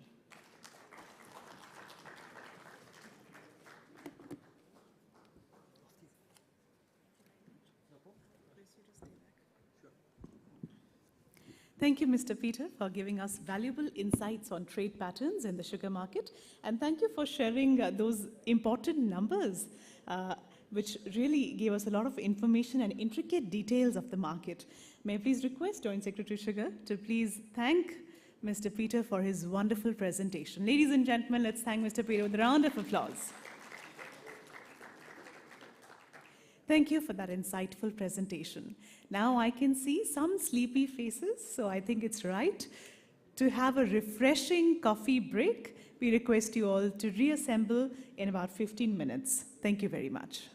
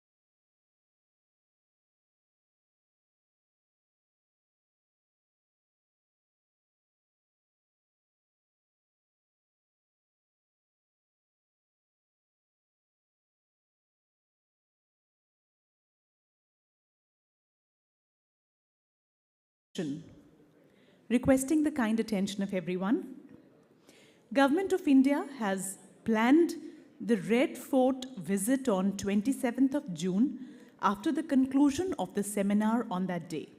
Those government delegates who want to join for the visit may inform at the reception counter so that the necessary arrangements may be made. It is also informed to all of you that as per the schedule of the seminar, the MICA's meeting will take place tomorrow in the Summit Hall from 9 a.m. onwards. All the industry delegates are also invited for this meeting. So you may also join for this. I repeat, it is to inform you that as per the schedule of the seminar, MICA's meeting will take place tomorrow in the Summit Hall from 9 a.m. onwards. So all the industry delegates have also been invited for this meeting. You may also, if you wish, could be a part of this meeting. Thank you.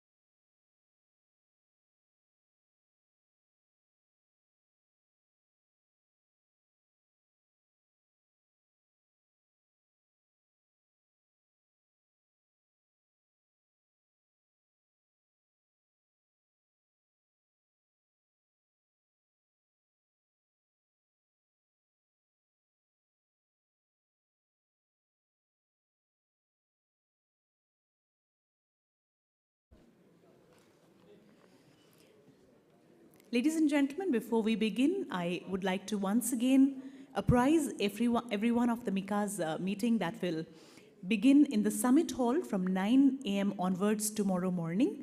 And industry colleagues have also been invited for it. So if you wish, you may also be a part of the MICA's meeting starting tomorrow 9 a.m. onwards. And also today evening, starting 7:30, we have a beautiful cultural program that has specially been arranged for all of you. From time immemorial, Indians have described their culture as human culture, which abides by the principle of unity in diversity, the implicit law of nature, universe, and life. People belonging to diverse communities, speaking different languages, performing different customs, harmoniously coexisting in India. Thus, the soul of cultural heritage of India lies in the fact that it is an all-embracing confluence of religions, traditions, customs, and beliefs. Today, through the medium of dance, we will be taking you on a journey which reflects diversity found in the rich culture of our country. Through a seamless experience of our classical, folk, and creative compositions woven together in a harmonious manner. This show will be choreographed by a renowned dancer and a choreographer, Sri Santosh Nair. Requesting everyone to be a part of this wonderful, specially arranged cultural evening, starting 7:30. So, abhi samay hai uske liye, we still have time for it. Meanwhile, we have this final session, and then we'll have a break in between, and then we meet again at 7:30 for the cultural evening that has been specially arranged for all of you today.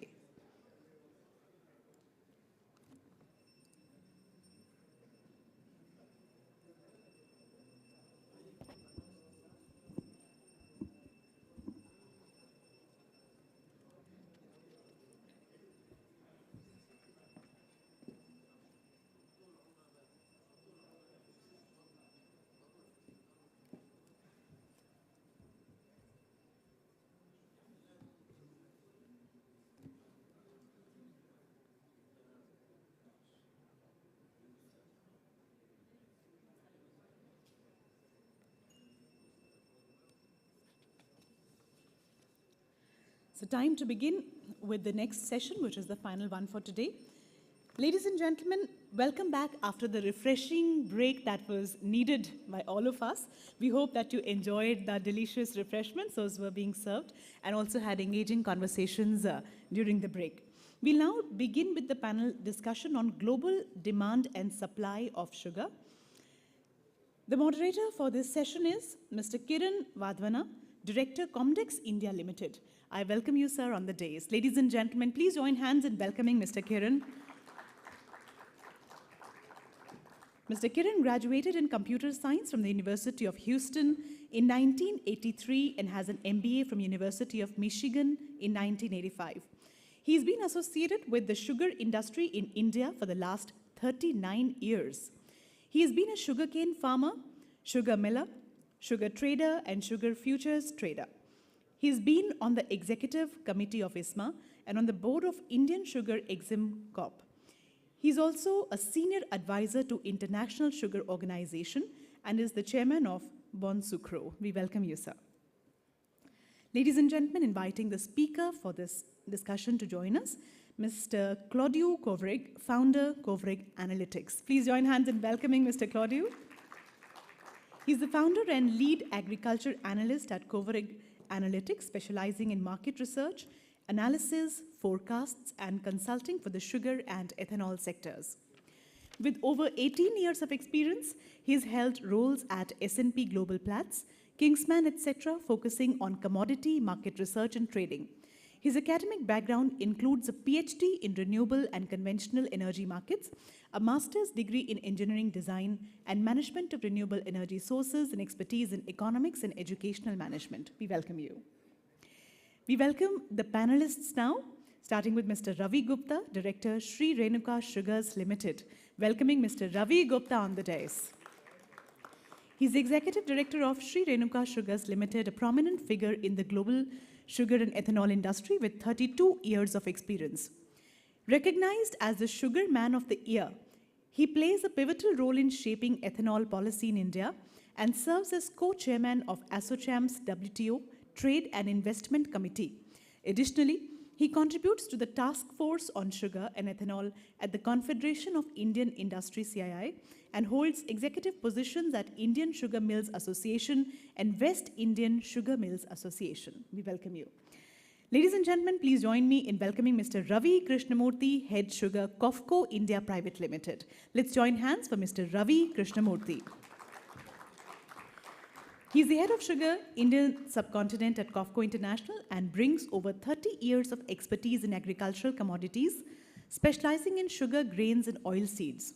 With 2 decades focused on the sugar and ethanol sectors, he has engaged closely with key stakeholders and led initiatives such as the CII Task Force on Sugar and Ethanol.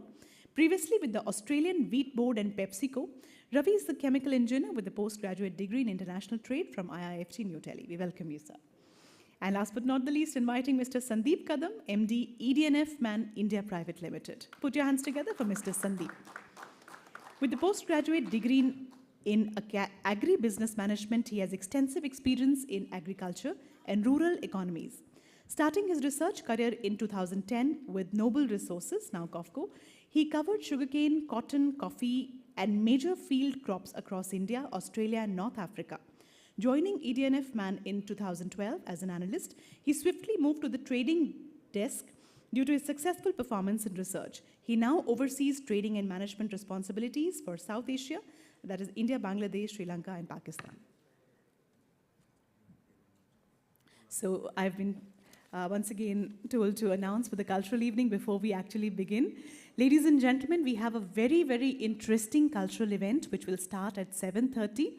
I'm sure you would not want to miss it. It has been choreographed by a renowned performer, dancer, choreographer, Sri Santosh Nair, who has performed at nearly all of the important meetings and conferences and events of the world. So today his teams will be taking us through a beautiful journey of the culture of India. So I really request everyone to be a part of this beautiful evening, which has been specially crafted for a wonderful experience that you may be taking back in your hearts forever. So ladies and gentlemen, see you at 7:30 for the cultural evening. But for now, I'll be requesting the moderator to please begin the deliberations from here, sir.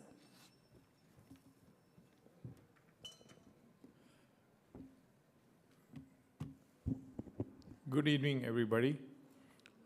We come to the last session of the workshop today, and I'm sure most of you are tired and wanting to get out. So we will keep it kind of brief, but it's an important issue that we are talking. It's about global demand and supply of sugar. This is what actually pays for the sugar, and that is how the whole industry, whatever we do, is all because of the price that the millers receive for the sugar. So it's a very integral, important part of the whole ecosystem that we've been discussing this morning, today. So I would like Claudio to come and give his presentation on global supply and demand.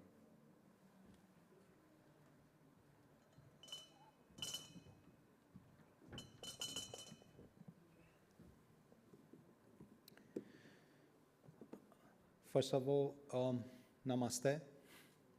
Thank you to the Indian government for inviting me to have a speech here. And thank you, Kiran, for organizing such a wonderful panel.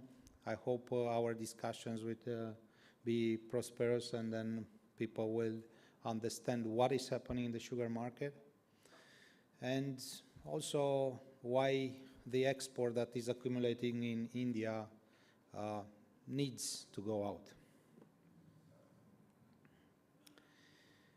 I will start with one of my beloved philosophers, I would say, and thinkers from India, Jiddu Krishnamurti, who said that a mind that is full of conclusions is a dead mind. It is not a living mind. A living mind is a free mind, learning and never concluding. So let's learn together, and let's learn from life together, because every day is a challenge, and we don't have an answer. Nobody has an answer. Now, let's analyze where we are standing now globally in terms of supply and demand of sugar. The actual expectations, after crunching all the numbers, all the possible scenarios for the future, we see the world in a 3.2 million tons of surplus now. Now, this surplus is part of it is locked in. We are sitting on huge stocks in India, and the stocks are accumulating, and probably at the beginning of next crop there will be somewhere around 8 million tons. But these stocks, they don't go out. We were sitting on big stocks also in Pakistan that let only about 150,000 tons of sugar to go out. We are sitting on stocks in Europe, in the United States. So these are reflected in the numbers that I present now. Doesn't mean that they are operable stocks, because they don't really hit the international market. Now, the next season seems to be in balance. It could easily switch into deficit or into surplus.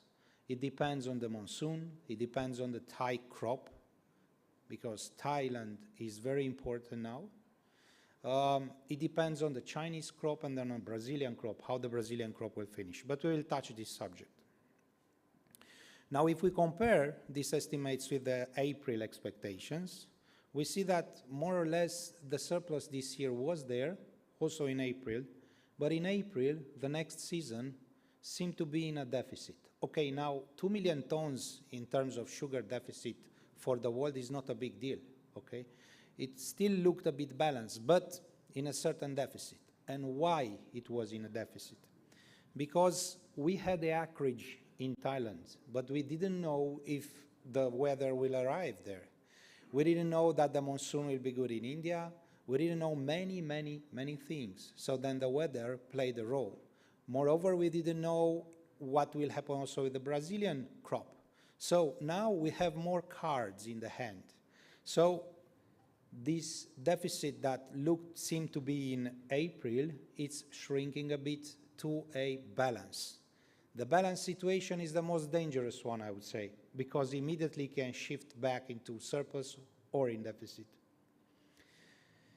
What bearish risks we have to these scenarios? So the first scenario in terms of bearish, okay, we can imagine for Thailand producing 1 more million tons of sugar than in the scenario. So this means sugar production already at 11.3 million tons and a cane crush at 103 million tons. It's a big number, okay? But we needed to run an extreme scenario here also, because these numbers could happen. It's not necessary to happen. Generally, we are working with 95 million tons of cane in Thailand, okay, and then only 10.4 million tons of sugar production. But this could happen. If it happens, we have the impact here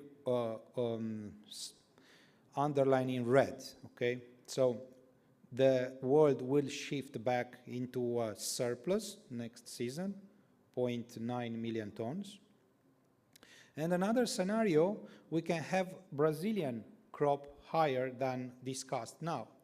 Everybody now is cutting the number for Brazil. Is cutting the number because of lower mix, so on and so forth. But the problem is the end of the crop, the tail of the crop. And then the tail of the crop, everybody is working generally with a lower number on year. And the lower number on year means 50 million tons of cane less, okay, for Center-South Brazil. This is a big number. For the rest of the world, it's even bigger, right? So if it's 50 million tons less, this means we are losing a lot of sugar. But what if it will be only 40 million tons less or only 30 million tons less? Nobody knows. It was very dry in Brazil, but cane is resilient, okay? It's a resilient plant. We can have a surprise. That's why we can have also a bearish scenario for Brazil. This means if we combine the Brazilian bearish scenario with the Thai bearish scenario, we can reach a surplus next year of about 1.3, 1.4 million tons of sugar. A bit lower on year, but still a surplus. Now let's go to analyze a bit the production trend. Production increased and then it reacted to prices. There was a price increase seen, and then there was also a production increase. It's simple. Now there was a price decrease. Will we see a drop in production? Okay, now you will see that is a bit more complicated. Why? Because the weather plays an essential role here. Okay, the weather has been good for Brazilian crop last season. That's why we had a tremendous crop. Will it be the same this season? We don't think so. Okay. Then India, the acreage is lower in many regions of Maharashtra and Karnataka. Now, what you lose on acreage, you can gain on yields, but we are still far from knowing where the yields will stand. So generally on the global picture is that we will have a 0.9% drop in production. The other chart presented on the right-hand side shows consumption trend. Okay, people will start to, let's say, jump on the number and say, yeah, maybe we didn't have this kind of increase in consumption, maybe it was lower. But roughly, what is important is that consumption follows a linear function. I will not say a logarithmic, but a linear function. There is an increase in sugar consumption every year. There was only 1 year when consumption went down. It was the year of COVID. That's it. The rest, there was nothing, not even, no prices will have an impact on consumption, on sugar consumption. Maybe it will increase less, but it will increase because we are more and more on this planet, okay? So probably a 0.91% increase in sugar consumption globally in 24-25. Okay, so consumption again will reach a new peak. If you want it or not, it will reach a new peak. And here I will add on that, and I know that Jose fought a lot for that, but we see more and more articles now in the press underlining the fact that sugar is not so bad in terms of consumption, but the sweeteners are. And part of them, they create cancers, and then this is proven by scientific articles we don't talk about. So then people probably will come back now into sugar, right? Why would you take aspartame? Yeah? So consumption will be there. Now, South America, okay, is feeding the world. We know that Brazil is the biggest exporter of sugar in the world. And then we have a surplus in the Americas. If you add US and NAFTA plus South of America, we have a surplus there, and we have an exportable surplus also there. But the thing is that Brazil witnessed a very good crop last year, which probably will not be this season. So about 2 million tons less of surplus in the Americas are expected for the next season. And who needs this sugar? Everybody needs this sugar. But I would say Asia and, okay, MENA, Middle East, they are in deficit. So they will continue to take this sugar to supply the regional areas. So practically Americas or Brazil is feeding the world. Now looking on stocks. So the stocks increased lately because of the governmental policy not to export. And it was not only in India, this governmental policy, you don't export sugar, no. It was also in Pakistan, in Algeria. We've seen that Algerian imports decreased a lot. And then Peter showed you why they decreased. Because they don't export in their area anymore. Morocco is still stable, but Algeria decreased their exports in the area. That's why Egypt was forced to import more and more. So we have countries like compensating for others. But what will happen to the stock-to-use ratio, which this year witnessed at the end of, let's say, September, is forecast to witness an increase to 46.1%. it shall decrease next season to about 45.4%. So the world will eat from stocks. Now, the rose exports availability is expected to drop from 43.6 million tons worldwide to 41 million tons. It is mainly related to Brazil. Indian exports on the rose side, India doesn't play a role now. If it will play a role next season, this is only a political decision, but the rose exports will not go to the international market, but probably to domestic market, and then Renuka Pari, okay, which will take it internally, and then will be reflected in less demand from Brazil. But this is a long way. Probably it won't happen. We don't know. Now, on the white side, we have a bit more export availability next season, and this is due to Europe and Ukraine, which are expected to see a good crop, and then Ukraine probably to export about 900,000 tons of sugar next season, and out of this, at least 800,000 tons to hit the international market. Europe to grow from 1.1 this year million tons to about 1.6, maybe 1.7, if the price makes sense.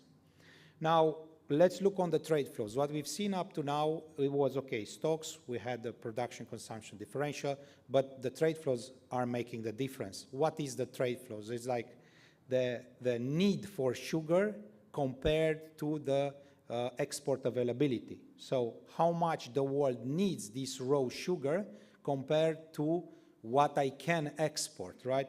And then these raw sugar net trade flows show us that we are in a period of surplus, so probably we'll see some pressure on prices coming in July and August. And then we see that they move to a deficit when Brazil is out of business, because Brazil will stop crushing, probably in December, and then Brazil will diminish the stock, so the main exporter of raw sugar will not be there anymore. That's why we have a deficit in Q1 and Q2 on raws. The thing is that on the white sugar, we have a different situation, okay? So the white premium shall probably shrink further for the white premium for March. You see here we are in balance now, because the missing, the lack of crystals, which is low quality whites, is compensated somehow by high quality whites and by tolling refineries that are putting sugar into the international market. But we will see then a spike in kind of European exports, and then Q1 looks to be in a surplus of white sugar. So we have deficit on raws, surplus on whites. This means that, shall we see the white premium at 75? The Indian crystal whites are still needed next season, so that's not bad news, because if we look only on the crystal whites trade flows picture, crystal meaning low quality whites, it's still needed, okay? So the world needs about 400,000 tons of crystal sugar in Q2 25, and also about 400,000 tons in Q3 25.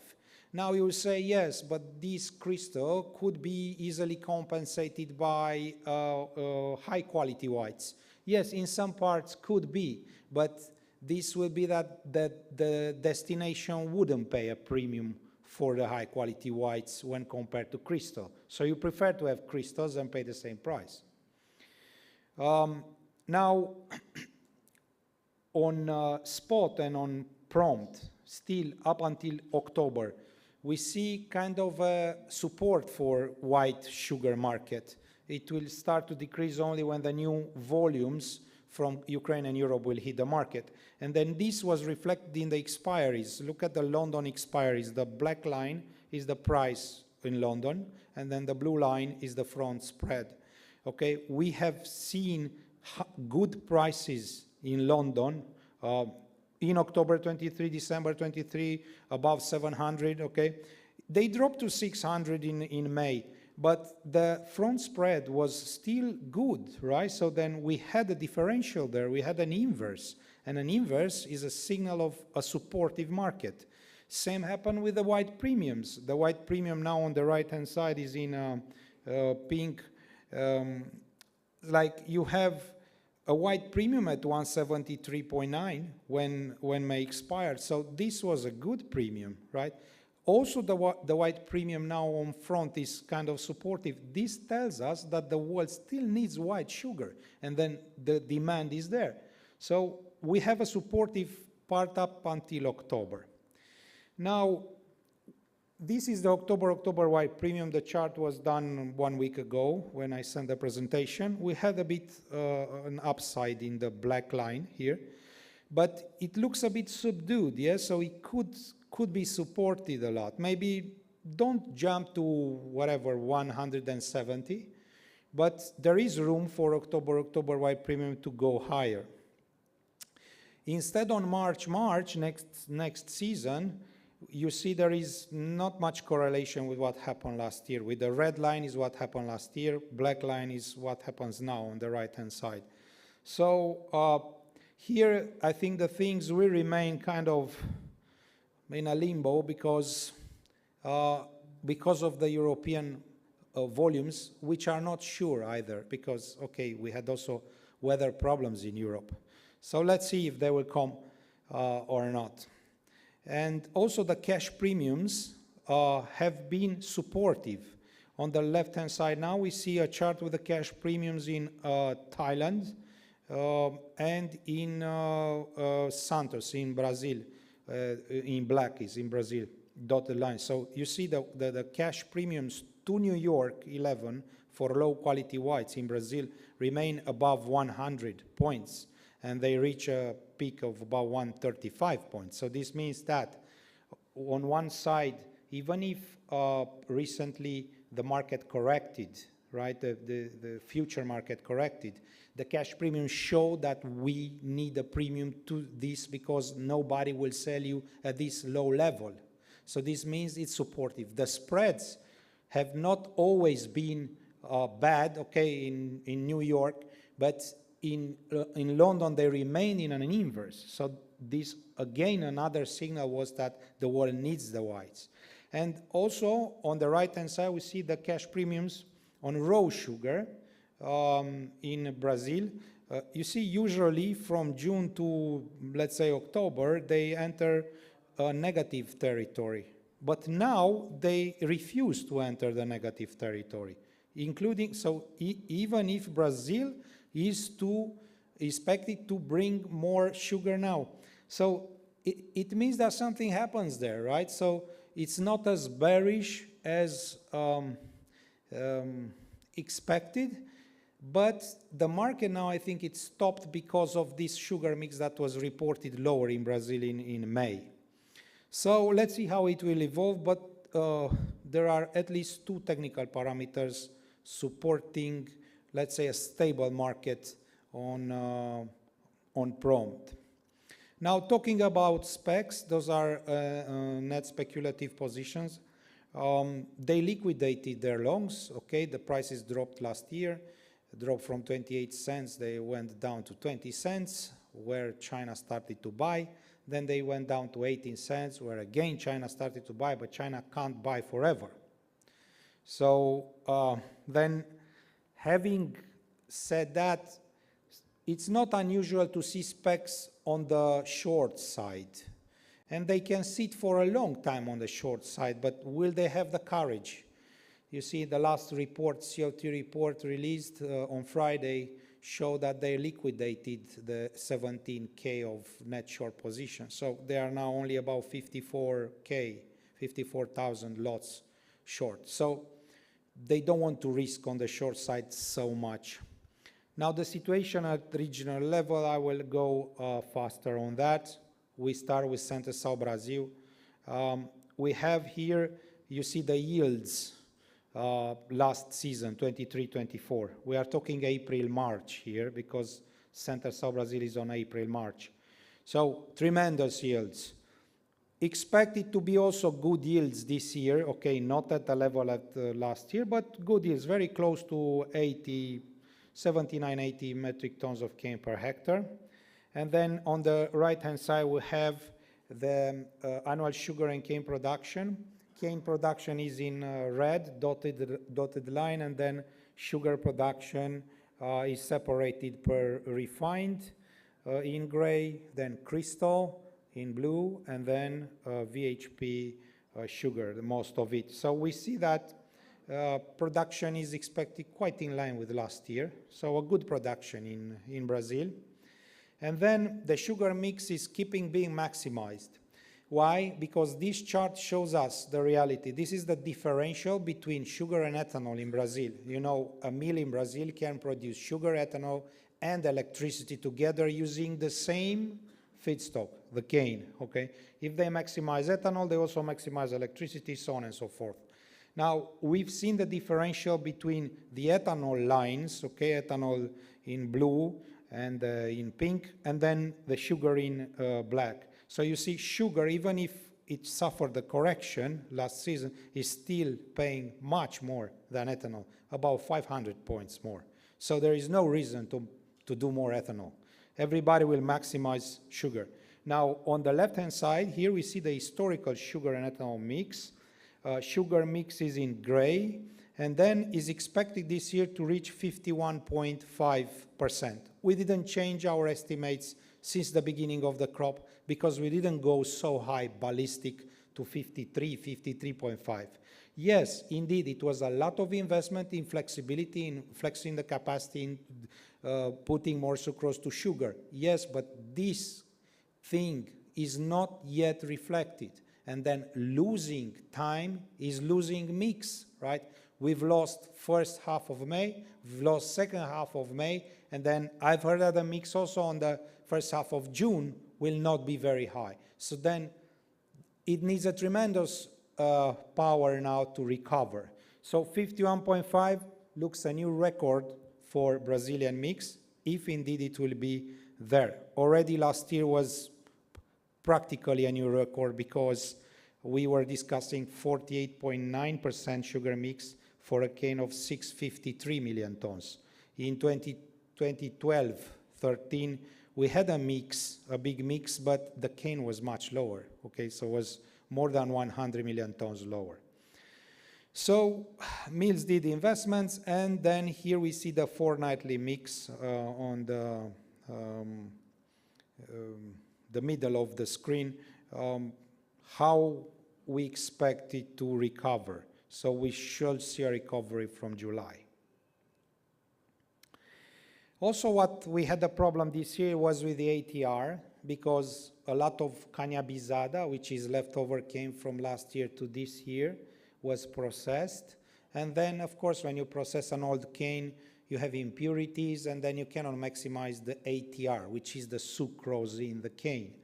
But I've heard that from July, yes, this will go better, much better, because caña-bizada will be finished, and the new cane will really be crushed in integrity. So let's see if it will be true or not. Those are the estimates that we have for Brazil: 603 million tons of cane, 51.5 mix, and then ATR maybe at 139 point something. Let's see if it will recover or not. What meaning this is that we have an impact of about 1 million tons of sugar less from last season. In a bearish scenario, we can talk about 615 million tons of cane, and then the same sugar mix. This means production at 42.1, which is pretty similar with last year. We had different possible production scenarios in the past, but which are not valid anymore, because we can't have sugar cane probably at 630, nor a mix at 53.5. There were some people in the market working with a mix at 53.5. But what we see here, that if you work with a mix at 53.5 and a cane at 603, you get a production of about 43 million tons, okay? This compares to 41.8 with a mix at 52.25. So it's very important, this sugar mix. Now, the stocks and the exports are expected at the level of last year. And what I want to underline here is the stocks seasonality. Brazil always reaches a peak of stocks in September or October, and then this year shall not be different. So remember that if Brazil is bringing stocks, then it should be a pressure on prices. You will say, yes, but they sold all their crop already. Well, yes, I know, because not everybody is pricing. And then there are still some flexibility remaining from the mills that they don't price their sugar, right? So stocks, big stocks in September, October, probably a bit lower on the year, but if you have stocks in Brazil of 13.5 million tons in October, that's a big number, right? India. For India, we simulate some numbers. The thing is this, okay, whatever will surpass 29.5 or 30 million tons of sugar, pure sugar, will be for ethanol. Point. So if we have a production in India at 33 million tons next season or at 32, this will be ethanol, all of it. All that goes above 29.5, 30 million tons, it will be for ethanol. And it's fair, okay? It's fair because the ethanol program was sacrificed this year, okay? The problem is still in India that we had good rains in Maharashtra, okay, in Karnataka, but dryness in North India. We need to see weather coming back in North India. And in North India, we know that Uttar Pradesh is expected to have the biggest recovery. Be it 12 million tons, 11.5 million tons, we don't know exactly where Uttar Pradesh will be, or Karnataka. Karnataka, it's 7.5, whatever. The thing is this, okay, we need to see the rains. Now, in this scenario, we consider only 2.5 million tons allocated to ethanol, and then production 29.75. Now, the thing is exports, okay? This I want to insist a bit more. So, there is a possibility to have exports in 24, 25, okay? There is a possibility to have this year, but maybe it won't happen, unfortunately. And then this scenario that I present here includes this, okay? 1 million tons of official export quota for next season, 24-25, 70K or 100K official quota to Bangladesh, Nepal, 0.75 of alternative white exports. This is millions, so alternative meaning sugar going to Bangladesh and not recorded. It doesn't matter how it leaves the territory, it leaves the territory, right? We cannot consider it into domestic consumption because we already have a consumption for Bangladesh. And we cannot close the world balance. So it's alternative exports. Now, some sugar rose in bags, Brazilian, that happened this year. And then tolling refineries, let's say 2.15, 2.2 million tons of sugar, maybe including also some sugar tolled by the mills. Now the thing is this, okay? We are talking that India is not exporting, but India is exporting, just that is not officially recorded, right? And here we see that raw sugar exports were of about 500,000 tons. This is not Indian sugar, it's the Brazilian one coming, packed here and sent to Kenya and whatever in Africa. Then we had white sugar exports also, let's say of about 3.1 million tons, but this is including the tolled sugar and the leaked sugar. So for statistics, India is still exporting. If it's not the sugar, if it's not Indian sugar, it's Brazilian under another form, or if it's smuggled, that's still exports, okay? Next season, according to this scenario presented, there is room for exports without affecting the stocks. So, as you see here in the last chart that I showed, we had very low end season stocks in 22-23. Okay, we were at about 4.3, 4.5 million. Others, they had these stocks calculated higher. But I think we were among the lowest, okay? So taking this lowest initial stock for 23-24, we reach, and taking out the alternative exports and everything, we will reach about 8 million tons of sugar at the end of September. It's 8 million tons. India needs only 6 million tons in September, end of September, okay? So it's already 2 million tons higher. If we put the scenario that I added here, with 1 million tons only of official exports in 24-25, and also considering 750K sent to Bangladesh, this means that India will finish with 7 million tons in stocks at the end of next crop. So it's not a bad number. Now, we have a lower side here, because Bangladesh might reduce the imports from India in case New York goes back to 18 cents. If New York 11 goes back to 18 cents or even to 17 cents, Bangladesh will take Brazilian rose and we make working their refineries. It's cheaper than taking Indian. So then it will be even a surplus from this. Another thing that we will have, it is the pipeline in India, which is quite fat, estimated by some at 2 million tons. If the pipeline is fat, then will you carry this volume next season when you already finished this season with 8 million tons in stocks? No, it will reduce. So we might have a surprise next season in India that consumption is negative. The normal consumption growth is about 500K per year. I agree on that, maybe even more. But if you take out the pipeline and if you take out some alternative exports from Bangladesh, you will have negative growth next season for consumption. What would you do with this sugar? Which will show off in statistics, right? So it's better to export now, because next season it will be a crowded market. In Q1 you will have Europe, Thailand. Thailand production is expected to recover from 8.8 million tons to 10.3 million tons. It's a bigger acreage in Thailand. No doubt it's a bigger acreage. Cane pays a lot. But we don't know the yield, okay? We expect higher yield.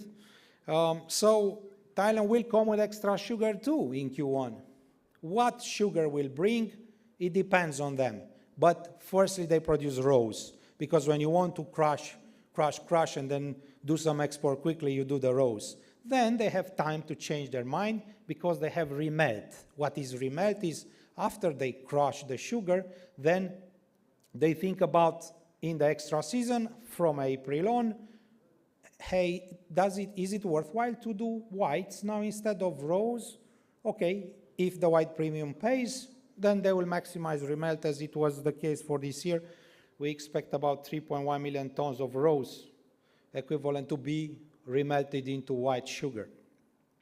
So Thailand will also come to the international market. China, there is a production recovery in China. I've heard about at least 500, 600,000 tons on year recovery. Acreage is higher in Guangxi. In the month of April, I've been there. They had a conference there. I did a crop tour there in Guangxi, and then I saw that, yes, indeed, they are alternating crops, but the sugar cane was higher.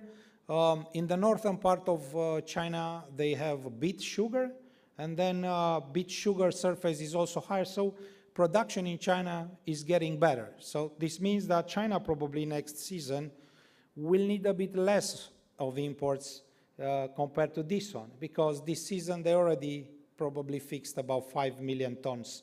Let's say with whatever they will fix up until October, it will be about 5 million tons of sugar, and then they have this sugar syrup in another form coming from Thailand, which enters in premix and powder coming into China and paying no duty at all, because Thailand is in the Asian agreement. So China will be fine. Bigger production, exports, imports higher this year, also imports from powder from Thailand. So, okay, next season maybe they will ask for less sugar. We have here the China raw sugar imports. And Indonesia also, they generally did the import licenses for this year. Maybe more will come. But you see, there was a kind of a recovery in imports because also sugar prices worldwide were lower than last year. So 5 million tons, 5.1 for this year and the next one in Indonesia. The EU balance now. So what is with the EU? Everybody talks about EU. Where is the balance? What is happening in the EU? Now, in the EU, we have like this, EU 27 plus UK now. We put it EU 28, okay? The recovery is both in the EU 27 and in the UK. But we have to understand that the UK is always in deficit of sugar. They always take some sugar from European Union, EU 27, or from abroad, Australia, newly now, or Brazil to refine it, so on and so forth. So where shall be the production deducting the ethanol? We don't have ethanol in the numbers here. We have pure sugar, okay?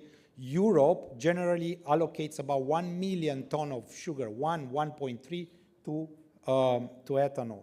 So 16.13 million tons, EU 28, and 15.5 was this year. The balance is presented here. So EU 27 in surplus of 1 million ton, and then UK with UK quite in balance. Consumption is lower in Europe. We are losing population in Europe.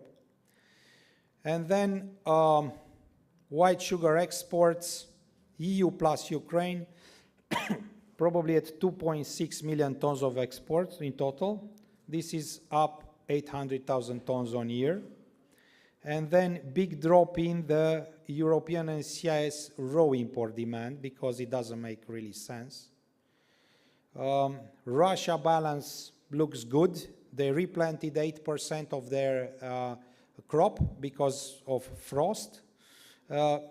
It's very important, Russia, for the STAN countries and the CIS countries. If Russia has enough to give them, they will not come to the world market to ask for sugar. Okay. Good production in Russia. And then I've been asked for something in Mexico. Yes, Mexico suffered a big drop in production, and the recovery shall not be very high this first season. It will grow more in the next seasons. Probably in 26, 27, 27, 28, we heard that 2 sugar mills are in Chapter 11, and the northeast region is very dry. And then this is the US, and thank you kindly for your attention. We will follow with the discussion now.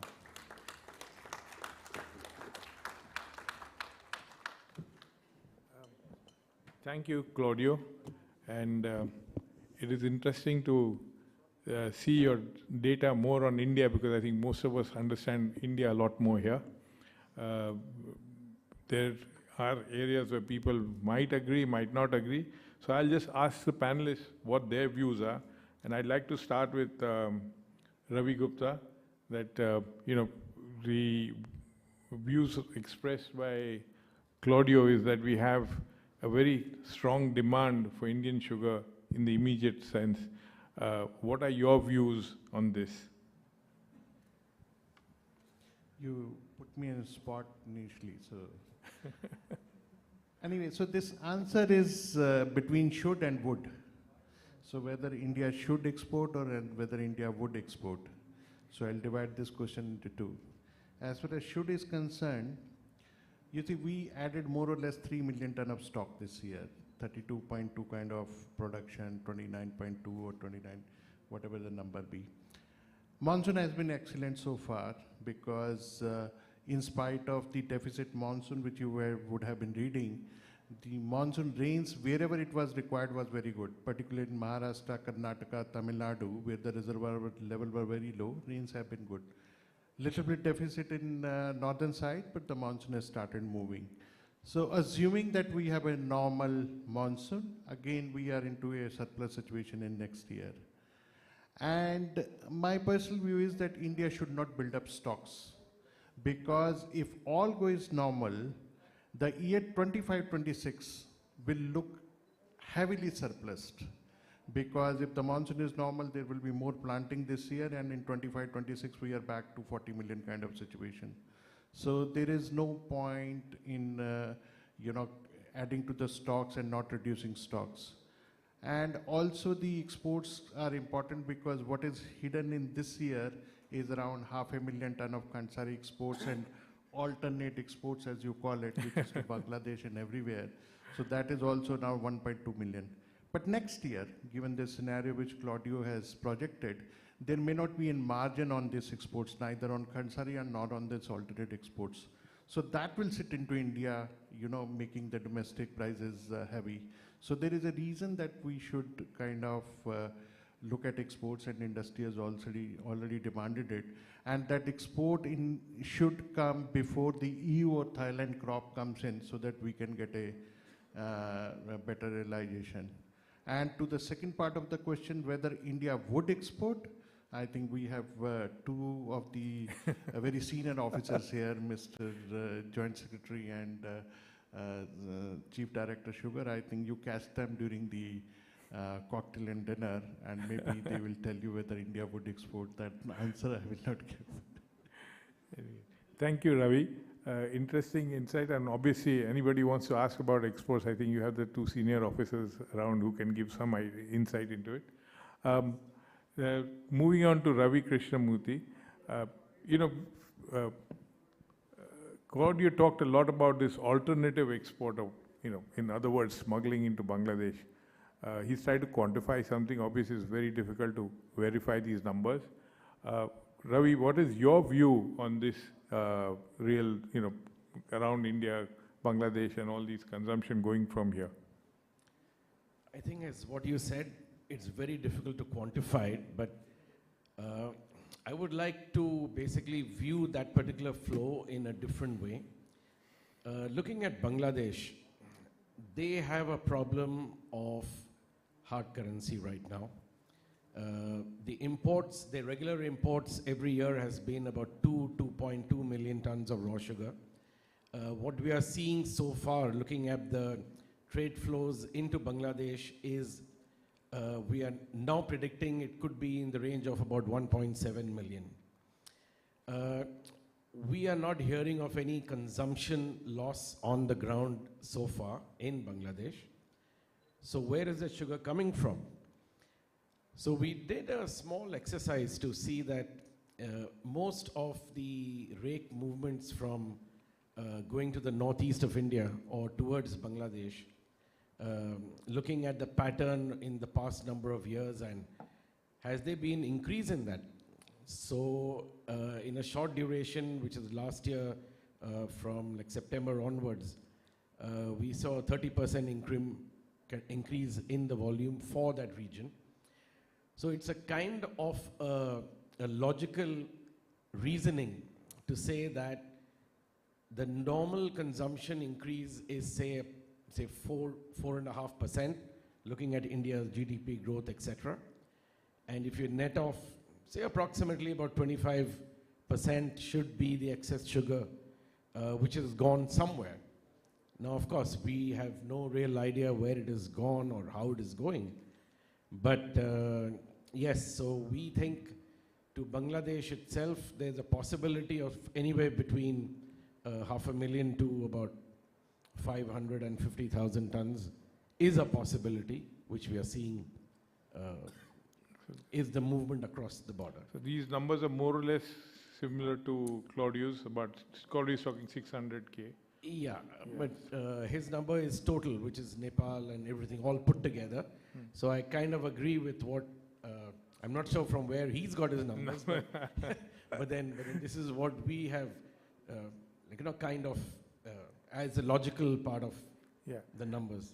But the other question is then, assuming that New York and London come down to 18, 19 cents, I mean, pretty much where they're now, do you see Bangladesh going out and importing from Brazil because of the currency issues, or will they still, can we still budget another 600K into? I personally think that the currency issues are remaining there, so that is a big constraint.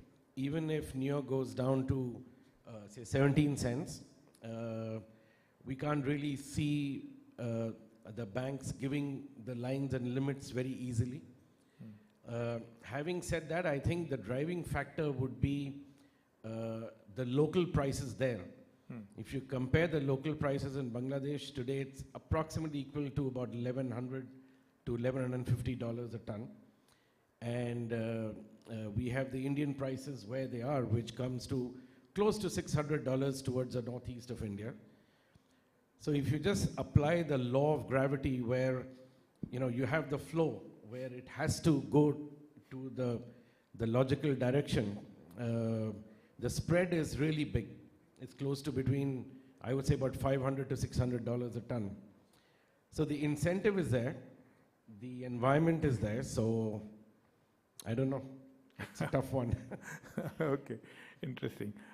Now coming to Sandeep, you've heard Claudio's details on European Union. Do EDNF man agree with those numbers? Do you see an increase in EU, and do you see in EU sugar coming into the world market and depressing the white premiums that are there today? Yeah, actually, as far as the estimates which Claudia shared, we are not very far from there, but we have a small downward number to what he has, probably in the range of 200,000 tons.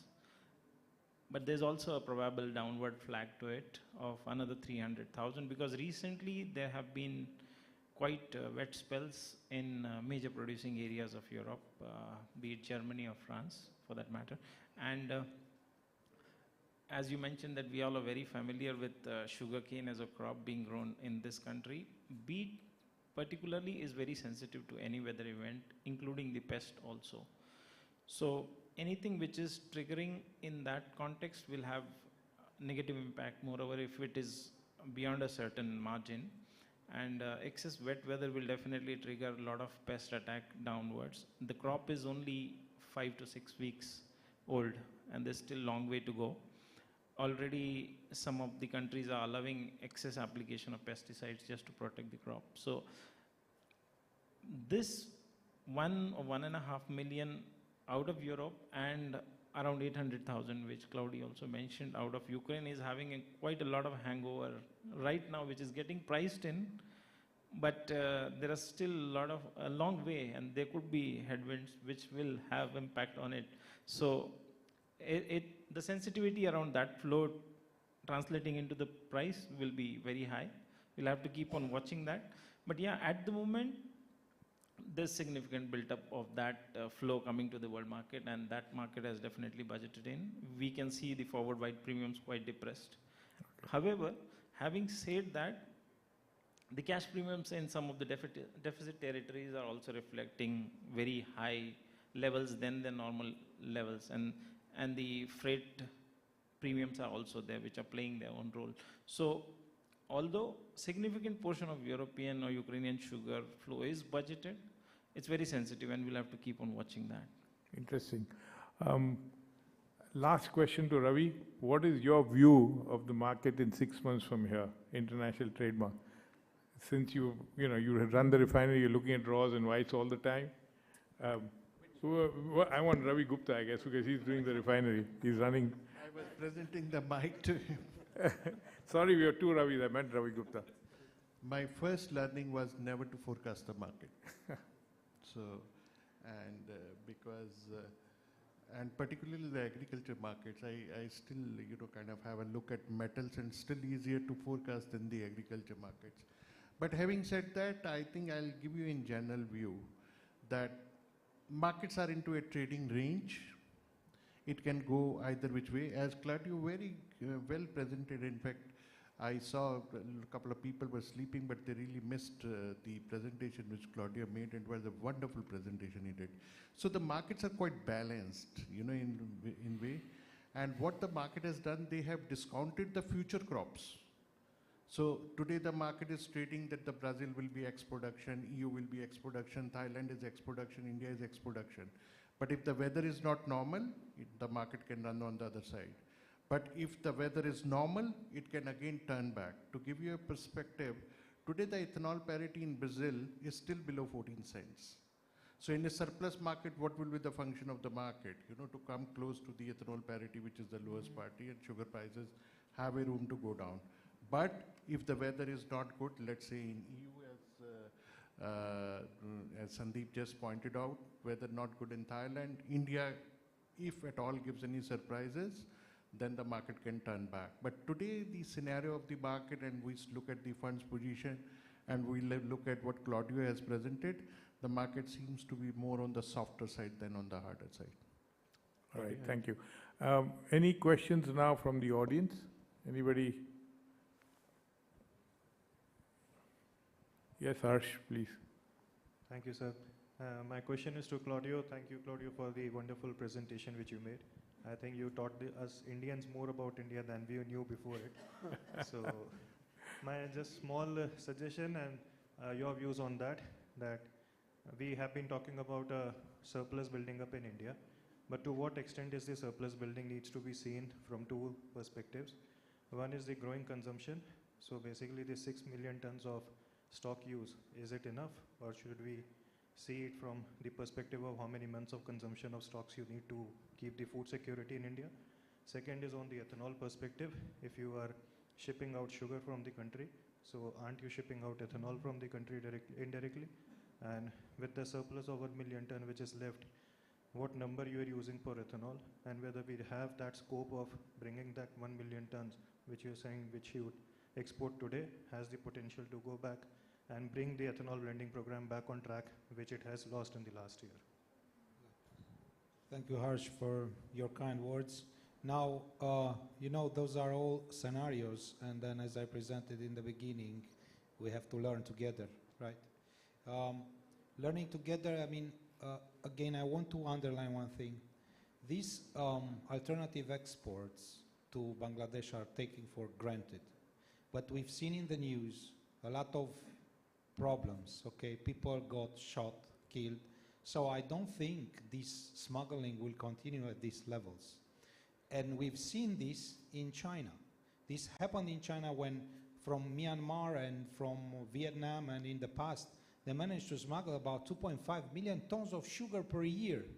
And then now they are less than 100,000 tons. Why? Because everything shifted, everything changed. There was border controls. The state took this kind of thing. There was then the sugar syrup coming into the country. Will Bangladesh find another way of dealing with these kind of things? Yes, maybe they take also sugar syrup. Who knows? I'm just putting these things here loud. I don't think it will be easy from now on to smuggle sugar to Bangladesh, because everybody knows in India and will point out with the finger on India, hey, how can you leave this happening, right? So this smuggling will go lower. From this point of view, we see stocks build up. Now, on the other questions on ethanol and on this, I remember when I was with Suk then, long time ago in Geneva, there was about an ethanol program to be built up in India at that time. And then it was very hard for international companies to participate in the tenders, and there were many conditions. Now the situation is more relaxed. And since that time, there was a discussion on why not India taking, instead of, okay, take the petroleum and refine it or whatever, why not taking directly the ethanol if it's cheaper, right? In this way, we finish with a burden. So in my view, even if you put a mandate on ethanol here, 20%, whatever, 25%, put it, you should be also open-minded and say, yeah, maybe from time to time, we will be forced to import some cubic meters of ethanol. It's not a big deal. India imported sugar in the past. Nobody wants this, of course. But if you take this volume, not from the potential production in the country, but from oil, is still an added thing because you don't do anything. You spend the same dollars on imports, be it on oil, crude oil, or on ethanol. You see, so these things could happen in the future because when you have a mandate, you have to stick on it. We've seen this happening in United States, taking Brazilian. Okay, they need Brazilian, they don't need Brazilian. But the Brazilian sugar had a lower CO2 impact because it's from cane and not from corn. And this happened also in Europe. Europe imported ethanol from United States, from Brazil. So when we are going forward with these plans, we should also think about these facts that at a certain moment in time, we will have to face. Ravi, you want to add something? Yeah. Only thing I wanted to say about this India running its fuel ethanol program on the imported ethanol. I'm just adding my point of view. You see, the part of Indian ethanol program mandate is also not only the carbon footprint, it is also the farmer welfare as well as energy security. So by importing ethanol, we do not get into any energy security. We do not do our farmers' welfare. So that is something which has more wheels into it. It's not like US or Brazil where they have surplus and the surplus they are exporting. So that is why they have run the program. Our intention of Indian ethanol program is with multiple objectives. It is one, of course, climate. It is also farmer welfare. And it is also for the purpose of energy security. So with imported ethanol, it all doesn't get met. So as an industry, I thought I'll just... Yeah, I agree with you, Ravi. I think that's very clear. The mandate government situation is very clear. I can't see any imports. Any other question from the... Yeah, yes, ma'am.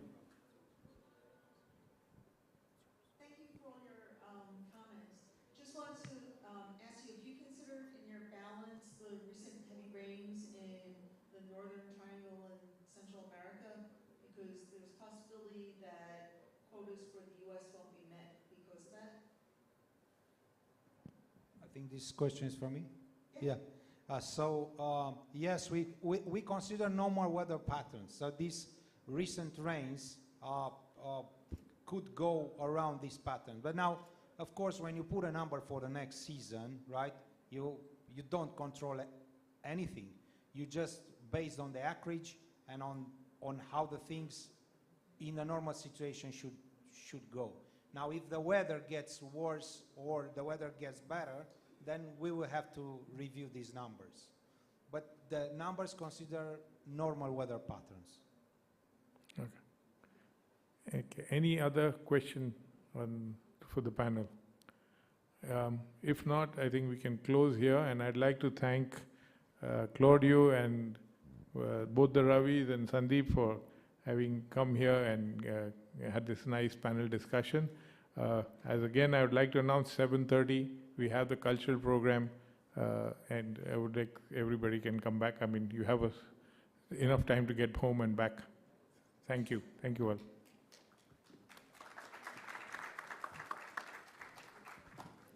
Thank you very much for that wonderful session, insightful and informative session that all of us really enjoyed. We surely have some really important takeaways after the workshop that we were all a part of today. Ladies and gentlemen, before we close, may I please request Joint Secretary Sugar, Shri Ashwini Srivastav, to kindly thank each of our panelists for their meaningful contributions to this session. A token of respect and gratitude for the insights that they shared and for the knowledge, their thoughts that they shared with us today. Please join hands, everybody. Let's thank them for their time, the value that was added because of their presence.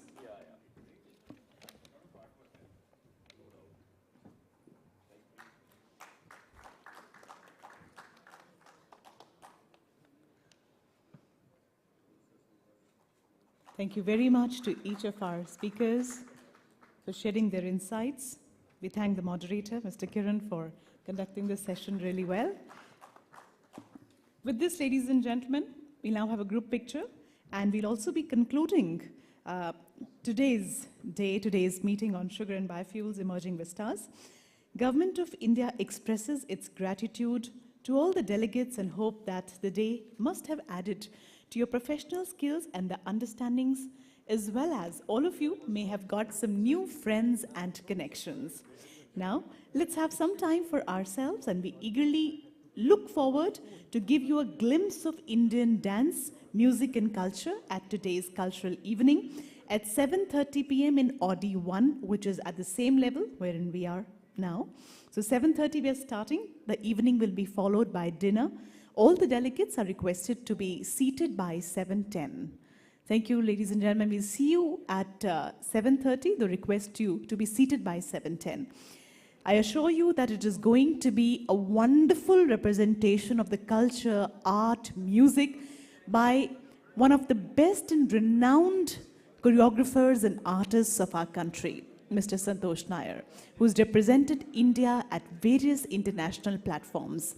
So he's all set to present to you beautiful, memorable events which will be safe in our hearts forever. So ladies and gentlemen, we start at 7:30 but request you to be seated by 7:10. Thank you. And ladies and gentlemen, also a gentle reminder to all our delegates that tomorrow Mika's meeting will be beginning in the Summit Hall starting 9 a.m. wherein we'll also have the industry friends who'll be joining us. So all of us also could be a part of that meeting. So Mika's meeting will be starting at 9 a.m. tomorrow in the Summit Room. See you all there. But for now, we look forward to seeing you again at 7:30. Thank you.